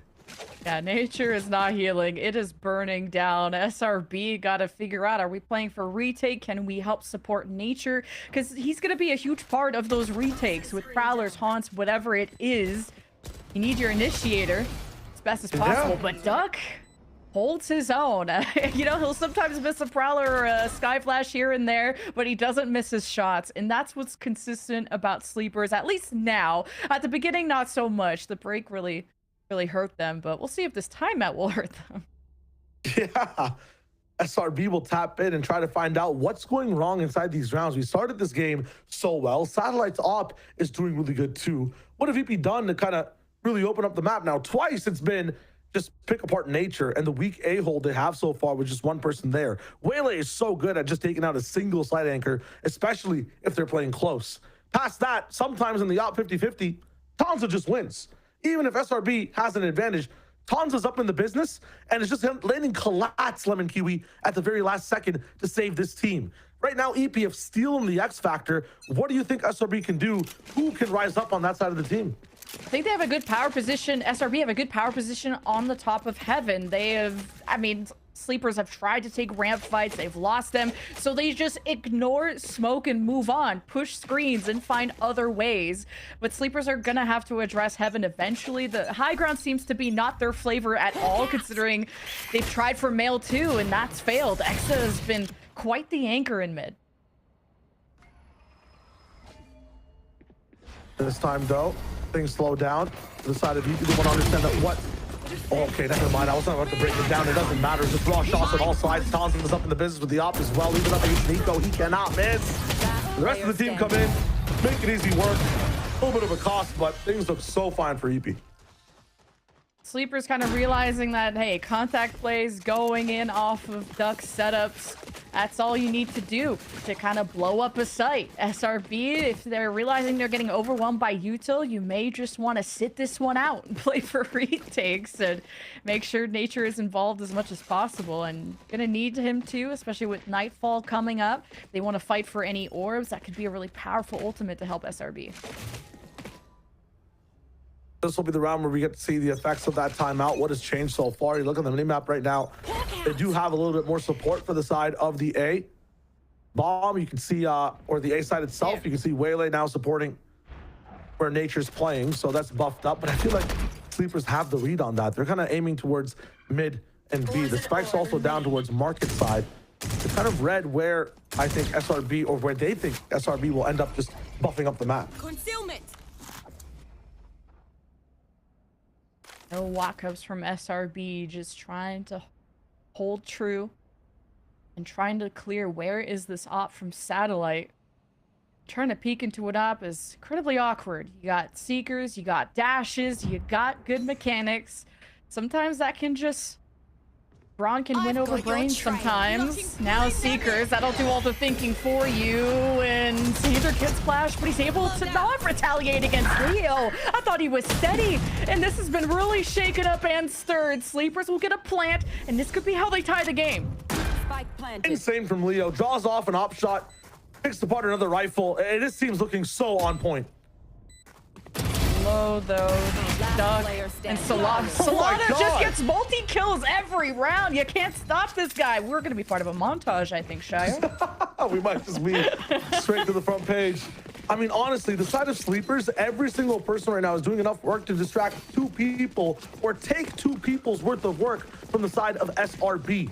The wages are not equivalent between both these teams right now. The value of every Sleepers player is just completely off the board. This is kind of nuts from the side of Sleepers, man. I feel like no one's even expected this to happen today. They've not looked like this crazily in the past. We know they are a scrappy team, but this scrappiness has some purpose behind it now.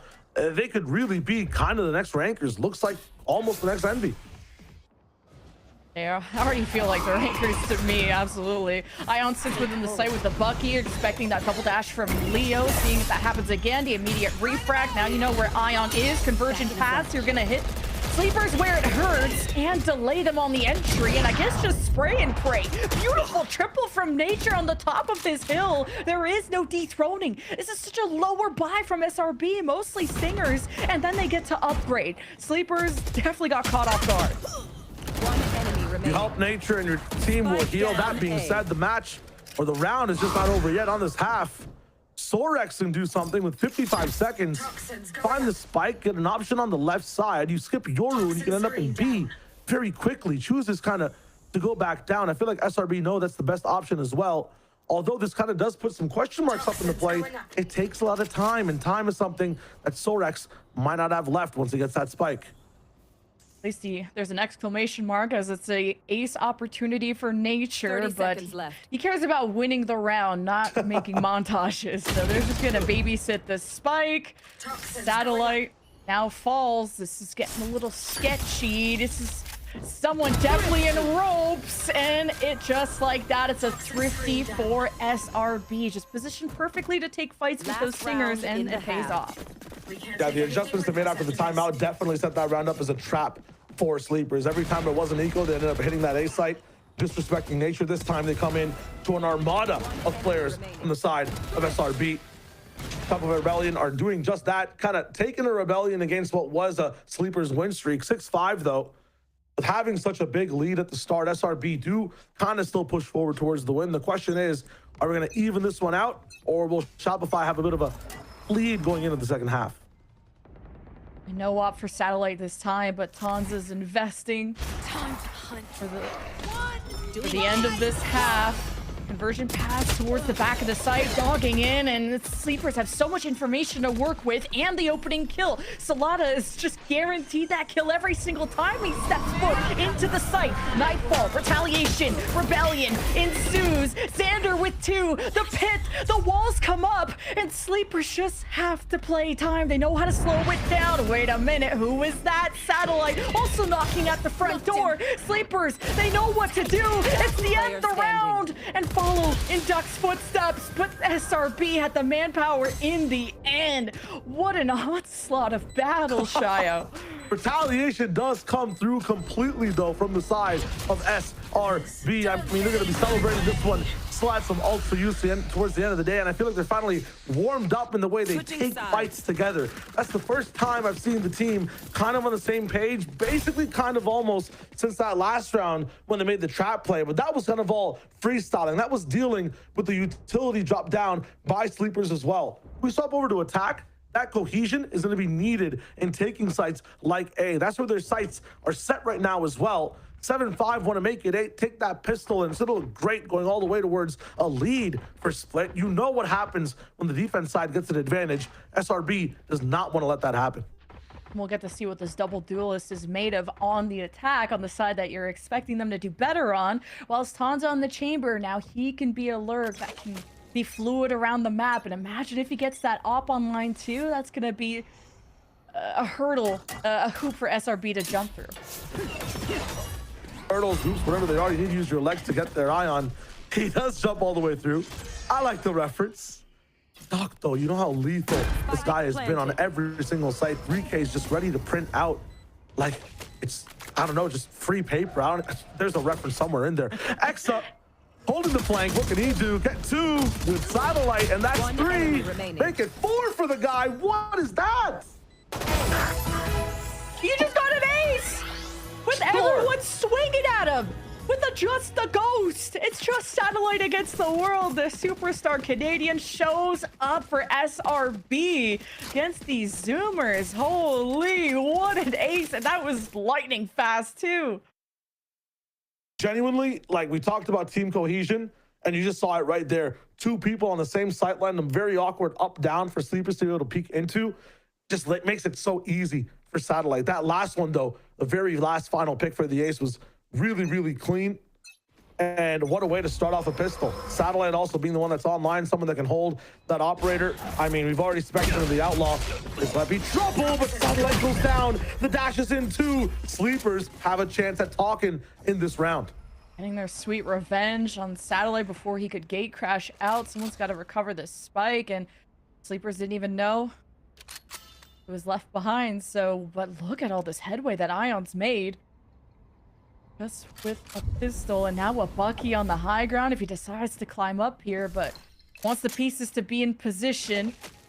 Ion being a team player as ever, but he can really sneak up to someone in this smoke. He's got cover. Oh, and he just bypasses timing a defender. Oh, the timing is horrible for Ion, and now Sleepers have the advantage. They have the high ground.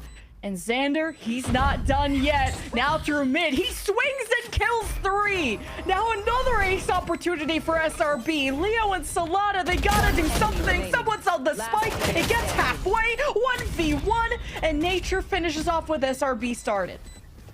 Angel and B Heaven in the sign of Xander there. Very good at just kind of diffusing all the pressure the Sleepers were putting down on the retake. Very good re-clears from everyone there too.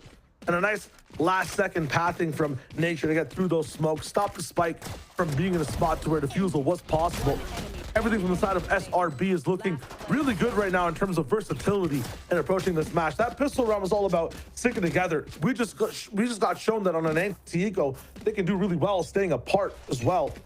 9-5 for the Sleepers. You got to start to think about, how do we take control of this map? Can we get an off-ball line of our own? They're going to start to overextend a little bit. We talked about the puggy style of play. It's looking good for these guys. They might activate it again.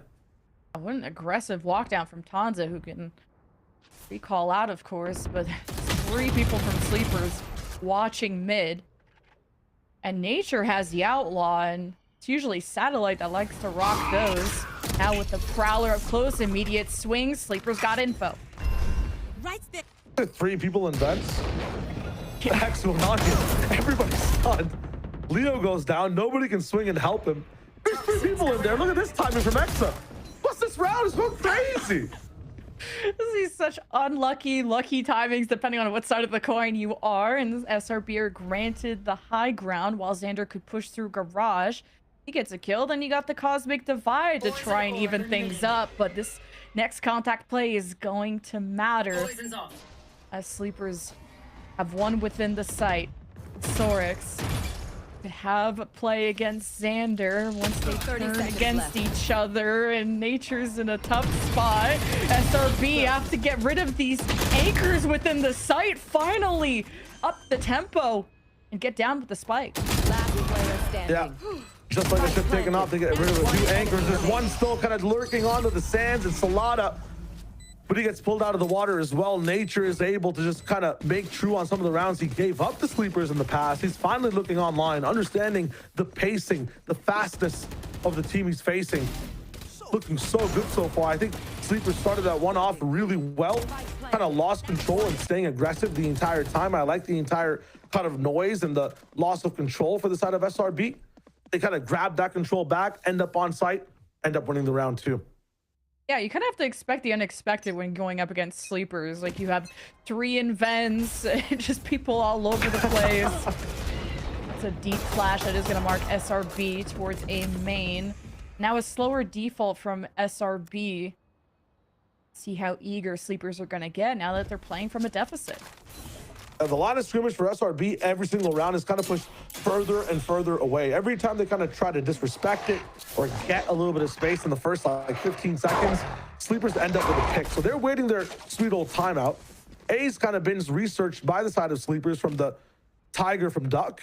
They're going to push all the way back and maybe lean towards the BB Heaven side. You can notice their economy is not that good, so they have to stay together, go for some of these closer range engagements and situations. We'll actually lock it down with Satellite's dimensional drift here to clear that B site. Not gonna get frivolous with any greediness inside the eco. They're actually showing a lot of respect here to the side of Sleepers, and as a result, they'll get that site and they'll get the spike down. Sort of like Nature playing it just to get closer to the Nightfall. Still works. They gifted it to Exa, and SRB feel like they've confirmed the round after the dimensional drift.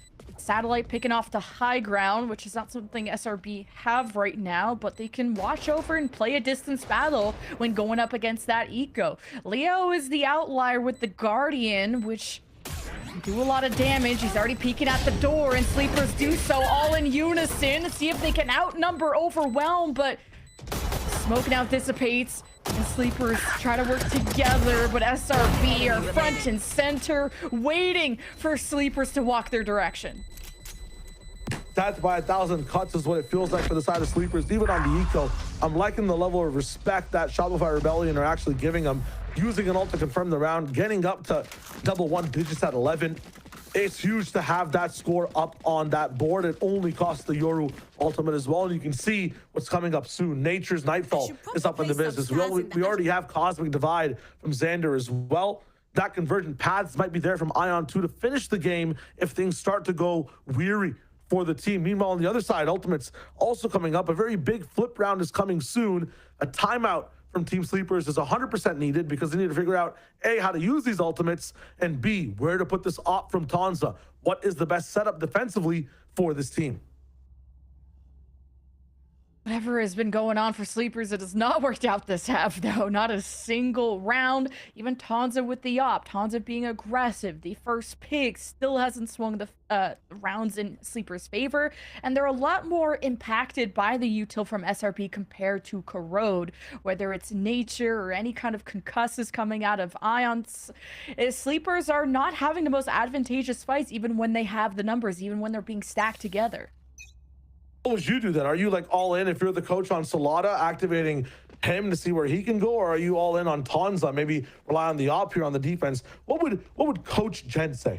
Oh god, there's a reason why I'm at the casting booth, but yeah, send Salada go kill. I mean, he's been guaranteed kills on B a lot of those times. He's got the ult. He just needs someone to bail him out when that ult does proc. So duoship matters here, and he's got a friend in ramps to take that fight. The Prowler reveals them. SRB are going to be surprised this time. Yeah, I like that all in towards Salada as well, and they have kind of opted to activate him up inside the top ramp. Tiger's trying to find something, not going to see much.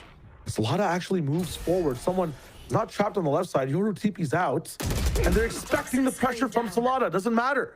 The trade's there. And we're not going to actually see Salada coming back.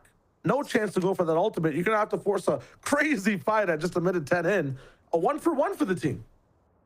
Yeah, interesting that he doesn't want to proc the ult there, but hopefully just believing in the team at this point.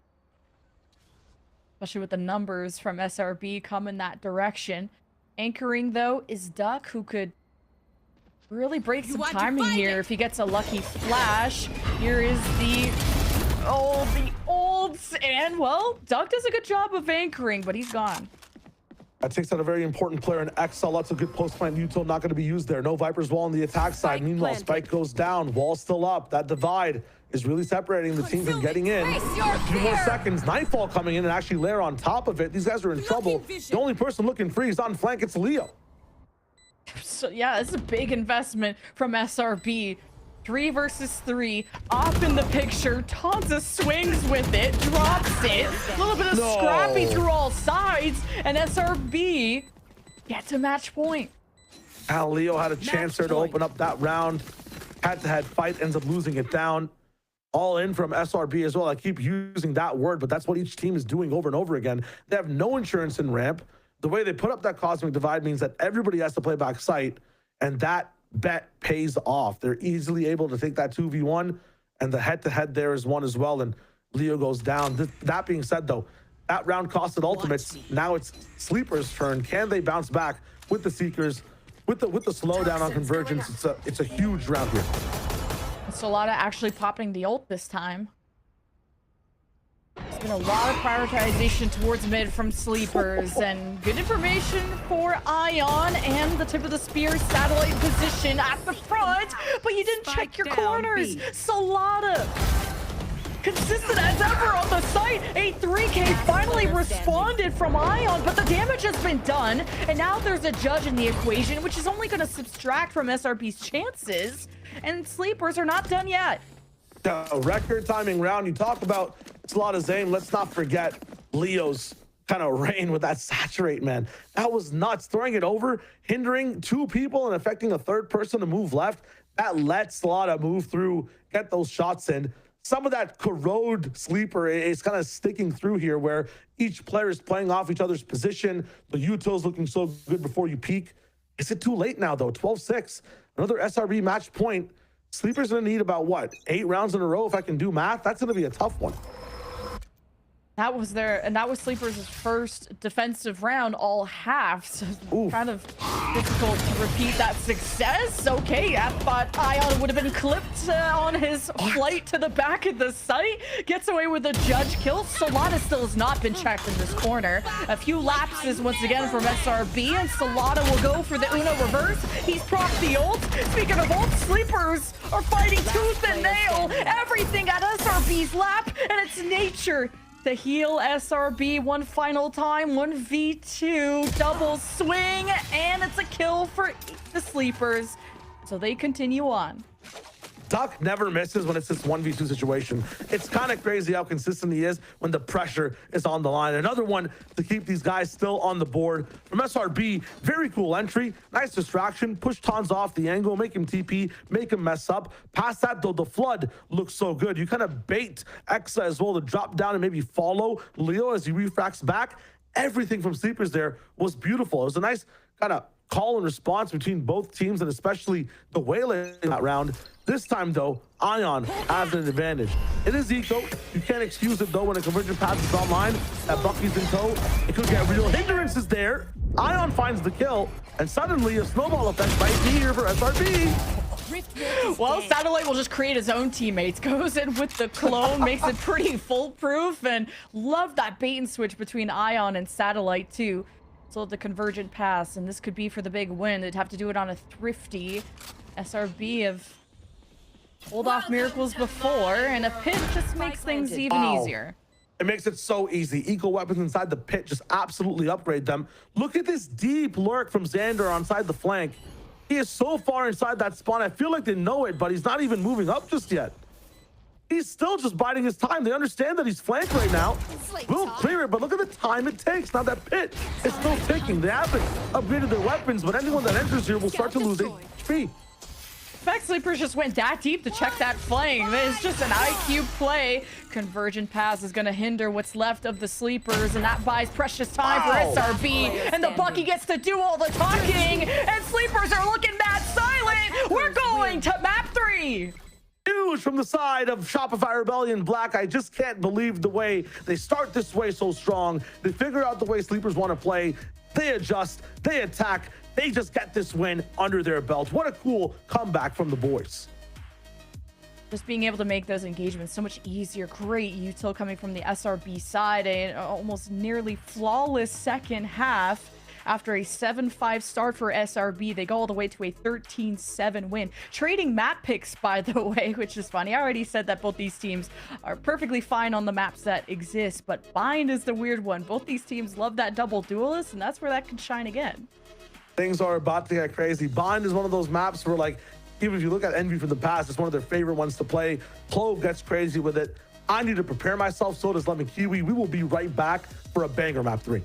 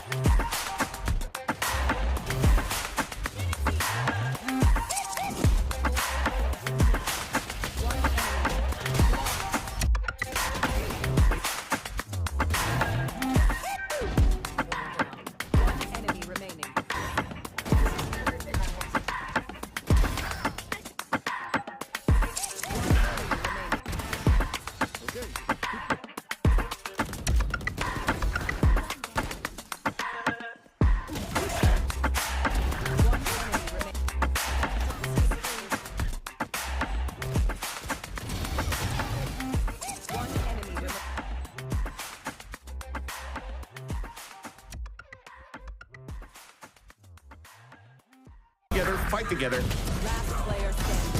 Exactly what Core needs. Delivering as the anchor. Through the smoke and off we go. Envy trying to get his classic rounds this time though. But the stand and fight, he's down to 8. There's Alum, that's the Phantom. Brought up by the save and trouble without his rifle. Way out, but the spike can still be held with just enough time. And is it by that bite act done? Early drop down and Ange catches all of it from hell.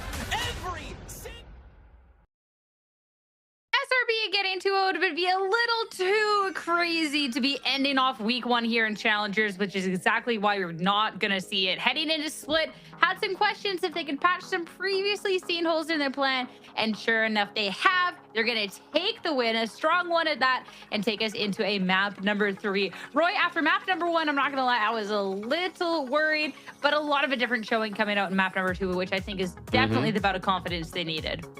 Wait, why are you worried? You voted for sleepers. We should be the ones that are worried. We're the ones that are stressed out. My bad.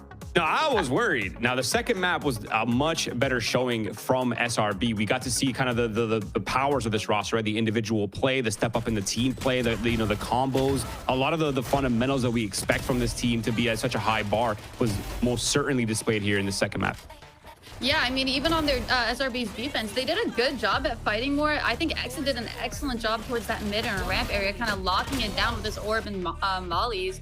And then EEPY did start to come back a little bit, but I don't think that's anything that they changed. I really think it's just that SRB started like fighting too much on their retakes or like solo. Like they were kind of solo peeking through smokes and kind of doing exactly what EEPY wanted. We even got to see Satellite whip out the op, which was working for those first few rounds until they started getting countered by the chamber op on the other side. And they kind of just won rounds through that, getting that first pick, following it up with a full-blown exec. And then on attack, they had a lot better structure, I'd say. You saw them get into those post plant positions, always have a mid rewrap to kind of fall back on, and even in their execs, in their post plant. Sorry, wow, I cycled through everything there. You saw them kind of ping ponging, jiggling a lot more, not just swinging up and taking those fights, because honestly, they were losing a lot of those like straight up 1v1. So the fact that they were kind of baiting that out and fighting together on those peaks, especially on their retakes, really strong. And I think that is like the major difference between map 1 and map 2 is we got to see SRB doing a lot of deposits, push and pull, get people into really good positions, the rewraps. These are like the things that are very difficult for inexperienced teams to kind of deal with, right? Especially if they haven't gotten a ton of reps into this style against these, this style of team. So it kind of makes sense to see the way that EEPY was dismantled. SRB obviously stepping up in massive moments, but in terms of the first bloods, first kills, it kind of felt even across the board. But I will say that SRB most certainly had the better game plan. They certainly they had an idea of how they were going to abuse the defenses, the lack of utility for EEPY, and it worked out extremely well. Yeah, and they just did a really good job at specifically getting those trades this game, which we didn't see a whole lot first game. We saw EEPY getting like multi-kill after multi-kill after multi-kill. Like it was literally a highlight reel for them. Whereas here, SRB did a really good job at shutting that down. They would get those instant trades without committing too many of their lives to it. And they could just actually play out around a Valorant rather than from the start, from those first initial contacts, getting mowed down and losing like 2 to 3 players and having to play a 2v5 or a 3v5. Yeah, I mean, the step up across the board from SRB was really nice to see. And I mean, there's a lot of really big step up performances as well. I mean, Roy, on the one end, we did have Solana that, again, like your boy's putting up some numbers, right? But just matched in full from the opposing end. Like this was such a strong look from the players that have SRB. Yeah, and I kind of want to remind us that Solana at one point was like 1-7 or 1-8 or something crazy. So the fact that he ended at the top of the board just really shows that he kind of stepped it up. But on the other side for SRB, guys, Satellite, a huge step up from him, a monstrous performance. He did so well with the operator. He did so well in terms of having presence around the map, right? We talked a lot about the operator, that being kind of the counter for sleepers. And then the ISO made it very awkward in the first map, but coming into the second map where you have Satellite doing a lot of the opping, a lot of the kind of dismantling, there's really no hard counter for sleepers, and they struggled a lot against it. Yeah, and I think one thing that Satellite capitalized on going into split attack is the fact that, sleepers weren't doing or having the same pack mentality as they were on their defense half on Corrode. Like they weren't kind of doing these big team fights because you can't really do that on split unless you know where they're going and you over rotate or stack something, right? So Satellite definitely did a good job at kind of isolating those fights on site or on ramp or whatever space he was trying to take and punishing it. Like they weren't getting away with insane stuff like we saw on Corrode. And I feel like that's kind of the benefit of having this player on the roster too, right? It's like if Ion's not really feeling it or if he's not having a good series, like you have this player to kind of fall back on. And yeah, he might not be on the duelist role on some of the maps, but he is on at least in 2 of the maps that they're playing in this series. So he's going to be a big factor. He certainly was in the second map. And just the pure dismantling that we got to see from Satellite. Fighting fire with fire, it felt like he's opping, he's shorting, he's doing all these things that are typically annoying to play against, and kind of just giving the medicine back to Sleepies. Yeah, and they really didn't have an answer for the offense. You can see them just either jumping through a wall or trying to get like that 1v1 with the chamber going, but Satellite just coming out on top of that. And the same thing kind of carried over to when they were attacking. They didn't have an answer for Satellite, just kind of TPing in and all the util supporting behind him. He was getting those first picks and opening up sight for them. And whenever they did try to retake, it just wasn't going their way and they were losing the fights. But also SRB was being smart about it. They weren't just swinging right off the bat and trying to go for the 1v1s that they were losing along Corrode. Like I said, they were jiggling. They were kind of playing the map a bit more and trying to team fight them rather than really just take those ones. and is called out. We don't always get to see the satellite on Duelist, but we do for 2 of the 3 of the series. Looking at the last map ahead of us, as we do get our map 3, we'll be heading to Bind. This one is going to be really fun for both the teams. We get to see the double Duelist on both. Satellite back on the Euro Roy. I'm expecting something explosive from both sides. Yes, that's such a good shout, Sierra. That we got to see the turntables on the second map, but the turns will be tabling back into both favors right here, where the double Duelist will come out. It was double Duelist on the first map for Sleepers, double Duelist on the second map for SRB, and now it's both teams running basically a mirror composition. If everything is still the same, I guess we'll find out during the agent select, so I don't want to get too ahead of myself. But if it's very similar to what we saw before, it's really just the controller that's different. The brim for the Clove, not a major difference in terms of the gameplay, but in terms of the Duelist presence, it's the same. It's gonna be so fun. We are about to witness a movie, I think. Yeah, and for the side of SRB, I feel like they're gonna have to really know what they can fight right off the bat and what they can't, what they're gonna have to give and then retake, especially if they're running that double Duelist with the Waylay on the side of Sleepers. Like, there's a lot of times where a Waylay can just catch you off guard and then have the rest of the team capitalize off that. And if they're moving like a pack, they're going to get run down. SRB are going to have to play this a lot smarter and a lot more strategic in order to kind of come out on top of these rounds and not just instantly get mowed down like we saw in Corrode. They're going to have to be willing to give space and willing to go into like a retakey setup, not on site specifically, but just in those extremities, right? They could take long, for example. You could always flash back into it, retake that fight. They could do the same thing for showers, and they're going to have to realize that and kind of just adapt to it, especially because I do see them kind of doing those plays, running it down on them, and SRB just have to be ready for that. Yeah, very different approaches ahead for what is assumingly going to be very similar compositions as we head into our agent select to get our final confirmation. Last time we see them, it was a mirror, but a Clove on the side of Sleepers, Astra on the opposing end. And looking across the field here, okay, we do get a little bit of a switch up here, Roy, from SRB.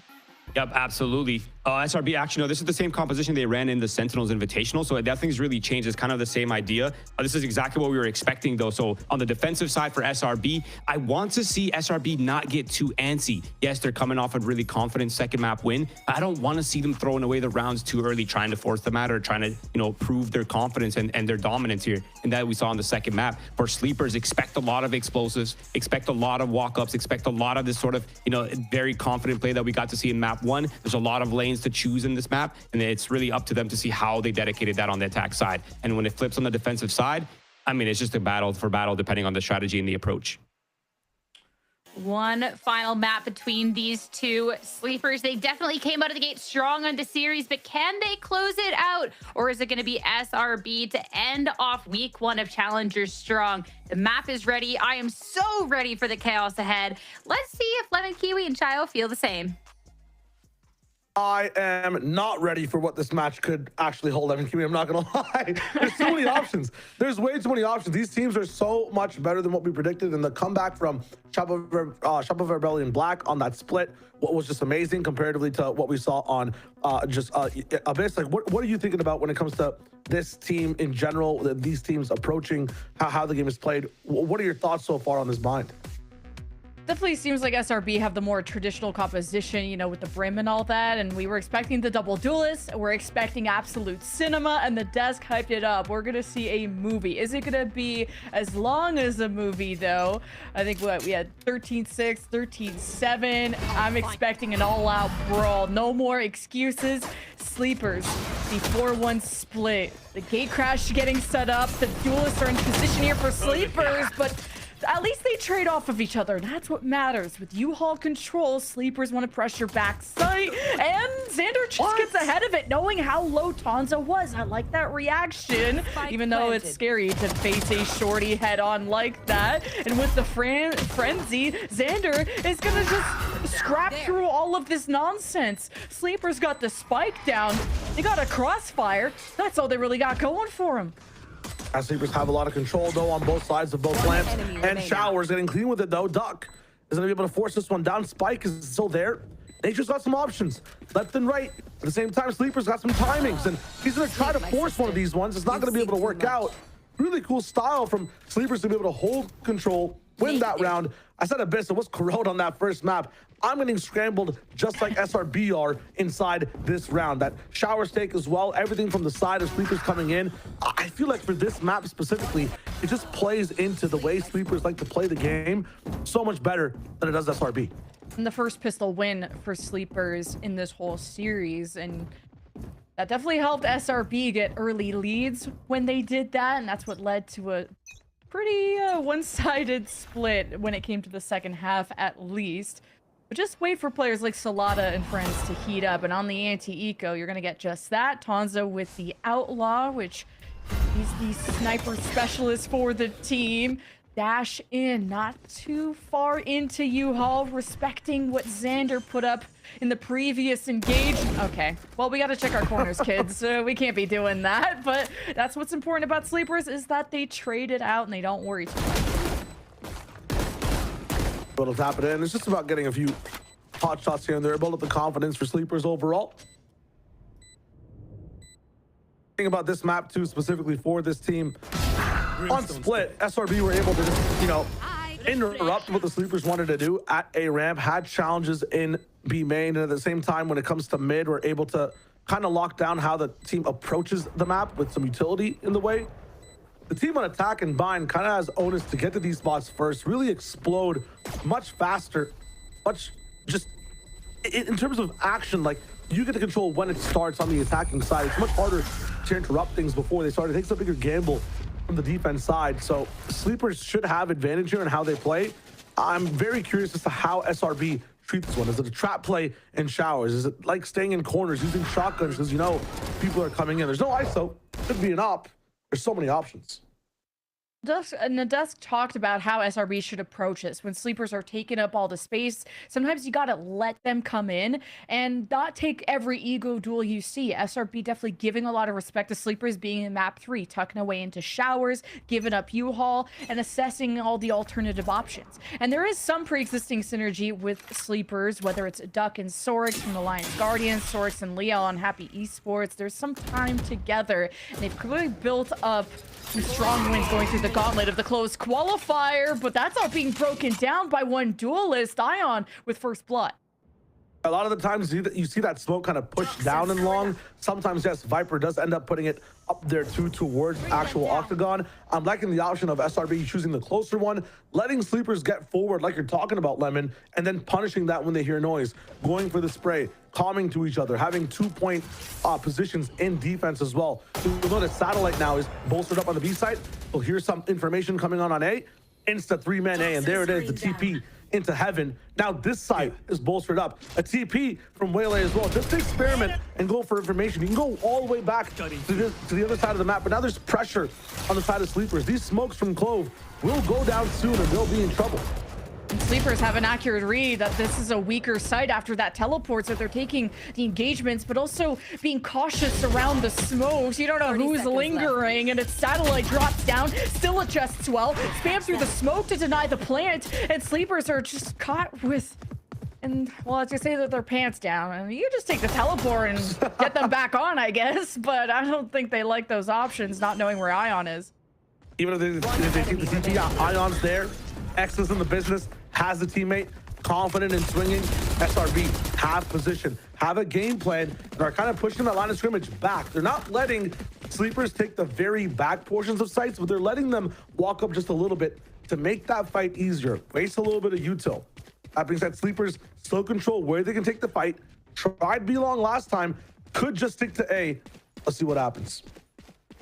SRB have done a great job of shutting down Leo, who hasn't gotten any kills on these entries, so being able to read where Leo is. And I think SRB adjusted well on split of tracking where Leo was going, and see if they can track where Sleepers are going now. Prowler up shore, and the quick hit from Sleepers are like this high ground to try and get sights above the smoke, but no, Ion just gives you a haircut. Leo just tries to change it up, doesn't work.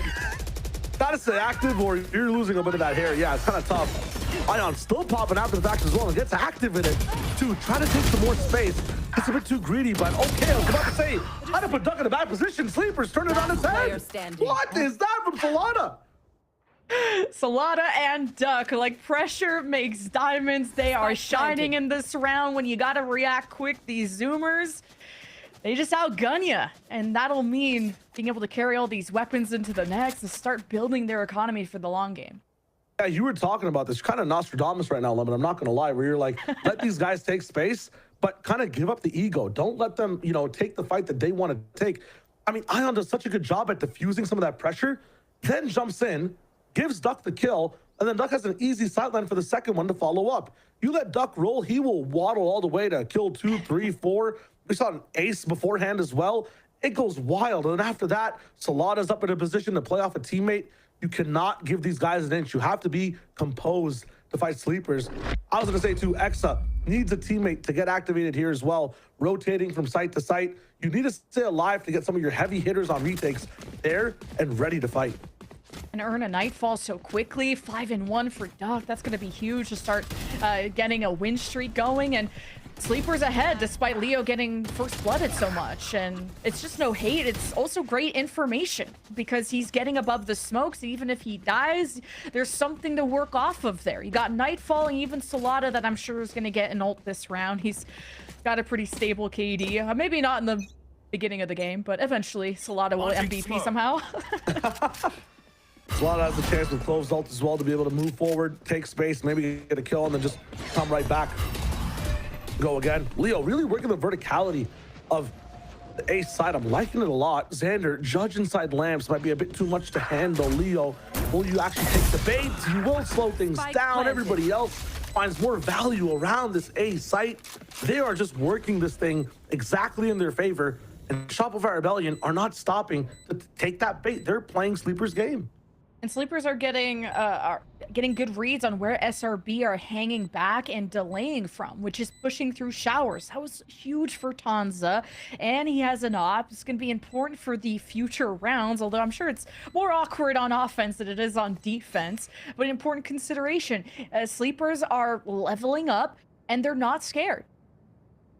I'm liking the option from Tanza too, because I think one of the things SRB was doing really well is taking control of B-Long, taking control of showers. Tanza lets you walk up slowly first, take that long-range sight line, rip Ion, by the way, and then give you control. You don't need Yoru to be on the same speed as a team that runs A, just a waylay, and then B, SaD. Doesn't matter what agent he's playing. He's going to be going fast, so you get different tiers of speed. Immediately, a timeout coming in. It feels like a timeout on the second round, but this game's so fast. We're already on round 6 between these two teams. We're halfway through the first half.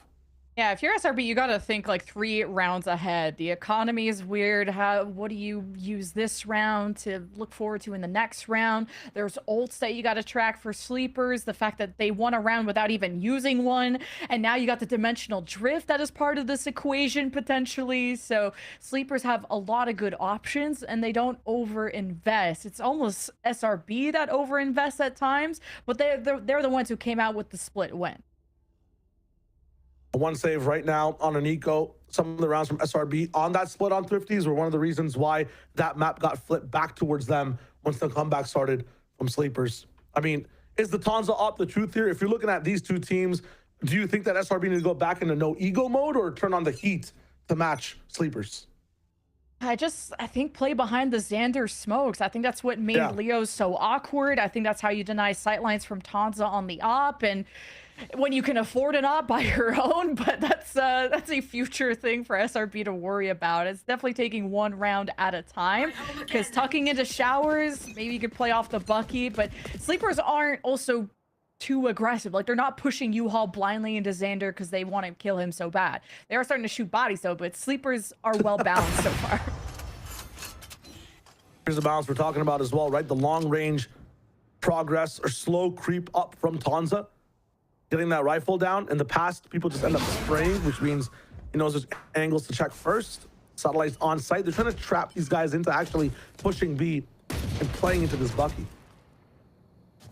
Knowing SRB being that close, punishing opportunity for Sleepers, but just keeping the distance battle. Big kill for Exa. Sleepers will have to rethink this, and now even trying a hookah push, which haven't seen yet. To be able to shower down a Nightfall is going to hurt SRB if Sleepers invest. First cerebral round from Sleepers. They're not straight up hitting a site, even with a little bit of exploration. No Viper Wall up for Slaughter to cross, so that was a little bit of an error. And now on this side, the jump does come in. A flash from Satellite saves him. The pressure from Leo gets that first pick. Smoke's now on the site. This Bucky gets even more dangerous. It's trouble for Sleepers. Thrifty, or at least a lot of sheriffs are doing work for SRB. A couple of hero vandals, upgrades available, and the fact that Satellite just had someone fall on his lap with the flash. Perfect timing. Lady Luck on SRB's side. Is it Lady Luck or I don't know, Bucky? Is there a B word for humans or people? What's the nice B alliteration? Bucky Boats? Bucky in the Boats. Bucky in the business? I don't know what it is, but man, 3 Bucky kills from 3 different players is crazy. I mean, that shotgun's getting recycled or people are just opting into it. Wild from the side of SRB, but that's one way to stop a team that's dashing on you a lot. Just left like a Bucky. It's totally fine. Is Nature cooking with the Odin? Yeah, he is an enjoyer of the Odin, but not... Thinking about maybe spamming through if Sleepers were to emerge through B. Who's next?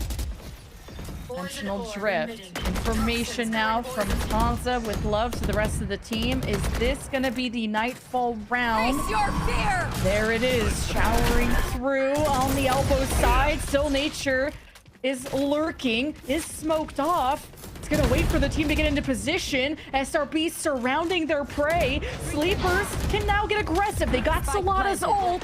They gotta get ahead of this game. They got the spike in time on their side, and Tanza is always huge in these fights, and so is Solana, as clinical as ever. Insanity. It's compass type gameplay. One person is the point, the other person swivels around it. It's so cool. It's actually Tanza who's in these long range angles waiting for the peak. He ends up getting shots. Everyone he lands gets Solana closer to angles that he's very comfortable at fighting. Tanza gets another pick at a long range angle. He defends elbow, and Solana can swing elbow, get 3. It's such a cool system on the side of Sleepers. They fight so well. They have these long range duelers, and then they have ones that are kind of in the close range action that just work so well. Do they replicate it on A? I mean, this strat seems unstoppable. Which team stops Sleepers? I don't know. We had that question about the rankers for so long. Oh, nice flash, nice dip. Satellite. That was at least someone's trying to grab the orb. Got a 3-stack from SRB again, just maybe playing behind those smokes and just being as defensive as possible. Don't let Sleepers get an inch and take a mile.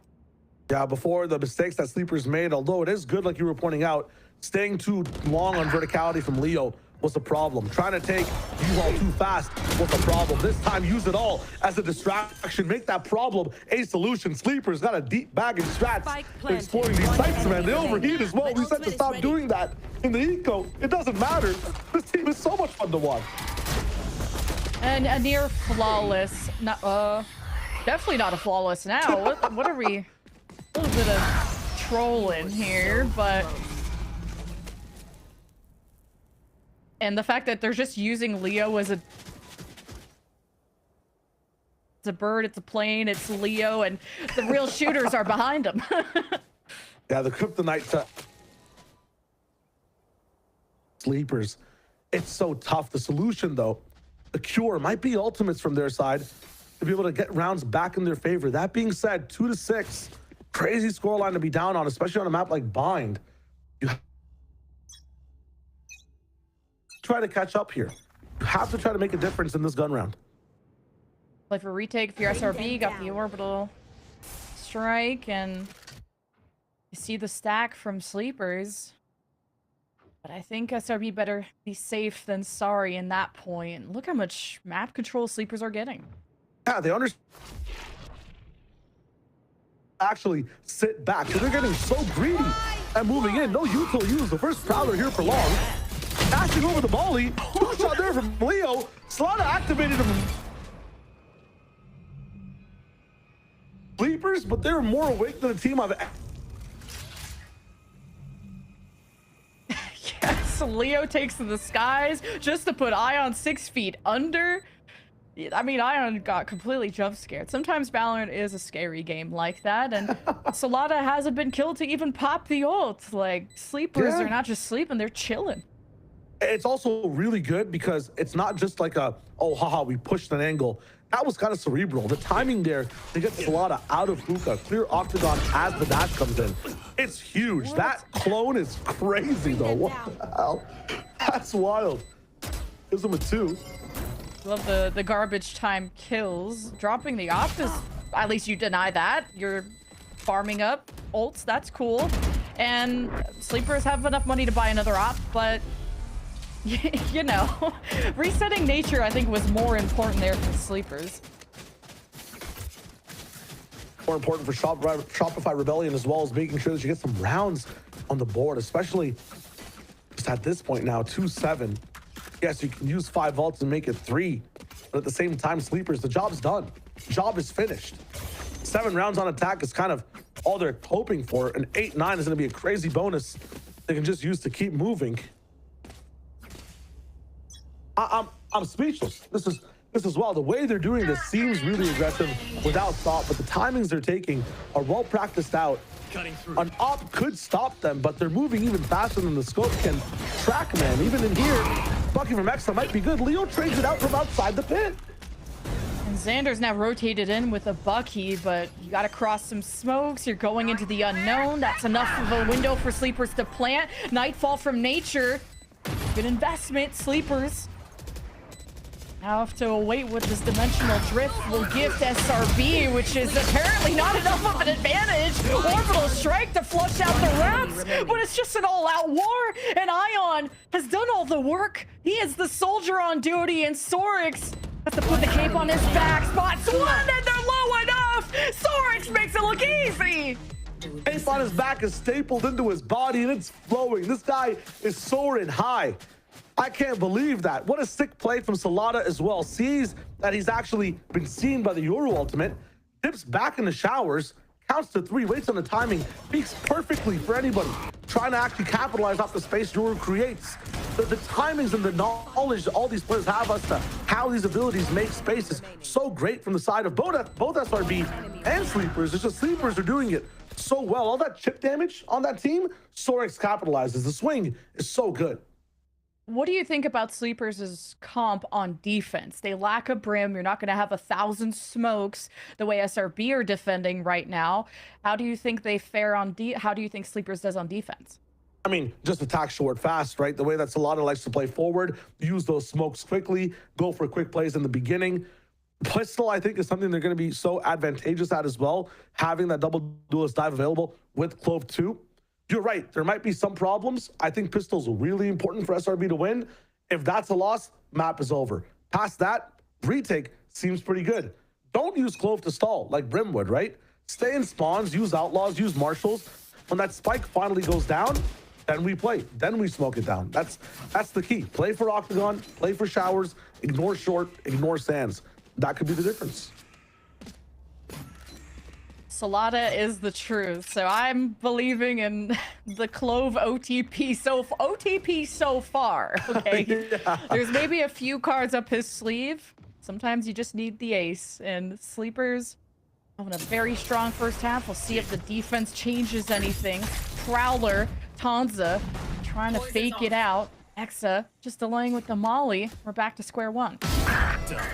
Wow, Tanza hit again and over. The fisherman uses bait to find a big pull. Another first blood for Tanza. It's 8-2 turning to a 9 very quickly. You might have thought it was an eco from SRB. They're on a full buy here, but it's forced through pain. So light armor across the board and not full util on everyone. Interesting too. This is a tough round for SRB. They've got to put this back. A Nightfall only into U-Haul, so Leo can ignore that and focus on the main area of attack. You expect SRB to be tucked in showers. SaD will call that out and wait for a better engagement. SRB hold their ground. Rotations are in. That's a 4v5 retake for SRB, and the shotgun gimmick kind of works out. But SRB have some damage into them. Convergent paths from Ion. Nature's on the defuse. It's halfway, not being held. Sleepers have to hold as a squad. The crossfire SRB both ways without looking. And dashing in, Ion tries to be a hero, and now he's a dead one. And Satellite can't pick up the pieces.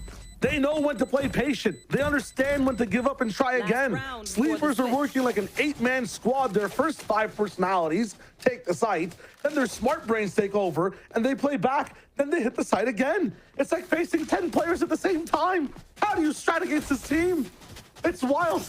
You're trying to think about Solana at the same time.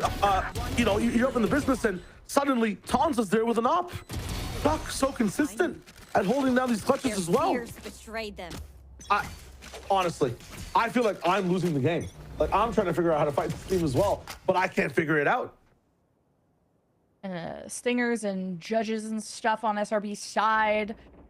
Sleepers, if you would have told me Sleepers up 10-2 on bind against SRB on paper, I would want to be woken up from my coma. I wouldn't think this is real life, but here we are. Yeah, I mean, on paper, I would have thought that Solana was just dropping a 40 bomb or something. I mean, that is always the win con for this team, and the way he's playing today, it's just insane. On the right side, Tonza taken down, Satellite finally gone away. That's a very nice pocket play there again. It's nice. We're taking showers. We're putting some pressure down the long. It's good from SRB. 9-3 on the board would be a nice switch, but man, the eco they have, it's tough to get there. Exa is playing with fire, and you do not have a bucket of water. And what happened last time? You peeked and you got shot. Well, you escaped, because Solana's even walking through your molly. That's how much he wants to kill you. Crossfire, SRB doing that push and pull the Duck wanted to see. The bait and the switch, the trades, the Prowler, the follow-up from Sleepers. It's good. Even numbers, but the site is Sleepers. Turning out, try to get Sorex to pit, I believe, but it doesn't really matter at this point. Get everything down. Big thing about this team is every time they're in a spot, they just find value. Usually overheats are like a 50-50 guarantee of getting a kill. They find value. Still looking for those weapon upgrades, and Xander is the only one with one, and you got a split push, but on the flank, this has potential. Sleepers are leading on the front lines, though. They're not going to sit idly. Satellite trying to take a win. Flash out through elbow, nothing. Now he's out in the open. He feels the pressure. He's desperate. He's out in the open, and Sleepers take care of business. 10-2. You cannot wake up from this nightmare if you're SRB. Switching sides. It's a horrible one. The sleep paralysis demon is Solana on your walls. You actually just can't get rid of him. And if you try to wake up, Tonza just puts you straight back to sleep. I mean, right now this team is operating at a very efficient rate, even for themselves. Like, the overheat is double time, and it's finding double the lives on the side of SRB. You saw that complete elbow take as well from the side of Sleepers. You just saw Sorex getting more. Solana pushing in just haphazardly through long, disrespecting walls, finding his one before he dies. I mean, now on defense, we talked about what do we do differently here. Pistol, the most important thing. And the approach from SRB is to default a little bit. I wonder where Sleepers take that first fight. I think Xander's job, though, on the offensive rim is to really break up these fights and see if you can outnumber Sleepers in these fights. But that's just best case scenario. Seeing if Sleepers have any gimmicks up their sleeve when it comes to pistols. No walk-ups yet, though. Kind of troublesome. Not many half shields on the side of SRB, and Sleepers have so many ghosts, or just ghosts in general. When it comes to fighting, they're very accurate. They usually get that first shot down. That's trouble for the side of SRB. Now they're going to be moving in here on sightlines and crossfires that just don't help them at all. There it is. First big chip damage. Hindrance up in the business. Leo gets the trade. Tonza straight to the head. It's tough here, man. SRB thought they would just be served some kills, and it's Nature doing all the serving here. Okay, when you least expect it, Nature shows up and heals all wounds. That gets the plant down. Here comes Duck and Sorex. One piece of util against... Oh, okay. Get some regeneration there. Sleepers as a unit. Ion through U-Haul. First engagement. Quick to the trigger. Duck put down for good. A very crucial pistol round for SRB. A source has been discovered. Starts to flounder. He's about to drown very soon at 19 HP. And that's all she wrote. Very important round there for SRB. Yeah, quick picks, a nice step up for SRB in that pistol round. Have to try to convert that bonus, but at the same time, or the anti-eco at least, excuse me, at the same time, side of Sleepers have been pretty good when they have even the worst weapons. especially that Bucky on this side of the map. I mean, Halls, Tube inside B, even Octagon. There's so many special things you can do on this side of the map. Seems like there might be a 3-stack towards the A side still, and I don't see the craziest weapons, just a Sheriff. So I'd be saving for some Outlaws, some Ops, stopping and impeding the way that SRB want to play the game. Yeah, Sleepers are almost at the finish line. The challenge is to not choke, and that can be very difficult for a lot of teams. Leo, refracts out, does take some chip damage, so we'll have to be more cautious going forward. SRB, Prowler up, does not catch that player in elbow, but it's orb farming season for SRB anyway. Try to get those ults up halfway over to conversion paths. Gonna be able to take the site, but look who's on it. Just counting really quick. Oh yeah, all of Sleepers. Even when you sit by SRB, the patience pays off. Usually Sleepers, they're the ones who can kind of do well in these duels when there's no util involved, and the quick pivot after that deep lurk from Satellite when he grabbed the Shower's orb. He's cleared the entire site. This is free. Really good at the option of the Marshal to be able to do that. You're giving your enemies, if you die, not the most useful weapon against what is like, you know, rifles and bulldogs and ghosts to the other side of the map. Very good lurk from him, and now playing up close and personal, turning the scope gun into a shotgun and making that dimensional zip run by 1 second faster as well. Barrel to the face. What the hell is that no scope? I'm gonna have a word with that Marshal. Mine don't do that. So yeah. Looking like a flawless one for SRB. Salada going down with the ship. Salute, Salada. Big thing here too, Ion saw him farming those orbs earlier in B long, and maybe in Showers as well. As they were hitting up the site, I might be even thinking of a completely different round in general. But so having this ultimate now makes it so they can actually roll these rounds up with some momentum here. You can kind of shift forward and use this ultimate to guarantee a round, build another 1 or 2 up if you're Ion later in the game. Having it after the anti-eco is huge. 10-4, and this is where sometimes teams make crazy comebacks. It's hard to find the mentality to keep pushing forward. Sleepers, though, I don't doubt they have something cooked to get ready for this one. You can see how the difference in controllers is affecting how Sleepers can defend. SRB, they've been able to activate Ion 2. He's having a fantastic map 3. You needed him to show up. Prowler, Convergent Paths, SRB are not even seeing their competition. They're just getting spammed through the smoke, and Ion will shift back to make room for success, to make room for SRB to get a plant, and they'll even plant towards Showers too, especially where Nature is set up. But that's taken a hot second for Xander to get the ball rolling here, and the ball is collapsing. The plant should have happened a little earlier, guys. You let Sleepy come back into this game. Oh boy, now it's plan B. Hold up, this might be just on time for SRB here. They heard those footsteps early. This TP does not have the same advantage it does. He's gonna double TP here with his teammates still on site. It's going to work for now. This TP should be a bit later. Tanza has his own teleport. Okay, this is so confusing. A little Showers. Ring around the rosy. Xander. He actually can't leave. He needs help. Nature. The call is coming from inside the site. This is a fumble and a half. SRB. The window was open. It is now closed. 1 versus 2. Nature will get away with this, but now you're gonna get crunched. Actually, Sleepers are gonna play together. Maybe a call. Nope. Safe. Wow. He turned around. There was a chance. Wow. Tanza with 4. I had no idea where Sorex was either on the side of SRB. You saw that Exo was kind of looking towards the backside. Or was it Nature in the end?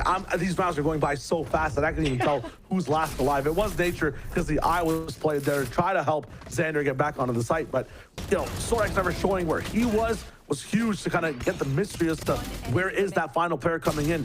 Didn't hear anybody walk through. So many questions for Nature. What a good setup for the side of Tanza as well. Leaving that TP back as they ran all the way to the other side.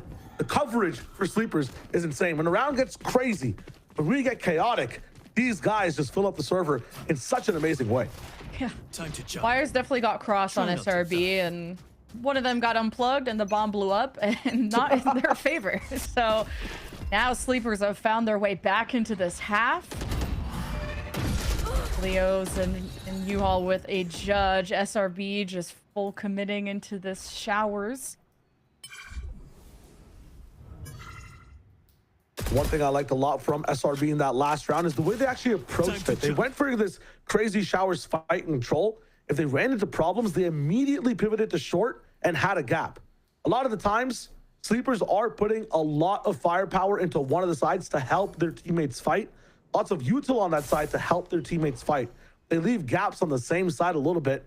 And at least on that last round, SRB exploited it. They couldn't finish the round, but they are thinking really well as to how to approach. This time, this Viper wall all the way up short could be used for a covert mission, but they're making some noise, making themselves known that they have lamps control. SRB haven't faked too much. They tried to grab the orb, make it look like they left, and Sleepers are going to assess the situation with Ponza, with the dimensional drift, but it's taking too long for this to develop. SRB are getting proactive, and now the spike is down, but they're all huddled up. They're surrounded by Sleepers. The only chance if Satellite can get a good wrap on Ponza coming up.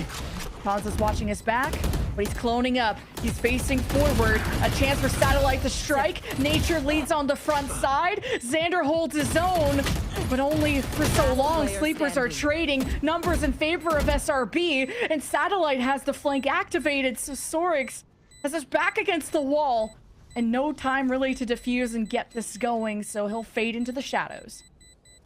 Patient, three sides of a hold there make it impossible to figure out both the hypotenuse of how to defuse and the angles needed to move forward and win that round.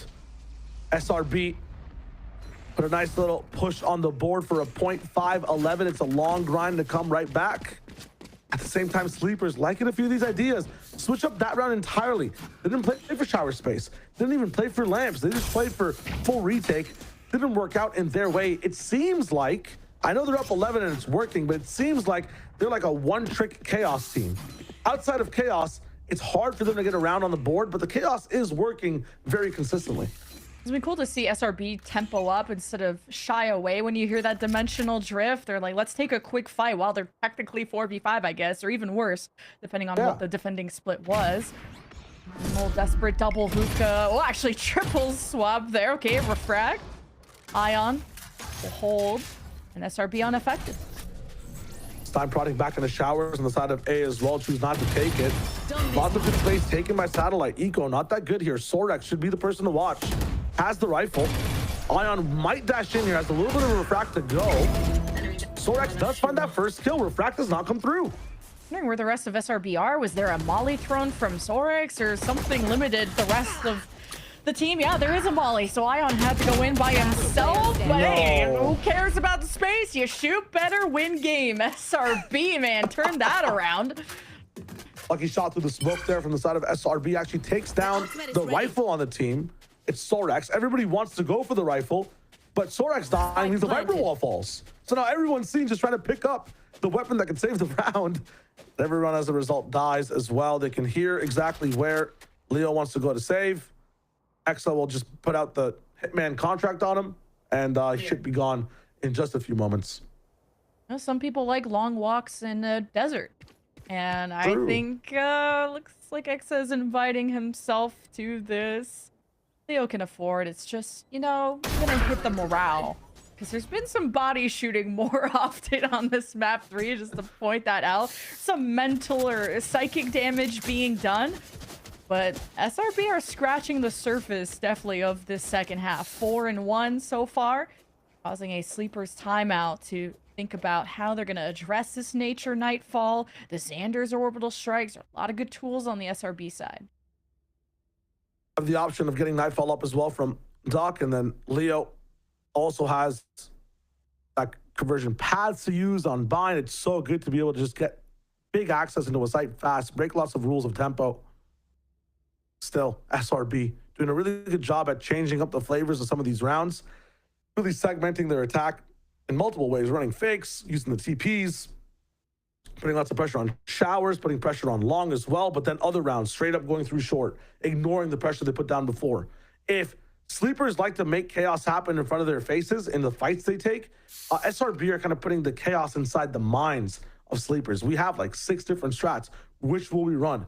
What will you do? Keep them on their toes. It's nice from SRB. SRB still have to double their score, though, to try and come back into this game. So Sleepers, again, the challenge is don't choke, which, you know, they sometimes like to get overly aggressive, like almost overestimate their advantages when they're 5v4. You kill Ion, you start to run down B long, and then there's the firing squad of SRB waiting for you. So that's something to note for Sleepers, and an easy adjustment, I think, for them. Yeah, absolutely. The thing with Sleepers too now is that they have an advantage of staying control when the match gets to timeout. There are no timeouts left for the side of SRB. This is huge. They're all coming in from the side of SRB, and everyone's just kind of avoiding things entirely. Satellite does get to stay on this a lot of a duck is there in a very good spot, being absolutely deaf. It doesn't matter. He hears where the shot's supposed to go. He's making things easy for Tonza to strike. What kind of round was that? 2 blind ultimates from SRB. The Nightfall into showers. Maybe they heard Tonza's footsteps or something, which, I mean, you don't know it's a Yoru, so he's fine. Nightfall doesn't really help. It does inspire SRB to go in. Then they blind orbital strike to U-Haul where nobody is, just thinking they had a read on Sleepers' setup. 2 ults for nothing. And then you have Tonza killing everybody from just being way back away from all the action. So SRB, yeah, that was a weird one. Yeah, I feel like they might have thought that if they ulted showers, everyone might just cower inside Lamps. They also could have thought that if showers is down, Lamps is down, nothing's left. Look at the pace change, though, from the side of SRB. This is match point now, Lemon. If they lose this one, it's all over on this map 3. All that noise, and for what? SRB kind of got Sleepers all antsy after that one. So look, Sleepers are rotating. They're like, wait, did they just fake us out, do all this noise and leave? And I think even SRB are thinking about their options. SRB are wondering if they faked it. That's crazy. Yeah. Nah, but conversion pads really slowed them down. It kind of tossed a wrench in this round. What do you do here now if you're this team? You have control of Hookah, a little bit of control of Long. No one's up on the A side, so you're kind of fully invested in this one. You have an op online from Tonza to Showers. If one person from EEPY kind of clears short, it's over here. This wall cycle might actually spell the truth of the round. Yes, might see a TP coming in. No, it expired. It is screaming that we are doing a B hit here. Tonza will stay where he is to stop the TP from coming in. This is trouble for SRB. Yeah, Nature trying to enable Ion, gets set up on the high ground, the double climb up the Kings of the Hill, and Sleepers have been evicted. And they were trying to bait out that shot from Tonza. You don't know where that op is, but doesn't matter when it's attacking. You just don't peek it, surely. Yeah. SRB are crazy if they try to peek anyone rotating in, especially when you know the op, again. So it's a lot more effort for SRB, a long road ahead of them. As, again, they have to double their score. I feel like they might have even just won that entire fight if they let SRB take the site with Dimensional Drift. I feel like it might have been better if there was more chaos. The fact that they stopped them, let them cut noise, and then SRB did an amazing re-hit, kind of played more into Shopify's favor more than the way Sleepers play. That being said, 7-12, big journey to go. 5 more perfect rounds to hit. And if you look at the ultimate economy between both teams, it looks like there's about to be rifles and just rifles for days. I think it's just Ion who might have a chance at conversion pathing and entering somewhere. Yes, Exa gets that pit online, but I don't think the pit's doing much against the team in terms of entering and opening a site. It'll lock the spike down, but these guys need answers to get on these sites first. And there's smaller shifts from Sleepers on how they're trying to defend B. They're not as much on heavy on the front side. They try to be more passive towards the back line, let SRB kind of dash into them and space out properly to try and maybe cut Ion's wings down. And also, you know all the ultimates that SRB have, so sometimes you gotta kind of take a seat. And Sleepers are gonna have an easier round now that those ultimates are out of the picture, and we're walking up with an op. I'm scared. And they see nothing. This is huge. Lots of info. Both sides. No pressure. Some util maybe use the word showers to hear stuff happening towards Belong, but look at his position from Sleepers. What a decision. And Tonza will permanently be on this angle now. They can instant TP towards that hookah side as well. Everything lies on Sorex, and he does find that first pick. Exa down, no Viper util found. It's going to be so hard for SRB to dig their way out of this one. especially with nature in a spot where you can't really regroup easily. There is time, but that was an X that really needed to get a kill there, because then they could have pivoted to A. You already have nature clearing out TP side, so SRB are looking for an opportunity in B. Has Sleeper setup too is just a full retake B setup. They want control here. Really weird up down. You might sacrifice Tanza, but Leo needs to hit this shot. The timing might just be perfect for nature. Injured, dead, and on the B side the hit starts to go, but now it's a 5v3 retake. Got the molly, you got the plant, but sleepers are around the corner. 5v3 retake, and Satellite gets 2 ahead of everyone else, and sleepers still have to go through these choke points. Not gonna be easy, but no Utah left for SRB. Here comes sleepers. They're wide awake, and they're trying to shut these eyes for good, and it's the ultimate upset in map 3. Sleepers take it to the big guns of SRB. They look like they're at home on half these maps. Even in Lost, they look so good. What a banger display on Bind. Sleepers, a force to be reckoned with. A team that's hard to anti-strat. A team that plays their own game. What a statement made today by a team that surprised, I feel like, all of us, except Sierra. Big shout outs for her. She knew ball. We didn't. This is crazy. What a team. What a match. Yeah, that was the series of the day. The series of challengers so far, in my opinion. The next generation of talent is here. Rankers 2.0, whatever you want to call them. First time in challengers and already upsetting everyone and up 2-0. That's just... Well, sleepers have made a lot of new fans, I think, Shia. Hey, I'm one of them, and I can't be asleep for this one at all. If you guys enjoyed what was happening today, that was just the 2 games on broadcast. Jen, how are you feeling about this one? It was amazing breaking this one down with you. I think we just witnessed some history inside CL. Absolutely, and we're gonna get an interview with sleepers, I guess their second one of challengers, and they had a lot of yapping to say in the game. We'll see what they say to Sierra now that she's right.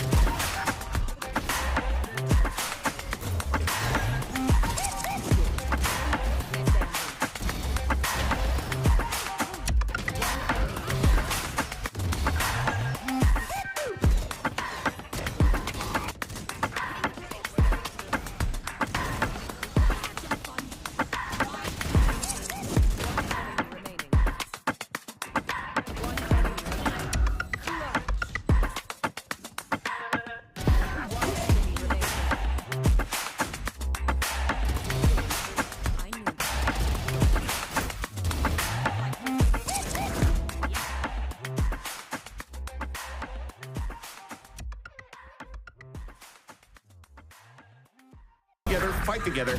Last player standing. Exactly what Core needs. Delivering as the anchor. Through the smoke and off we go. Envy trying to get this classic round this time though. But the stand and fight, he's down to 8. There's Alum, that's the Phantom. Caught up by the save and trouble without his rifle. Way out, but the spike can still be held with just enough time. And isn't by that bite act done. Early drop down and Ange catches all of it from hell. Maybe a little VCL history in the making here as Sleepers is going to take down map number 3 buying in the series and take down SRB 2-1. A team that was very counted out going into this, especially up against these big names on the opposing end. But Emily, getting down to it, I mean, don't sleep on Sleepers just has to be the new catch line of the split, because that was just a crazy match. No, it really was. I mean, just their attack side alone, having a 10-2 half, they looked so good. So Lotta and Duck specifically, like being able to bring them back on rounds that they shouldn't be winning. We were talking about those 3v5s, and then you see like Duck or Solana just pushing back sight and getting like a 3K. And one thing I really admire them for is, yes, they will exec and they will take sight, but we've seen Solana, like here, for example, push into elbow, and once you get a pick, Slaughter will not stop. Like, we'll just keep going and kind of feeding off that momentum and confidence, and it was just so sick to watch. And that's really the thing that kind of disrupts a lot of these very organized teams, right? Teams that like to play together, they like to do things in a structured capacity. Like, it's this kind of play that really throws us for a loop, where people are challenging very aggressively and relentlessly in spaces that you're typically not so used to. Obviously, these are always viable plays, but to see it consistently happening in these pulse plants, and for them to just be so confident, and honestly, just the way they were maneuvering the space in these pulse plants and in these late rounds was just pure mastery, it felt like. And we call these players rookies, but the way they're playing, it doesn't really feel like it. It feels like they're like seasoned veterans that are very mechanically strong. Yeah, and like, we talk about confidence, we talk about, you know, them playing super structured and well, and honestly, I would be too. Like, I'd be confident pushing anything as long as I had one of my teammates backing me up. I know for sure they're gonna get those straights because everyone on that team is mechanically gifted. Like, that is their strength. So why not make a playbook around it just by pushing together? You know that if you go for one and you get punished, someone else is gonna be right there behind you, holding your hand, trading you out, and even getting more. And that's just like what what Sleepers is like best at, is getting those team fights and coming out on top almost every single time.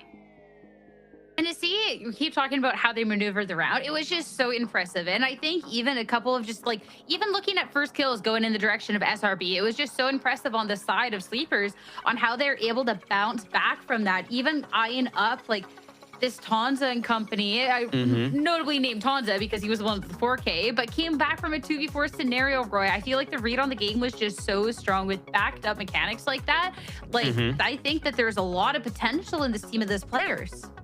Yeah, I mean, definitely. I don't think anyone can even argue that anymore at this point. Yeah. And I just want to say, first of all, shout out to you, Sierra, because you're the only one that actually believed in them and stood on business. I believed in them, but I didn't stand on business. And honestly, shame on me. So I'm back on the train. I'm voting them every single time for the rest of this split. I do not care. But in terms of the gameplay, I mean, they're fun. They're cohesive. They understand their timings. They understand the individual play, but they also really have a good understanding of how to play off each other, even when it feels like they're isolated. Just like the misdirection, the attention, the crossfires. It always felt like there was never a point of the round where they weren't really sure what to do, or they weren't really sure how to get active. Yeah, and to me, they just, it might be, I don't want to like overreach here, but they feel like a younger version of the current NRG roster. Just with how much of a unit they are together, and you're right, how cohesive they are. Like, literally, they will hold hands an entire map and it will work out for them. And that's kind of what I saw from NRG when they were playing in their first match in kickoff. I love that there's already just so many different teams that we're likening EP2, the energy into how they're playing so coordinated as well. I've seen in the chat and on Twitter about this Rankers Envy 2.0. That was something we got to talk about earlier, with just like level of aggression in your faceness. I feel like too, that's just an interesting part for this team that Roy, again, was relatively unknown to us going into the split. And if those are the teams that we're likening them to, first off, huge congrats and kudos to them, because that is big shoes to be living up to. But like, that is just, that's going to be a tall task for anyone to be taken down in this split. Yeah, there's certainly expectations on them now. Like at first, no one really had any expectations. Everybody was sleeping on them, no pun intended. But now I'm kind of curious to see how they're going to deal with the fact that there are expectations. Like taking down SRB, is that going to get in their head? Is that going to make them more confident? There's so many questions for me to answer. But when I look at just like the raw stats, guys, I'm looking at Corrode, right, where Sleepers, they won the bolt pistols. Okay, so all right, there's an argument to be made that those rounds like help push them past the edge, right? SRB won all pistols, all bonuses in the second map, closed the map out 13-7. But you come on Bind, you see a trade in the pistols, you see SRB on top in the first kills, and then you're wondering, well, okay, now the argument's a little bit different, right? Because now the stats are against Sleepers in this second map, or sorry, in this third map, but yet they put on such a clinic in terms of how they were maneuvering, how they were clawing back, the way they were setting up on defense, the patience, the discipline, their awareness of checking for lurkers and the way they were dealing with lurkers. It honestly was just so on point. I'm incredibly inspired and just impressed. Especially, too, a really big multi-pronged approach for the team. I mean, Emily, the team did so good with some of these openers and this pressure putting on. Even if they lost first blood, they trade out. But even then, just the clutch factor with multiple different individuals from the team. But I'm eyeing up Sorix with just only 6 deaths to his name. Like, there were so many different things that they were doing right, which I think was also really nice to see out of this young team. Yeah, I mean, that's not stuff you can really predict against, right? That's not something that they planned or that they have in their game plan. It's just those players making those micro decisions and it working out for them because they can get away with it. They can go and get multi-kills. They're confident in that. And I also think a lot of the success comes from these maps that they were picking, having that bind, or having the corrode and having the bind, those maps where they can, or where it fits more to their playstyle of being aggressive and being explosive, and also being able to walk up and not have to worry too much about having an op in your face or having like too much of a strategic plan, I guess would be the way to work. Yeah, this was such a treat of a matchup to watch, and I am really glad to be able to hear from the team now as we have Solana on the line for our post-match interview. Congratulations on the win, 2-0-1 challengers and take down SRB. You were very much so considered the underdog team going into this game. I want to know if that's something you felt as well and how you're feeling after pulling off this win. I mean, we like embrace the underdog thing. Like, we like go for it. Like, we don't mind it for the underdogs. Like, it feels like it's less pressure on us, and yeah, we just play. I mean, definitely going to be a little bit more pressure going on you in the future because we are not going to be counting you out. I mean, how everyone played together was so well coordinated. What is so special about this team for that to happen? Because this was unlike anything else we'd seen. This is impressive. I think the best part of our team is that we have like 5 shooters, like not a single weak link, I'd say, at all. And like, even if like some people are having an off game, other people step up, which is like our main strength, I'd say. I mean, everyone did have a moment to shine. Some people have also been talking about this identity for the team, and I don't know how familiar you are with Rankers Envy and their run, but kind of calling out a play style similar to them. Is that maybe something felt like this aggressive play style with very mechanical shooters? Yeah, I'd say we're similar to them. Like, we play like them. Maybe our comps are a little bit different, but I think that's about it. Now, going on forward, I would love to give you the floor for why people should be rooting for this team and how you're feeling kind of going into the rest of the stage to make this run. Could you ask the question again? Hey, yeah, no worries. I want to know from you about this team and how you're feeling just kind of going into the rest of the stage with this big challengers run ahead of you and seeing some of these really big names in these big teams. I mean, I think it'll go well. Like, I'm excited to play more matches. Every match I'm excited for. I don't feel like really nervous or anything. I always have fun playing them. And I think we'll go far if we keep grinding, keep consistently playing. With more performances like this, I definitely hope so. Solana, thank you so much for your time. Congrats on the win. Have a good night, okay? You too, bye. I love the camera up. We get to see the phone cam. Yeah, we get to see the roof. I mean, such super energy. But I mean, Roy, this is a team of just young players. They have that energy. They have the skills. And I mean, I think they're going to go far. I think they could surprise a lot of us at this point. I don't know how far they're going to go. I don't know if this is a miracle run, or if this is the standard. I think it's hard for me to say, but I think with the next week or the next set of matches, round 3 and round 4, I think that's when we'll really get the full picture of where they fall from on a more consistent basis. But in terms of the fact that, he says they're shooters, I completely agree. They got Duck, they got SaD. Both of those players are not only the ones that are like, they're being vocal, they're controlling the chaos, but they're putting up such crazy numbers and they look so flashy and they're so young, and there's like the mental load that they can take on, and for them to have this kind of performance is really impressive, and it cannot be understated in my opinion. And he said he liked the underdog thing, so there's no pressure, but I don't think we're going to be counting that team out anytime soon. Taking a look at the bracket, one of the few teams to be 2-0 so far in Challengers. Emily, taking a look, we get to see that Evil Geniuses Academy did win their match over on the side broadcast. So this is a stacked group of teams to be undefeated so far, halfway to making their way to playoffs. I just think it's sick seeing a team like EEPY up there with big names like, and well-established names like NRG Academy, EG, and SaD. And it's honestly so deserving. And I cannot wait to see, you know, how they kind of play against these teams that are going for this tour run and are having the same success as them. I'm just keeping an eye on that 1-1 though. It's so early on though, Roy, but a lot of really big names there. And this is kind of reminiscent of any stage of Valorant Challengers we've had where those 1-1 brackets, and that gets dangerous. Things can turn really quickly there. Oh, things could be crazy. That 1-1 bracket is terrifying. I would not want to be in that. But I'm actually just flipping through the kind of the match histories that we just witnessed. So we were just watching an absolute banger, amazing match that we just watched. But I'm also looking at Evil Geniuses versus YFP, an OT on the second map, a triple OT on the third map, and then Evil Geniuses barely closing it out. That was probably also a banger. I wish I could have seen that. So yes, I think the competition, Sierra, it's tight, it's developing, the level is getting higher, the floor is getting higher. We're going to have a very exciting year, I can tell. Oh, we definitely will be. It has been a great week of Valorant Challengers so far to be kicking off our stage one. And I think the players definitely deserve a well-earned rest over the weekend. So that is our last day for week number one. Thank you all so much for tuning in. Make sure you're back here next week to see how the teams are going to fare. And best of luck in your ranked games. Have a good weekend, everyone. See ya. This is a tough situation, and you might not even need those two players if Rico is hitting shots like this. Okay, and Moves does just pop out with the op, and you know exactly where he is. Double swing, Welly with the Marshall. It's hunting season. Out with the pistol. The cherry on top for SaD. Welly clutches. Talks about needing a grip, and he talked about jumps from Sherwin, so Winthrop's a little paranoid that he's on top of the box.